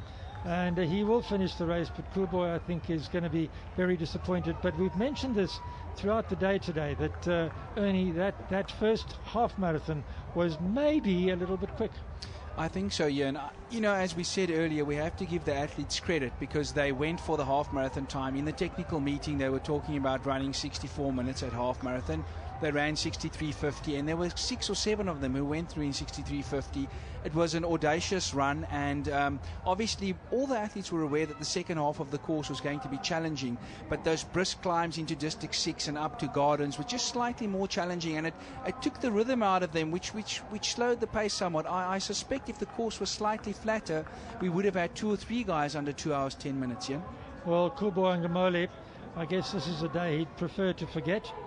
But now the guys coming in, and of course the next big barrier for a lot of these runners is the 3-hour barrier. Obviously Coolboy is not really excited about breaking 3 hours, but a lot of the people out there in the last 2Ks, they will be excited. Coolboy o tlhalosa jana gore maoto a gana mme re solofetse gore mo nakong e sa fediseng pelo re tla go nela gore top 10 ka nna banna ba basadi ba ba lesome ba ba dirileng sentle go fetela ga jana ke bafe re tla go nela yone mo nakong e sa fediseng pelo re ntse re bona banna ba ntse ba goroga jalo ka bonya ka bongwe mme re mo ureng ya bobedi le metsotso e ka nna 50 le bobedi go fetela ga jana. The blue of the branding of our sponsor Sanlam. We've seen the blue of the sky, the blue of the Atlantic Ocean, and then we've got the blue of the Atlantic Club. Oh, it's all blue down here in Cape Town in a very, very pretty nice way. And Coolboy is having the stroll of the century. Absolutely, yeah. And Coolboy's on the stroll of his life. I think that probably feeling slightly disappointed by today's outcome, but he has an excellent running pedigree and he's delivered excellent performances over the last half decade. And doing a marathon is always a challenge. You know, the marathon is a very complex event. No matter how conditioned you are, sometimes things just go wrong. Have to give him credit for going out hard, and I'm sure we'll see much of him in the future. Well, if you do his splits, I don't know, he must have probably gone through halfway in about 65. So he came back in you can do the maths. I don't even want to say the number, but it was a really slow second half. The maths is pretty slow, and there's no doubt about it. But going forward, I think much was learnt about this course. You know, Cape Town wants to present an event of international quality, and undoubtedly as a first step forward, this is an event of international quality. I think it was a running festival more than anything else. We had trail runs, we had the Peace 10-kilometer run, which delivered an excellent result, a lot of depth in the men's and the women's field. And I think the thing that needs to be given consideration for next year is just maybe 1 or 2 technical changes on the course. You know, most of the athletes overseas will look at this time and say, well, 2:10:40. If you change the course, a 2:08 is definitely possible. Ya ebile tota ebile re solofela gore lebelo leno le tla gola mo ngwagong o tlang me fa ile ngwaga ono motho ka rialo gore ba dirile sentle go fetela ga jana me 2:10 ke seo se ka yang gore go le kalo me a re solofela gore e tla re mo ngwagong o tlang re tla bona tokafalo e seng kana ka sepe mo lebelong leno la Cape Town Marathon. Well, we've had the top 10 women in, and once again it was an absolutely fascinating race for the ladies, and the winning time is not what we had hoped. It was a 2:31 by Meseret Biru. There's a South African flag behind her, but I suspect that it should be Ethiopian. And we had Tsema 2:32, so around about a minute slower. Jeb Kimboy, the Kenyan, was 2:33.20, and then Bosho, Abayo, Mulu, 3 more Ethiopians, all under 2:40. Then Zintle Zuniwa, the first South African in 2:41.42, winning the national championships. Kakiso, the second South African, Paula Njayo, and from Zimbabwe, Tabita Tsatsa, the top 10 going in under 2 hours and 49 minutes. That is the story of the Sanlam Cape Town Marathon for women, and a 17-minute split between first and last, and that always tells you just how hard it was. Well, Katlejo is standing by for us. We'll go down to him. Thank you very much. I'm right here at the finish line where the jubilation still continues from the fans' point of view. But speaking of the ladies, the lady that came in third, Kenyan Beatrice Toroitich, congratulations in a time of 2:33.20. How do you feel about that? I feel so great and wonderful. Finishing a marathon is a great thing. And I bless my Lord. I thank God for everything. Yeah. Tell me about what was the most challenging part for you, because I heard that the first half of the marathon went out pretty quickly. What was the most challenging part for you? It was the second part from 23K, and the most challenging part was the stairs. Yeah. Well, you climbed well and you've made it all the way here. And tell me, among all the marathons that you've run before, anywhere across the world, how does the Sanlam Cape Town Marathon compare? It's wonderful. Weather is great. It's a good weather for marathon. It favors the day. Yeah. Can we expect to see you back in the years to come? And if so, are you going to be going for the win? Of course. I'm going to train harder and make sure that I climb more stairs so that I can make it. Fantastic stuff. Thank you very much. That is, of course, Beatrice Toroitich, the lady that came in third overall in a time of 2:33.20. A big smiling face here, and big smiling faces all across here in Cape Town at the 2014 Sanlam Cape Town Marathon. We'll see you shortly. Thank you.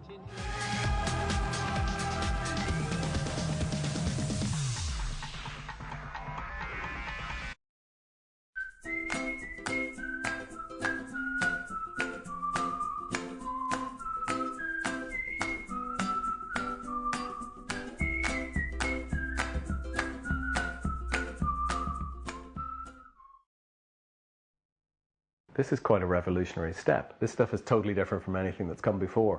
This toothpaste, Sensodyne Repair and Protect, can help repair the sensitive part of a tooth. The tiny little tubes in the dentine of the tooth are responsible for the sensitivity. Using an advanced Novamin technology, Sensodyne Repair and Protect will seek out and help repair these areas using the same building blocks that tooth structure is made from. I'd recommend Sensodyne Repair and Protect to all my patients. I think this breaks new ground for toothpastes. Do you enjoy cool jazz served up hot? Celebrate the joy of jazz in true SABC 2 style. Join me, Stone, for an exclusive Afro Cafe dinner experience, plus tickets to the Joy of Jazz Festival. Win one of 20 double tickets if you know who is the presenter of Afro Cafe. SMS Afro Cafe and your answer to 34022. It's all happening in Joburg on 25th and 27th September. Enter now. Live the music with Joy of Jazz and SABC 2. I am a colorful thread in our common fabric. My story, a mosaic of the many tones that make up my skin. The laughter in my victories, the rush of my city, the history that grounds me, and the wisdom that drives me. The paths that I have traveled and the memories I have treasured. I am the energy of people inspired, the magic of diversity. I am a song in many tongues, passion in harmony. I inherited land and water, a history with no borders, a woven reflection of all that we are and that will propel us forward. And each day, I share pieces of me with my family of millions to remind me that it is where I have been that has brought me here, and that my heritage is a story worth telling. Celebrate Heritage Month with SABC2. You belong.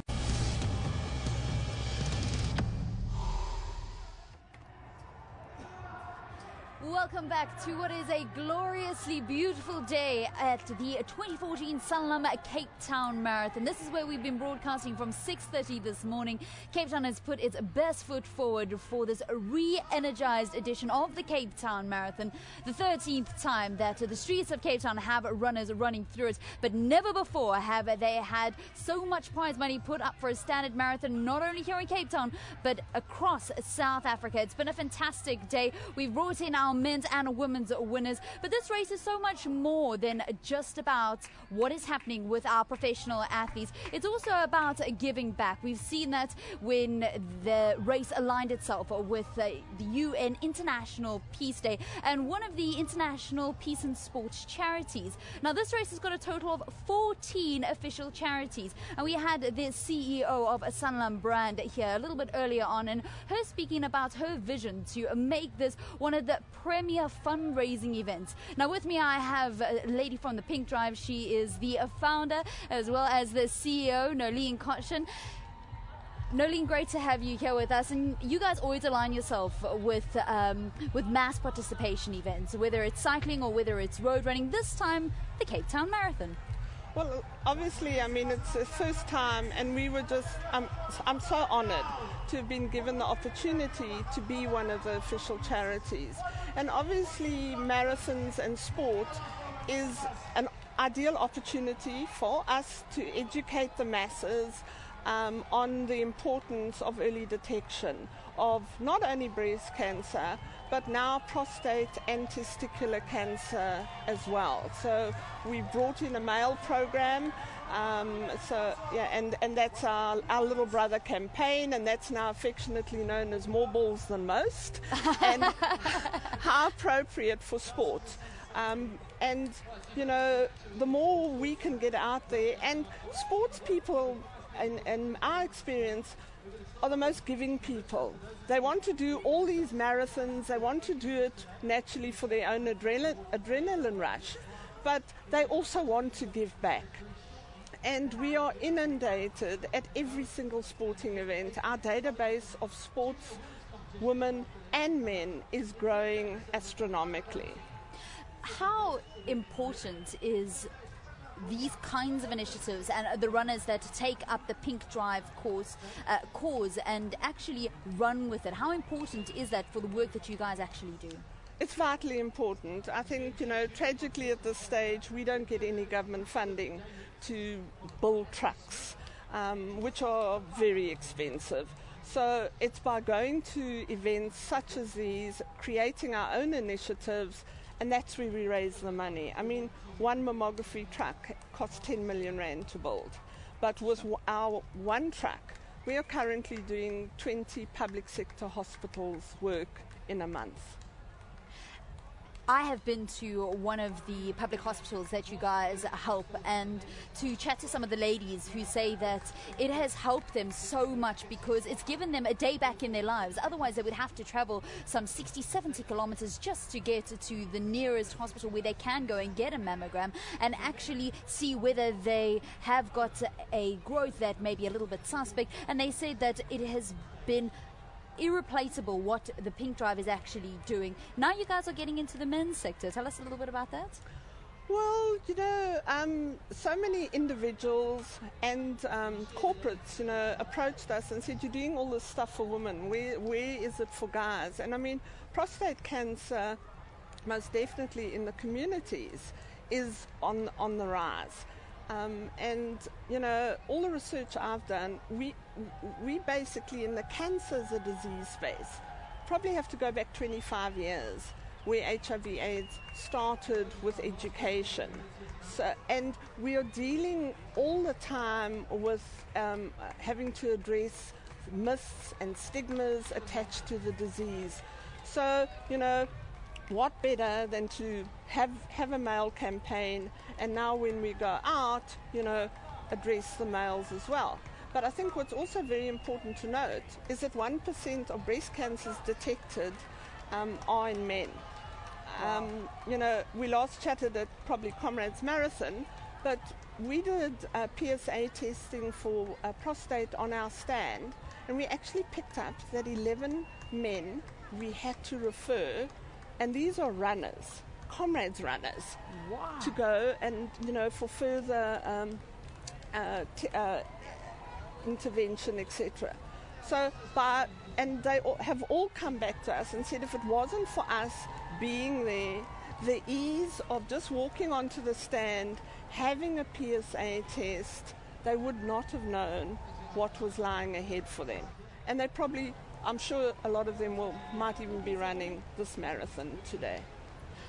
You speak about trying to get through the perceptions around testicular cancer, prostate cancer, and it runs quite close to home when you're speaking to people from the SABC, because a man that has been on our commentary team in years gone by, Tselani Sabisi, is one man that has struggled through prostate cancer, and I know that he's back on the road now. He's training. I think he's going to do the 10 kilometers in the Soweto Marathon, and he just said, I want to spread this message because as men we are often not open to hearing about educating ourselves about these things that affect men. You always like to think that it's going to happen to somebody else and not to yourself. And I suppose that it couldn't be better placed than with a company or a charity like you guys to actually break through those kinds of barriers. Yes, and by having someone like Tulani, and I invite him to contact me, so that, literally, sports people can hear it, excuse the pun, but from the horse's mouth, because that's what they identify. They will then listen to it, because I think the majority of sports people believe they're bulletproof, and a disease will never touch them because they eat healthily, they probably sleep healthily, and all of those wonderful things. But cancer chooses you. You don't choose it.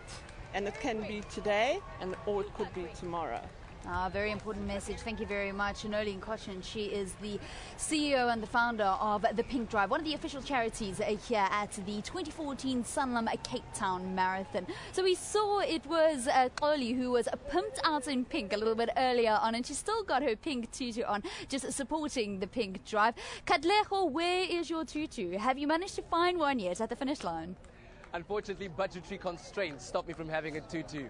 Valen, but right now, a very proudly South African moment came in that Desmond Mukhobu ya Central Gauteng monna o tseneng ka nako e kana ka 2 hours 16 minutes and 18 seconds. Pele ke batla go utlwa gore o ikutlwa jang ka o feditse Sanlam Cape Town Marathon mo? Mona ke thabile go because of ne ke sa expect gore nka matha ena nako e so mara ke training ya ona ntwe fitan training.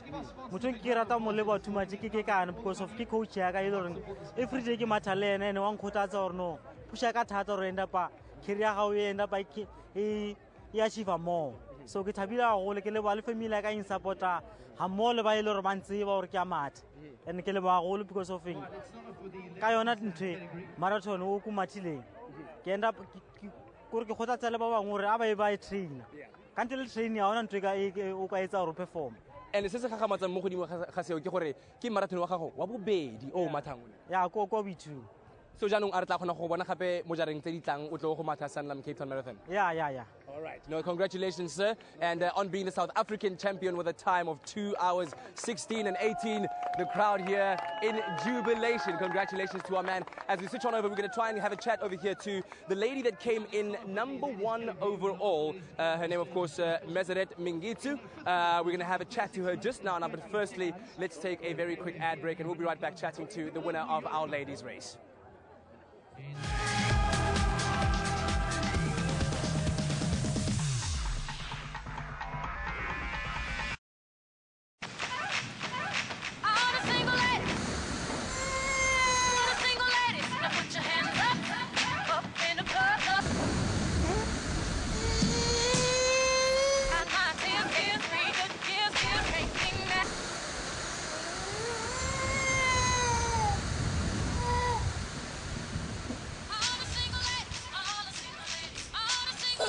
Power to uninterrupted entertainment.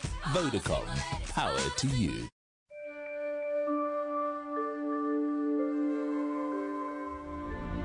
history of our country is characterized by too much forgetting. It was Winnie Mandela and not Mandela's wife. An explosion in South Africa that would make the French Revolution look like a very early morning picnic. Southern Africa is like a zebra. You cannot put a bullet in the white stripe and think the animal will not die. It will die. It has become difficult to avoid taking lives. Many people look at the making of the modern South Africa as a modern miracle. This was no miracle. This was about a unique breed of people being at the same place at the same time and finding each other at a human level.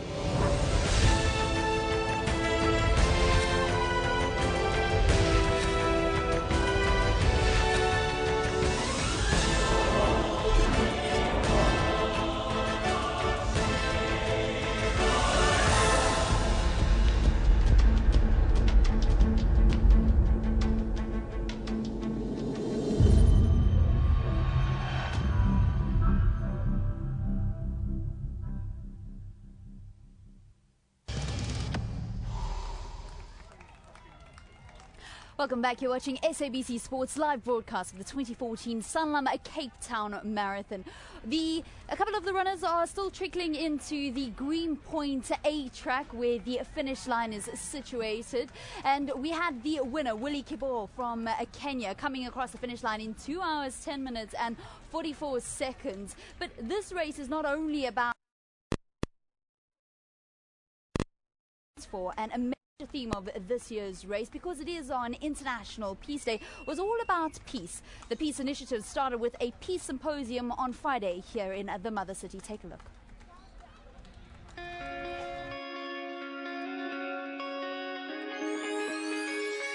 The Sanlam Cape Town Marathon is not only a race that has attracted international participants, but it also supports a worthy cause. Not only have they got 14 official charities, but they're also promoting peace. And what a better way to do it than in 20 years of peaceful democracy here in South Africa. One of the official charities for the marathon is an international charity called Peace and Sport, and they held their first ever Peace and Sport Expo and Conference. Thank you for inviting me here. I want to present to you a wreath from the olive trees around the tomb of the Athenian warriors in Marathon on behalf of the mayor, and this represents peace. It always represented peace in ancient Greece, in the Roman times, and in the early Christian times. So this is for your conference. Thank you so much, Dimitri. It's really an honor, it's a pleasure, and this is the very first Cape Town Peace Conference that we link with sport, having been just re-elected as South Africa as the United Nations Chair for Sport and Peace internationally. We were elected in 2011 and now re-elected in 2014. So we pledged that we're using sport and peace for our young generation. Just with the crime stats that came out yesterday, so very, very topical. And in 2 days we have the International Day for Peace in the world. And our contribution from Cape Town, from South Africa, is to hold that banner high, and through the Olympic values and Paralympic values of fair play, of respect, of determination and courage and teamwork, we would like to make a contribution as a foundation for sport and development and peace for the next generation. There is a lot that sports brings to the country. It's not only the competitive side of sport, it's what it does for a socio-economic side as well. And we want to use it more because we need to use it more if we look at, as I said, the statistics that just came out in terms of crime stats. And we're not making enough use of sport. And I'm not talking about competitive, I'm talking about recreation sport, I'm talking about children having fun, being in a safe place, and really enjoying what they do and feel safe. And there's a South African saying, a child involved in sport is a child out of court. And that's what we're promoting with this conference and in the years to come.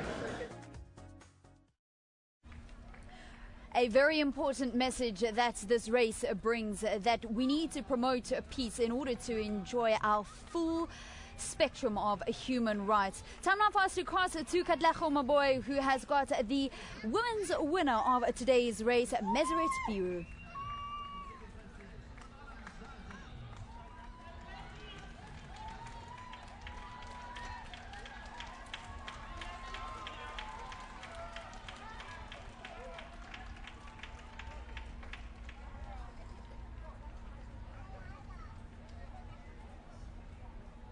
All right. Well, as we wait to cross back to Katlego Maboy, who is waiting to chat to the women's winner, Meseret Biru, I've got athletics legend inside studio. He was here at the beginning of the race, and he's here once again, Bruce Fordyce. You were part of that commentary team. You were able to watch the guys. What do you think happened with our front runners? Well, with the men, it was a race of very... Okay, 1, 2, 3. This is check, sound check, checking. Really tough. And there was a price to pay later on for that, because surging in marathons is dangerous, especially in the first half. I thought Willie Kabur was the class act. Obviously, he won, and he won convincingly. It was a great race to watch, a great race to commentate on. It would have been nicer to have a couple of South Africans maybe in the top 3. The women's race also fantastic. Very unhappy to hear what happened to Yvette. Her knee collapsed at 33 Ks, but that could be the price she paid for winning the Nelson Mandela Marathon 3 weeks ago. You know, it's very hard to put back-to-back quality marathons together like that. I think it's been a wonderful event. And by the way, I mean, we're looking back here. These are the 3.5-hour runners coming in. More than 3/4 of the field is still out there finishing. So with an 8-hour cutoff, that's fantastic. That is the mark of a great city marathon, that it doesn't have a 5-hour cutoff, that it caters for everybody. It's been a great upward step. I think there's a lot of work that needs to be done still ahead, and I know, chatting to Elana, that she's aware of that, to make this a truly great city marathon. You can't have people walking their dogs and eating their lunch in the way of the runners, and people jogging along there, you know, but that's a step that still has to be taken. You need to close off all the roads, maybe jumping up and down on curbstones and that sort of thing. That needs to be cut out. But it will come. I think it's been a wonderful first step, and what you really want is for the city to come to a standstill. That's what happens in New York, Paris, London, Boston. The cities come to a standstill. Everybody is out there screaming and shouting and supporting the race. And there's a sense of ownership to it. Well, it's our event, and so we you know, it's a magnificent first step. We've had a wonderful day. There are lots of runners out there still finishing. But it would be great to see that come in the future. All right. Well, you mentioned that there's still runners out there. The runners have got until 3:30 this afternoon to come across the finish line here at the Greenpoint A track. Standing right on the finish line is Katlego Maboy. I think we have finally set up our technical team, and they're able to bring us. Can you hear us, Kat? I can hear you. I think we'll blame it on the tutu. Something to do with the tutu. That's kind of taking the sound. Have you got it yet? Have you got the tutu yet, Kat? I believe that one is on its way. No, not at all. Right now, I'm chatting to the lady who came in first place, so the champion of the 2014 Sanlam Cape Town Marathon. Her name, Meseret Mingetsu, who came in the time of 2 hours 31.01, and I'm joined also by Bilai, her translator here. So I'd like to know from Meseret how her race was and how she experienced this entire day. Masi እንዴት ነበረ ውድድሩ? እንዴት አገኘሽው ዛሬ? በጣም አሪፍ ነው። ደስ ብሎኛል። እንደ ዛሬ ደስ ብሎኝማ አቅም ሌላ ውድድሮች እሸንፋለሁ ግን ደስ ብሎኛል። I'm very happy today because I win this race, and also I was winning another one also, but this one today I'm very happy. Tell me about the challenge of this race, because it's been said that the first half of the marathon was very, very fast, very quick. How did that kind of present itself as a challenge in the entire marathon? የመጀመሪያውን 21 ኪሎ ሜትር ድረስ ስትሄጂ ፈጣን ነበርና እንዴት ነው የተቋቋምሽው? እንዴት ነው? ምን አየሽ እዛ አካባቢ? ምንም አልከበደኝም። እንደውም ሌላ ቦታ ከ11 ነው መርገጥ ያለብን። ትንሽ ላላ ብሏል፣ ቀንሷል እንደውም። For me it's just easy. It's not that fast. I supposed to pass 1:11, but it was slow. I have to sit with a group. And finally, are there any people that Meseret would like to give a special mention or maybe say thank you to for today? ዛሬ አመሰግናለሁ የምትያቸው ወይም የምታመሰግኛቸው ሰዎች አሉ ወይ? አዎ፣ የኒድ ባንክ አጠቃላይ ማለት ነው ስፖንሰር የሆኑኝ በጣም ነው ማመሰግናቸው። ይሄንን ውድድር እኔን ስለጋበዙኝ በጣም ደስተኛ ነኝ። አመሰግናለሁ። Okay, I'm very happy because Nedbank was by my side in the difficult time to enter this race, and there is some problems on entering this race, but Nedbank, Mr. Nick Bester, and also other friends like Mr. Edward Stein and my coach Bilai Hagos, he'll assist me to be here, and I'm very happy to challenge, and I really thanks these people. Fantastic. Congratulations to our winner, of course, Mezarot Mengetsu over there. And also joining us is Goitetem Tesema, who came in second place. And I'm going to ask her to come in here. Congratulations, yes. Tell me a bit more about how you feel, Goitetem. How was the race for you, especially the challenge of it being so fast? ውድድሩ እንዴት ነበረ? በጣም ፈጣን ነበረ። እስከ 21 ኪሎ ሜትር እንዴት ነው ያገኘሽው? ምን ትያለሽ ስለዚህ ውድድር? ውድድሩ ያው ፈጣን አይደለም፣ ፔስ ሜከር ስለሌለው ያው በራሳችን ተይዞ ነው ያለው። መጨረሻ ላይ ነው ትንሽ ሲቀረን የተላቀቅነው እንትን ያለው። Well, the race is not that fast and there is no pacemaker today. Okay. So we paced ourselves and then it was not that bad. Yeah. And tell me, having the Cape Town crowd here and everyone supporting all the athletes so beautifully, can we expect to see you coming back again next year? እንዴት ነው እዚህ ውድድር ላይ አሁን ብዙ ሰዎች እየደገፉ እያጨበጨቡ ነበር። በጣም ደስተኛ ናቸው። ኔክስት ይር በሚቀጥለው አመት መምጣት ትፈልጋለሽ ወይ እዚህ ውድድር ላይ? አዎ እመጣለሁ። ደስተኛ ነኝ። እመጣለሁ የሚቀጥለው አመት። ኦኬ። ህዝቡንስ እንዴት አገኘሽው? ህዝቡን እንዴት አገኘሽው? ህዝቡ በጣም አሪፍ ነው። ያው ቲፎዞ አለው። ቲፎዞ ይሰጣል። ደስ ይላል። I found people are very interesting for me to see because they are very happy and clapping and giving us all supports on the way. Definitely I'll come next year for this race. Fantastic. Congratulations to you. And I think one more time, we'd just like you, this is a very important one, proudly South African moment. Give it to her. This, of course, is Zintle Pienaar. Siswam, congratulations. She is our first South African lady to arrive here. Uzivagan Jansis. Uzivagan Nandi. Uzivagan Nandi. Like, I'm still sure. Tell me this, the most surprising fact of all of this is this, le marathon yako, your very first marathon. It's my first marathon, but training, you be right, training. So then after 25 Ks, I'm like, I'm dead. As a South African champion, congratulations. Do you have anybody at home that you'd like to say hello to? I want to say hello to my child. Congratulations. A round of applause, ladies and gentlemen, for Zintle Pienaar, who's our first South African lady who finished, of course, in overall 7th position. But all of this today has been done, of course, on International Peace Day, and we are doing our best to foster peace all around the world.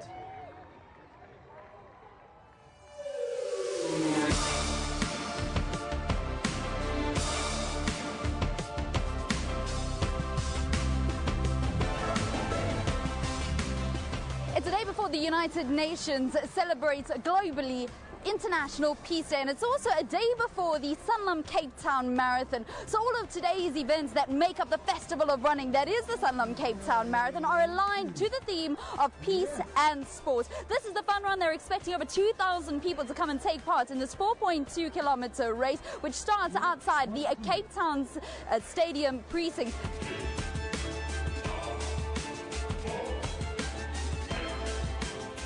These guys are going to be going out on 4.2 kilometers. Now, there's a group of guys at Vista Nova. Come here, boys. What is Vista Nova? Vista Nova is a school for children with special needs, and we're running today in support of our school.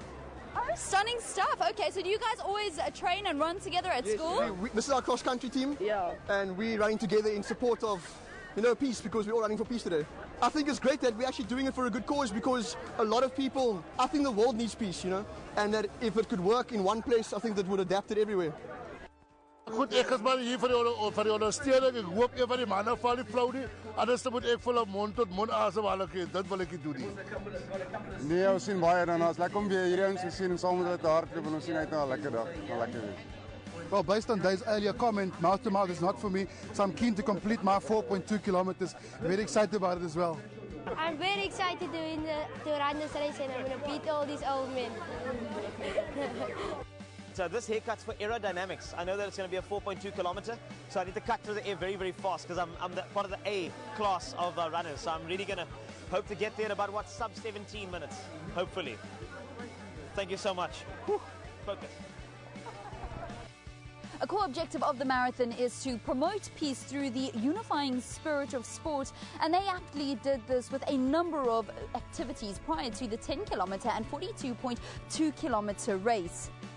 They had an 11-kilometer trail run, a 22-kilometer trail run. They also had a fun run relay where about 100 teams of 5 runners each took to a course of 4.2 kilometers. We had teams with the name of Cirque du Soleil Legs, Victoria's Secret, Moms on the Run, and We Thought They Said Run. Lots of people having fun with the fun run relay. Then, of course, it was families and friends that came together to do the 4.2-kilometer fun run, which started outside of the Cape Town Stadium precinct. All these activities together make it a festival of running so that elite athletes right through to social joggers and community teams can all take part and promote the idea of peace and peace through sports. That's Leno, and this is Sikwe. These are the guys that were at the start of the fun run. It really got a lot of the children excited, and what a way to kickstart International Peace Day and all of the peace activities. There's a wonderful quote by the patron of peace and sport, Prince Albert of Monaco. He said, "Sport has a unique and irreplaceable capacity to unite people going far beyond ethnic, religious or social differences. I'm convinced that sport can be at the long-term service of peace," and that's something that we're celebrating in glorious style here in Cape Town, the mother city, for the Sanlam Cape Town Marathon. On that note, I'd like to share a quote with a man that symbolizes peace and unity in South Africa, a man that had a very close relationship with Cape Town. Nelson Mandela once said, "Courageous people don't fear forgiving for the sake of peace," and that's something that we're celebrating here today. And I mentioned Nelson Mandela because the man sitting next to me is a legend in his own right, and he's also a man that's been very fortunate to share a relationship with Nelson Mandela. He's the ambassador for the Sanlam Cape Town Marathon, Francois. Pienaar, welcome to our studio. Thank you very much. Thank you for those very kind words. Francois, you did the 10-kilometer this morning. I believe you did it with your family. How was the vibe out there? Fantastic. I mean, the route is spectacular. The kids really loved it. My son pushed himself, and he said to me, "Dad, it was tough." He did a 40-minute. He didn't train that much, and wow. I wanted to do the marathon, but my legs are a bit old, and I didn't give it enough time. So maybe next year I'll do it. Okay, you did make that promise on the start line with Wilson Kipketa, where you were wearing your number 6 number. So I anticipate that next year you're going to be in a number 6 again, but in the 42.2 kilometer. Yeah, I'll definitely give it a go. You know, being part of the organising of this marathon and a dream in progress. It'll be. I think it'll be a miss if I don't run the 42. You guys had 52 nations partaking in this festival of running that's been over the last 2 days. Did you ever expect that you would be able to have that kind of representation? We were hoping, we set ourselves certain benchmarks in the marathon to start off with. We wanted 4,000 runners and a certain amount of elite athletes. To have 52 nations participating is fantastic. For the 10-kilometer peace run, we wanted a certain base. We exceeded that base. So if I look back at the marathon and when we mark our card afterwards, I think we'll be very pleased. The weather played its part today. It's a beautiful day in Cape Town, and we had some fantastic times, just look at Zintle, who ran her first ever marathon, and she's a South African champion. I mean, those are the stories that kids aspire to. If you see those heroes, then kids will take up running, and the next Elana Meyer will come from this marathon. You guys want to make this one of the marathons of choice, a destination marathon for runners around the globe. Why is this so important for yourself and Elana as sporting legends here in South Africa? I think it should be important for everyone in South Africa. We don't have a major marathon in Africa. And I only asked the question a year ago, why don't we have a major marathon? Why don't we have a marathon that everybody wants to come and run? We should. We've got a beautiful city here. We've got a fantastic route. There's a great atmosphere. There's certain things that we need to get right. So we've put a lot of hard work in year one, and like I said, we can tick those boxes. A lot of work still needs to be done. As I mentioned, it's a dream in progress, but it's a fantastic start. There's 10 million marathon runners globally that run 2 marathons, and you just need to give them an opportunity to come here.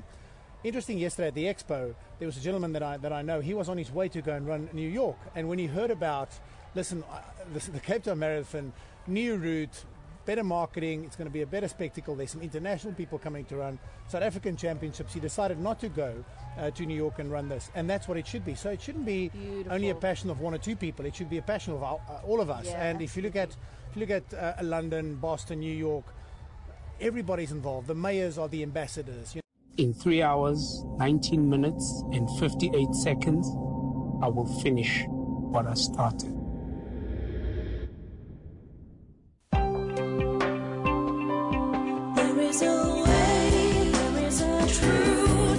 kilometer race. And it's been just a fantastic day out. And helping to put this all together has been our reporters out on the ground, Boy, as well as Zondo. It has been some time, hasn't it, Valen? Well, then, just here at Sea Point is where I am. 37 kilometers have been run. Athletes, only about 5 left, and they really are just so amped because the sun has come out to play today in Cape Town. A lot of them just saying that they've enjoyed the route, that it's been so scenic. The landmarks have just been showcasing the beauty of Cape Town. Now, from me right here at this point of the 2014 Sanlam Cape Town Marathon, I do say goodbye. But it's not just me alone, because it is, of course, the infamous tutu that everyone has been talking about on social media. Until next time, we'll see you. Well, I tell you what, it looks like the power of the tutu really brings people together. Check it out. I've got my own too, inspired by you, Koli. Thank you very much. From what has been an absolutely fantastic 2014 Sanlam Cape Town Marathon. We hope that you've enjoyed our broadcast. Thank you so much for joining us. The spirits of the people here are very high. They've enjoyed it. We'll do it again next year. Thank you so much, South Africa. Take care. Goodbye and God bless. Thank you very much. You guys are looking awesome out there in your pink tutus. We've enjoyed your reportage from the roads. To our brilliant star commentary team, you guys have outdone yourself for the 2014 Sanlam Cape Town Marathon, and we have to say to the Mother City, a big thumbs up. Please make it a good one next year too. It can only get bigger and better. Have a wonderful Sunday and a blessed Sunday ahead, South Africa. Goodbye.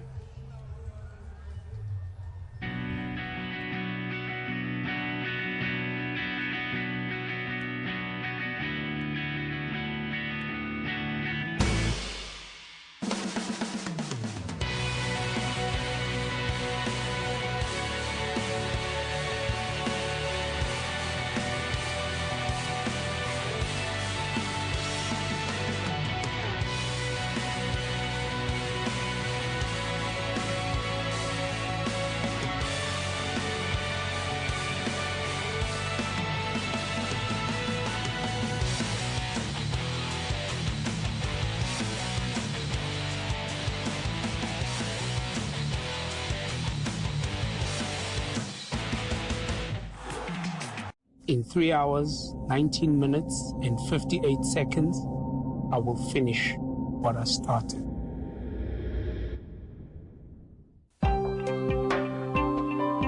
There is a way, there is a truth, there is a life worth living. There is a gift that keeps on giving, a little taste of heaven, light 24/7. Addiction is a cruel master, and many fail to break from its grip of steel. Addiction has also been called an affliction, a disease, and even demonic. Such is its power. But there are those who do overcome, even against the most overwhelming odds. Eberhard en Pieter is 2 mense